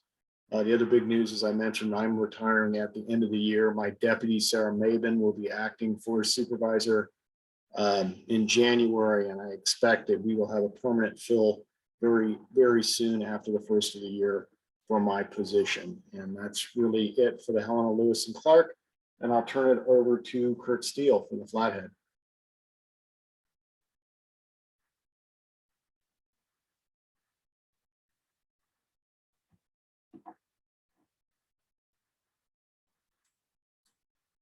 Well, let me back up. I thought Kurt was on, but I don't see him now. So I did see Carolyn Upton on for the Lolo Forest. All right, good afternoon. Just a couple things. I'm going to follow up on Bill's discussion of forest planning. The Lolo is just starting what we call our first year being pre-assessment. We're starting that up now. Of course, grizzly bear issues are going to be an important central part of the Lolo plan revision, and we're going to be looking to the Helena, Lewis, and Clark, Flathead, Custer Gallatin, all of our neighbors, what we've learned so far on grizzly bear issues. The Lolo does have not just the NCDE, we also have cabinet yak, Selkirk cabinet yak, and the Bitterroot ecosystem, which is just going to the extra complexity that we'll have to deal with that. That's coming. That's for a new forest plan.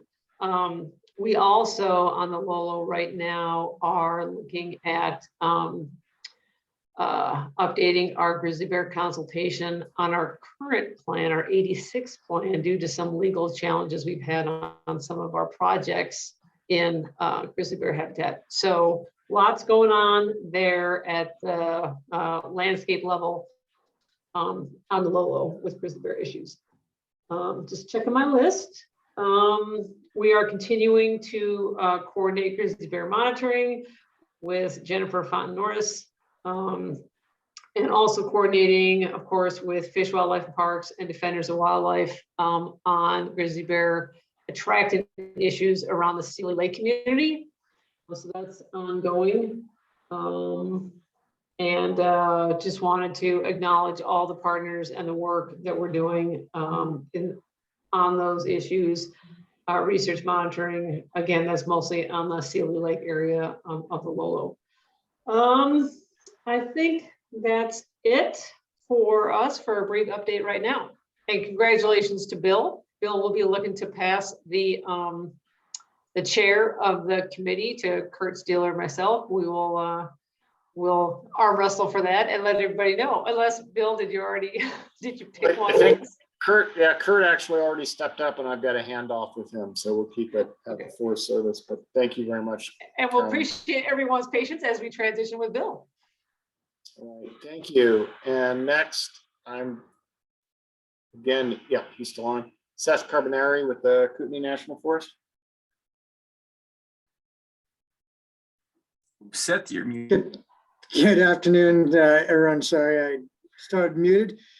I guess the big news for us up here is just some changes with Brian Donner retiring last spring. I'll be taking over as the district ranger up here and also the representative to the NCDE. We also have a new wildlife biologist up here, Lauren Michelson. She just started in September, and a new technician, Josh Reynolds. So looking forward to, they're looking forward and I'm looking forward to working with everybody. This last summer, we had a really good season with our bear ranger and the public outreach that we're doing with them. Details, but appreciate the support on that. And once again, look forward to working with everyone. Thanks. All right, thank you very much, Seth. Any questions for Forest Service updates?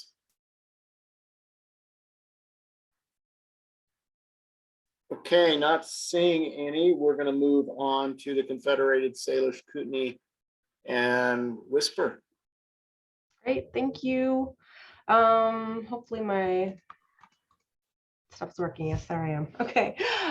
For the Confederated Salish and Kootenai tribes, one of the updates that I have is that we did receive a grant through the Fish and Wildlife Service to do some highway crossing monitoring and looking at some neighbor perspectives and looking at where people are seeing bears in residences next to highways. Just kind of trying to dig a little bit deeper into the data that we are collecting to try to get a better handle. We know zones, and we're trying to just see if we can narrow that down a little bit. We'll be working with Marcel Hauser.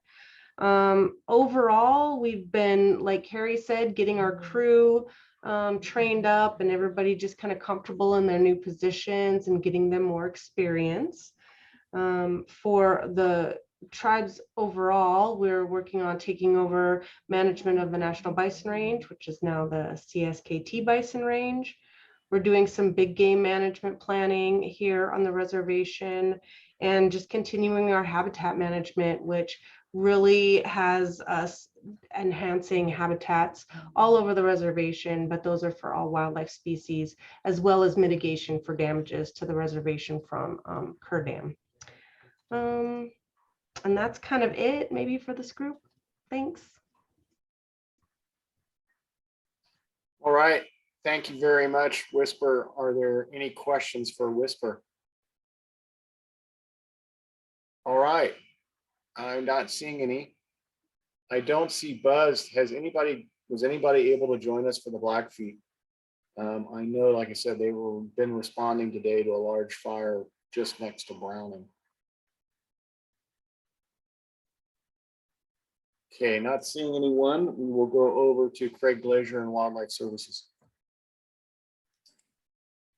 Thank you, Bill. Wildlife Services update. We did receive some funding this year, which is really good. It's funding that we've had in the past. In the NCDE, we have 7 full-time specialists. So there's quite a bit there. Also 3 seasonal specialists. One of the full-time is Adam Baca, who does a lot of the fencing and does a lot of that stuff. The 3 seasonal folks, range rider up there in the Kootenai area. Also Diamond Running Crane doing fencing over in Glacier and a couple of the counties along the Rocky Mountain front, but a lot of work on the Blackfeet there. And then a roving specialist to help with either fencing or investigations along the Rocky Mountain front, which is Luke Peebles, who is actually from the Rocky Mountain front. So that's good. Overall, on livestock investigations, this is a record year for us. We did 181 livestock investigations, which may not seem like a lot, but 7 years ago, I think we did a total of 37. So it's pretty significant. The 7-year running average is about 108. So it was quite a bit more. But anyhow, and then that goes into George Edwards stuff, who I believe is next. So there's no questions. Any questions for Craig? All right, not seeing any. George, we will turn it over to the Livestock Loss Board. Well, Livestock Loss Board has also had a record year in payouts. We're at $270,000 this year. There was a recent report in the newspapers that said we were out of money, which was incorrect. What I had told the reporter was that if grizzly predation continues to increase at the rates it has been doing, that we would possibly run out of money in a few years from now. He kind of cobbled that together until we were out now, which has become kind of a media mess for me. As far as the loss prevention side of it, we did provide funding to Wildlife Services to help them with their investigations and the work that their non-lethal folks do. And I believe that's the only state money they had received from any state organization for grizzly bear work. We do have our loss prevention grant out now. It's on our website, llb.mt.gov. It's a new application. It's more rancher focused than it has been in the past, trying to get more rancher participation. The deadline for these grants is January 31st. We'll be meeting sometime in February to review these grants, and the high predation areas will be where the money goes first.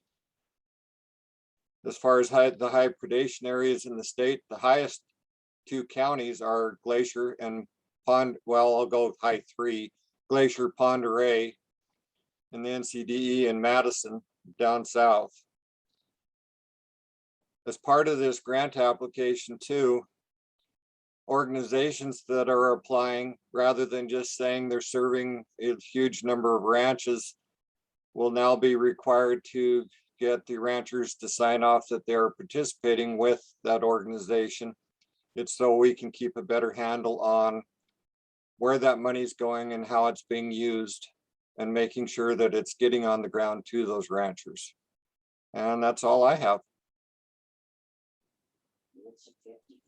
All right, thank you very much, George. Are there any questions for George in the Livestock Loss Bureau or Board, excuse me?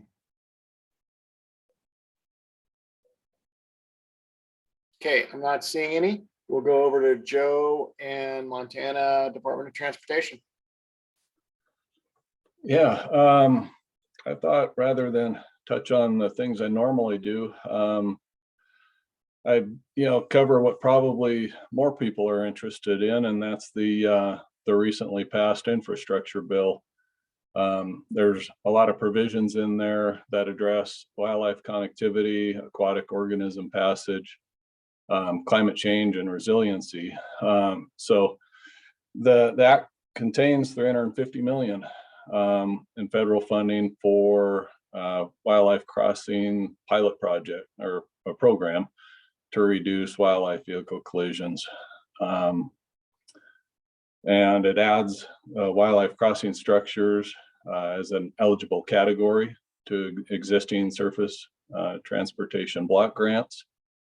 It directs the U.S. Department of Transportation to conduct a study to reduce collisions between motorists and wildlife. There's a provision for developing workforce and technical training to reduce wildlife vehicle collisions and to improve habitat connectivity for terrestrial and aquatic species. So there's a lot in here that hopefully will bode well for transportation infrastructure in Montana and facilitating wildlife passage. There's additional provisions in there for aquatic passage that I won't get into too much right now, but the piece of this that I feel is important to touch on, it's not just the money, but the collaborative efforts that we're establishing, MDT's partners, and how important the partners are going to be in that collaborative effort to try to tap into some of those funds. If you think about $350 million spread across all 50 states, it may not go that far. I mean, it sounds like a lot of money, but it could get tapped pretty quick, or depending on how aggressive some states are. I'm not sure if it's equally allocated or first come first serve. I didn't look into that amount of detail of it, but it's good that we already have partnerships established and we already have efforts underway. I wanted to mention that we've got some community groups in Montana that are already really charging forward with Montana Department of Transportation as a partner to try to see what we can do on Interstate 90, US 90, more work on 93, US 2, and then we've got a group down in the Paradise Valley that is trying to see what they can do across trying to remember Montana 89 or whatever it is down there. Sorry about that. But anyway, these groups have also now spoken with the Wildlife and Transportation Steering Committee. The Montana Department of Transportation, Fish, Wildlife, and Parks are both involved in that committee, and the two groups that spoke to the steering committee are the Missoula area-based committee, the Missoula Regional Connectivity Working Group, and then the Yellowstone Safe Passages folks down in the Paradise Valley. And they presented to the steering committee some of what the working groups have been up to, present the objectives of each group, and then also present some ideas to help prioritize what can be done in those areas.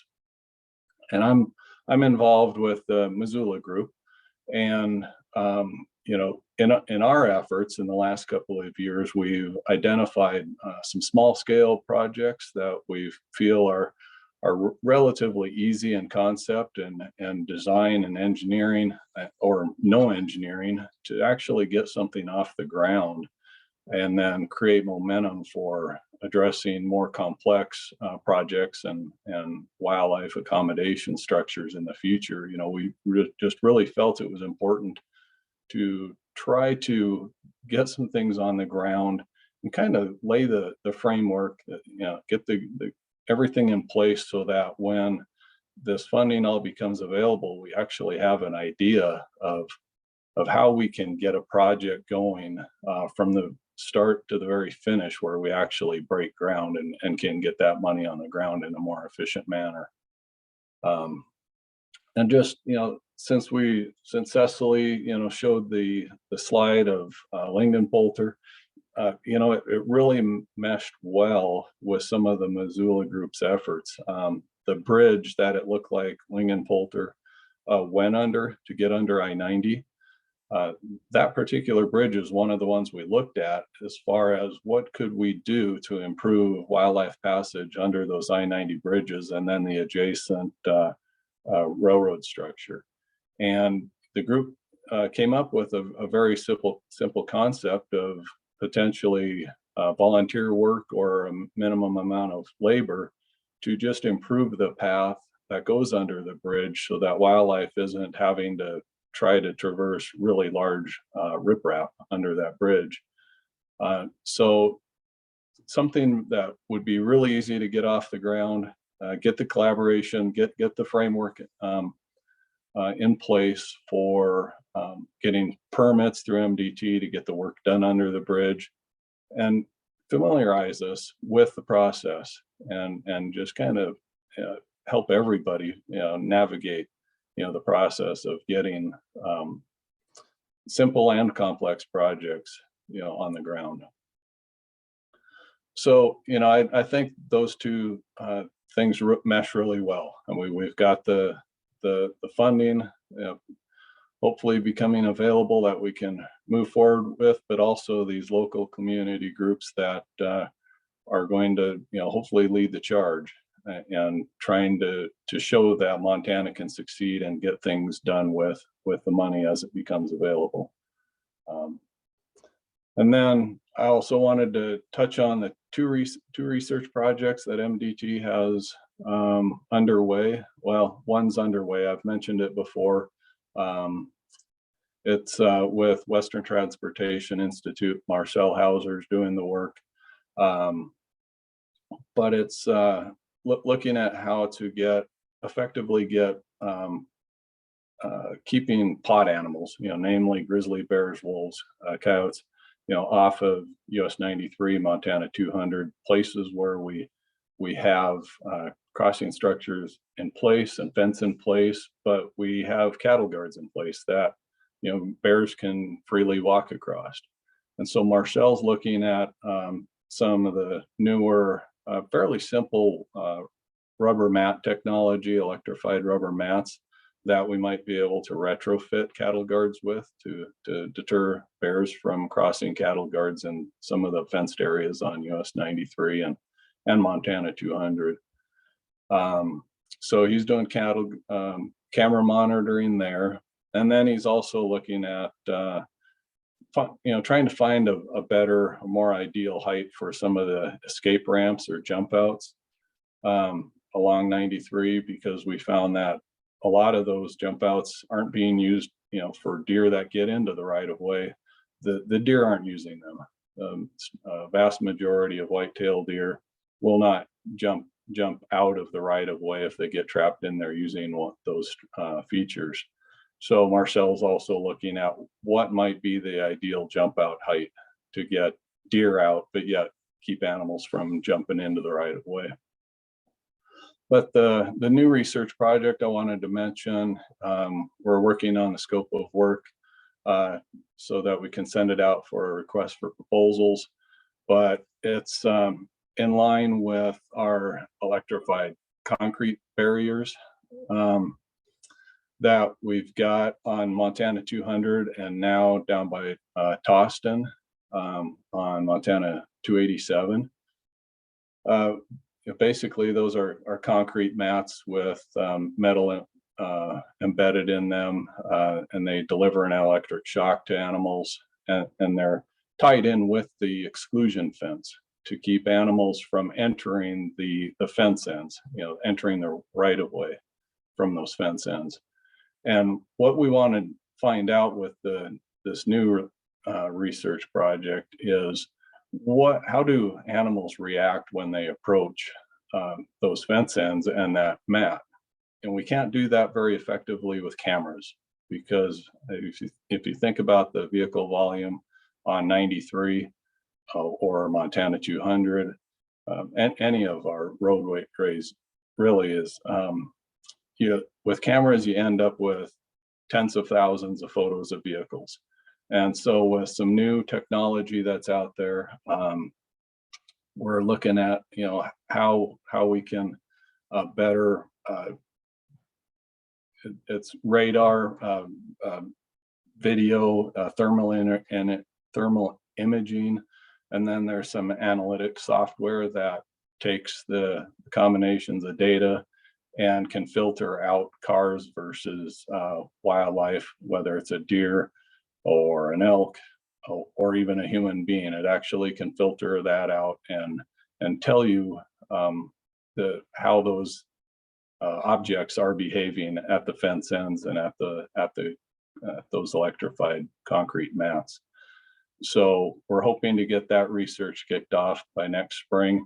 And for us putting in more of those features in the future, I think the results of this research is going to be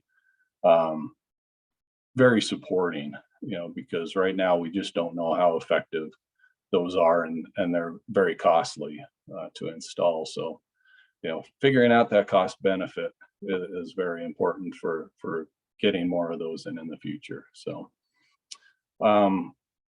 with that, just the two updates on projects I've mentioned to you before: the US 93 fence project at St. Ignatius. That one's moving forward. We're in the design phase to get the fence constructed that basically will connect all of the existing crossing structures north and south of St. Ignatius, and hopefully better funnel bears into those existing structures and improve use, especially grizzly bear, but also white-tailed deer.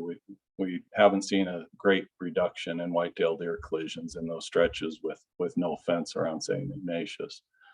And then again, going back to that Drummond area on I-90, the I-90 Gen Safety Project that I've mentioned before.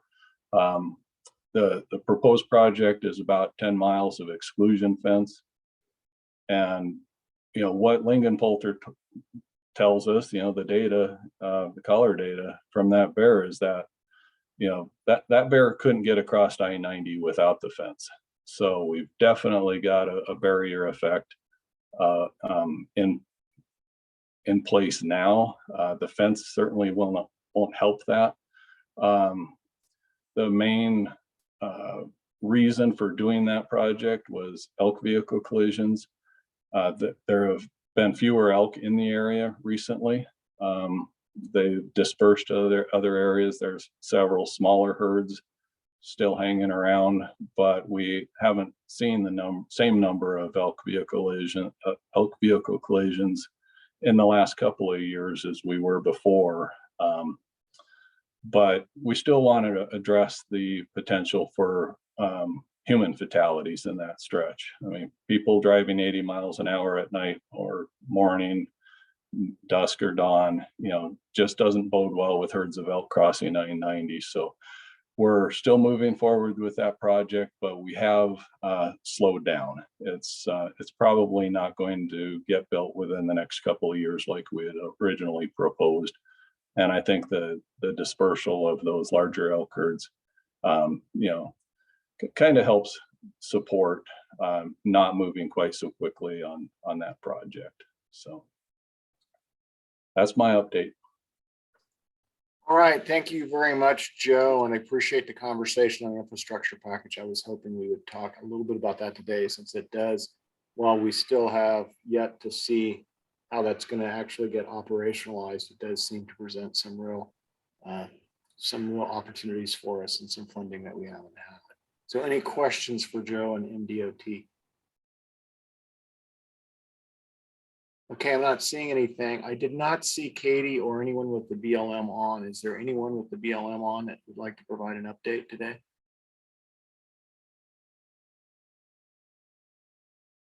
Okay, not seeing anybody. Kurt, I know you got popped off and then you came back on. Can you, or would you like to give us a quick update on the Flathead National Forest, please? Yeah, I see that we're close to out of time. I think the biggest update, and I'll keep it short, is we have a forest plan, a lawsuit that occurred where we are working through consultation with U.S. Fish and Wildlife Service when it comes to both grizzly bear concerns and bull trout concerns.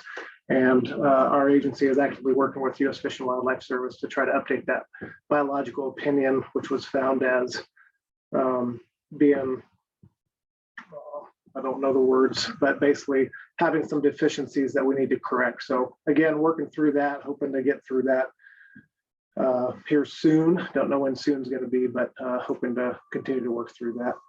The other aspect that I'd like to report on is Amy Jacobs will be leaving our forest. She's been, I know, a huge part of the Flathead National Forest for many years. Luckily, we aren't losing her in the agency. She's going to be moving to the regional office to help out the RO for however many years she decides. So we're excited to be keeping her in the agency, but sad to be seeing her leave the Flathead National Forest.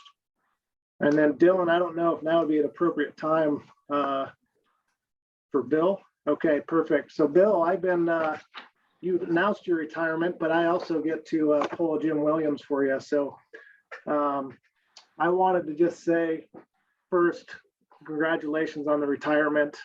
Just to let you all know, Bill spent about 40 years with the agency. He started in the agency in about 1981 and was a forestry technician. And started as a firefighter and timber cruiser on the Bighorn out of Wyoming. And so Bill's with us and has been with us for a lot of years. And we're sad to see him go, but boy, has he had a great career and what a tremendous leader he has been in our region. Bill began the forest supervisor on the Lewis and Clark in 2011. Then he changed and transitioned to the Helena Forest Soup in 2014 and successfully saw the transition of the Helena, Lewis, and Clark forest combined in 2015, which is not an easy avenue to go down to combined forest. So congratulations on that, Bill. He successfully just got through his forest plan revision process. I think, Bill, you signed that, or at least released something here in the last few weeks, I think, or maybe a couple months. But again, big deal. I mean, that's huge for the agency to get through that as well. So most recently, in the last 2 years, Bill's filled in as regional, as the deputy regional forester for the region and did an outstanding job. I'd always consider Bill a mentor to myself. It's not an official mentor, but I do look up to him. So just a tremendous aspect. And then this last summer, he actually filled in as the National Director of Fire and Aviation for the entire agency for the Forest Service and did an outstanding job. So again, Bill, let alone what you've done for bears in terms of the recovery of them, you've also been a huge part of the agency, and I wish you the best of luck in your retirement, and thanks for your service and for stepping up as chair for the NCDE. And obviously, I'll be taking your role and looking forward to it. But congratulations, kudos to you and everything that you've done. It's been tremendous, and you'll always have a special place in my heart. Well, thank you very much, Kurt. That means the world to me. I think so highly of you and everybody else on the committee. I do have to do a mea culpa. I had kind of had this date planned for a little while and didn't realize when I became the vice chair that the terms were a little longer. I thought I'd be through the chair by the time. So apologize for the confusion, but I guess I needed to be paying attention to that a little bit more earlier on. But I really appreciate you, Kurt, for being able to take the gavel so we could keep it with the Forest Service commitment through the end of the term. So thank you so very much. And it's been a pleasure to work with all of you on this important task. And, you know, we talk a lot about bear science, bear issues. We talk a lot about bear conflicts, but I hope we all think about the success of having these bears on the landscape, as challenging in some areas as that is, and as much conflict and concern as that does cause. they are still here in this part of our country. And knowing that, particularly knowing that they're in the recovery area, the primary conservation area is huge. And I hope everybody feels good about the work that we're doing to ensure their success and their survival. So thank you so much, Kurt. And with that, Dylan, I think it's time for us to open it up to public comment. And I'm going to kind of look at you. My understanding is you can allow folks that are on the attendees to talk. Correct. Yeah. For the Thanks, public Bill. comment period. So I'm going to kind of back out and let you run that. And Kurt, the gavel is in the mail to you. Awesome. Thanks, Bill. We'll go through public comment opportunities and then I'll hand it off to you to, Kurt to adjourn this virtual meeting. But if anyone has any comments, this is an opportunity to provide comment to the NCDE subcommittee. Please raise your hand at the bottom of your screen. You'll see the raise hand function. Raise your hand and then I can unmute you and allow you to ask your question or make your comment. Or if you'd prefer to type it into the Q&A box, you can also do it that way. So type your question in the Q&A and then we'll read it. So Trina Bradley has her hand up. So Trina, I'm gonna allow you to talk. If you could say your name, where you're from, and if you're affiliated with an organization. Thank you. Hey, everybody, can you hear me? Yep. I am Trina Jo Bradley. I am from the south end of the Blackfeet Reservation in the NCDE. I am the current executive director of the Rocky Mountain Front Ranchlands Group, which is a new group of ranchers that are collaborating to try and deal with our grizzly bear issues. What I have been talking to several people in different agencies about is education and information. And Dylan is a dear friend of mine, and I know that he is in charge of information and education. But what I have especially been asking Director Hank Warsack is, where is that education and information happening? Because I don't see it. So I would like to know what you guys are doing and how we can make that, how we can incorporate that into maybe my efforts with the producers. Yeah, thank you for the comment, Trina, and appreciate you getting that organization going. I'd be happy to follow up with you and kind of break down all the different ComEd work that we're doing from FWP's perspective, but also encourage you, like you had in the past, to utilize those grants, and hopefully we can support the efforts of your group. But let me gather some stuff and connect you with my counterpart up in your area as well, and we can try to help get you all the resources you need there. Hey, Perfect. Dylan and Trina. Yes. I'd like to get you tied into Dave Hagengruber over here. And as Dylan was so politely forwarding to us in Region 4. So yeah, call my office or call the main office here and get a hold of Dave Hagengruber. Okay, perfect. Thank you. Thanks, Trina. Any other comments or questions out there? Please raise your hand and I'll unmute you like that, or you can type your comment into the Q&A.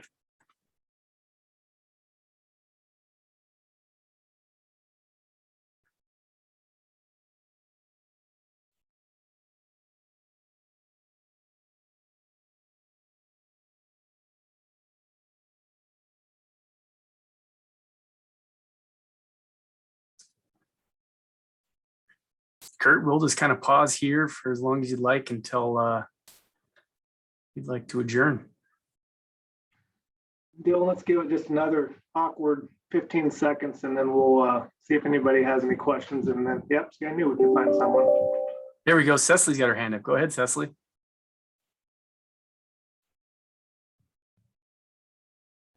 Sorry, I know this is not a public comment, but I thought that it was appropriate to mention the passing of a member of the public that has always been very active in our NCDE meetings, and that's Brian Peck. And he died last month. It sounds like it was rather sudden. And he was sometimes a pretty harsh critic of the work that we do, but he always did it in a very polite and approachable way. And I'm actually gonna kind of miss sparring with him. So I just wanted to mention that. Thanks.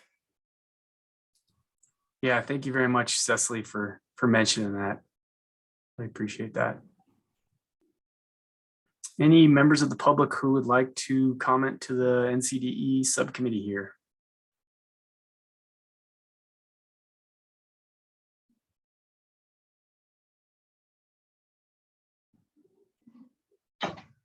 All right, Dylan. Well, I don't see anything unless you do. Nope, doesn't look like it. All right, so with that, I suppose we have the passing of the torch, and I'll just let you know, I'll be working with Gary and Bill in the next month to try to transition as smoothly as possible. But yep, there it is. And so looking forward to the next meeting, and we will be in contact. With that, everybody have a great day. Thanks everybody for your presentations. It was outstanding. Sorry I had to step out for a little bit, but phenomenal job. And thanks, Dylan, for all the work you do behind the scenes. It's always appreciated. Yeah, thanks, Bill, and thanks, Kurt, for stepping up, and we'll be working together. And again, thank you, Kurt. Thanks, Gary, for being vice chair, and Dylan, great work today. Thank you so much. Goodbye, everybody.